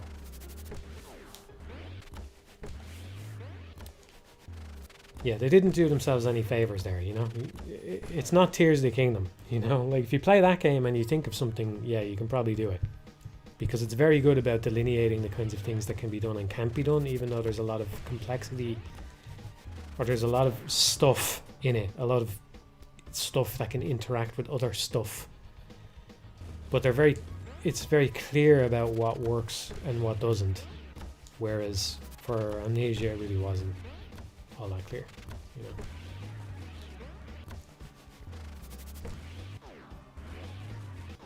I haven't played Ragebound yet either. No, that's on my list though. I'll give that a shot at some point. Yeah, no more new games for me for a while though. I gotta do other things with my life. You just can't keep up anymore, you know. I know I said it already, but it's crazy. You just can't keep up. Took me about 50 hours for Silksong. I spent over 100 hours with Blueprints, you know. That's what 2 games that came out this year. That's 150 hours. It's mad. Death Stranding 2 is probably another 40 hours or something like that, you know. So you can't play games all day, every day. It's crazy.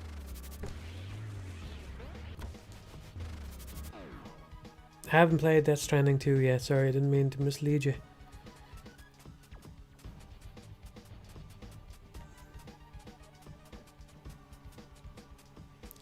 Yeah, I talked a little bit about I suppose I won't go over it again, but I talked a little bit about achievements on the forum for Logic Bombs, but I just don't like them. I'm wondering how... I don't like achievements, basically, and I'm wondering how hard my stance on that should be. I don't know.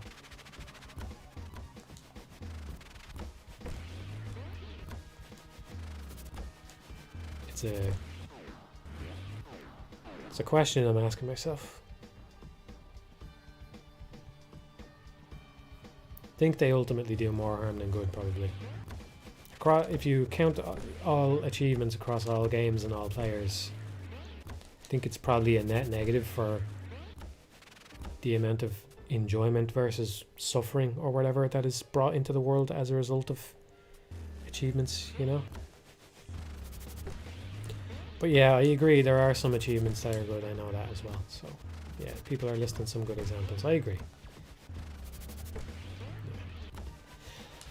Alright everyone, might as well wrap it up here. We're not saying much of substance anymore. It's time to take a break from Pizza Tower. Maybe I'll stream this again, I don't know. We'll see what story is. Super Metroid. Yes, I may drag you all through Super Metroid yet again. Who knows? I always drag out my goodbyes, so I'll say bye-bye. I hope it was a good stream.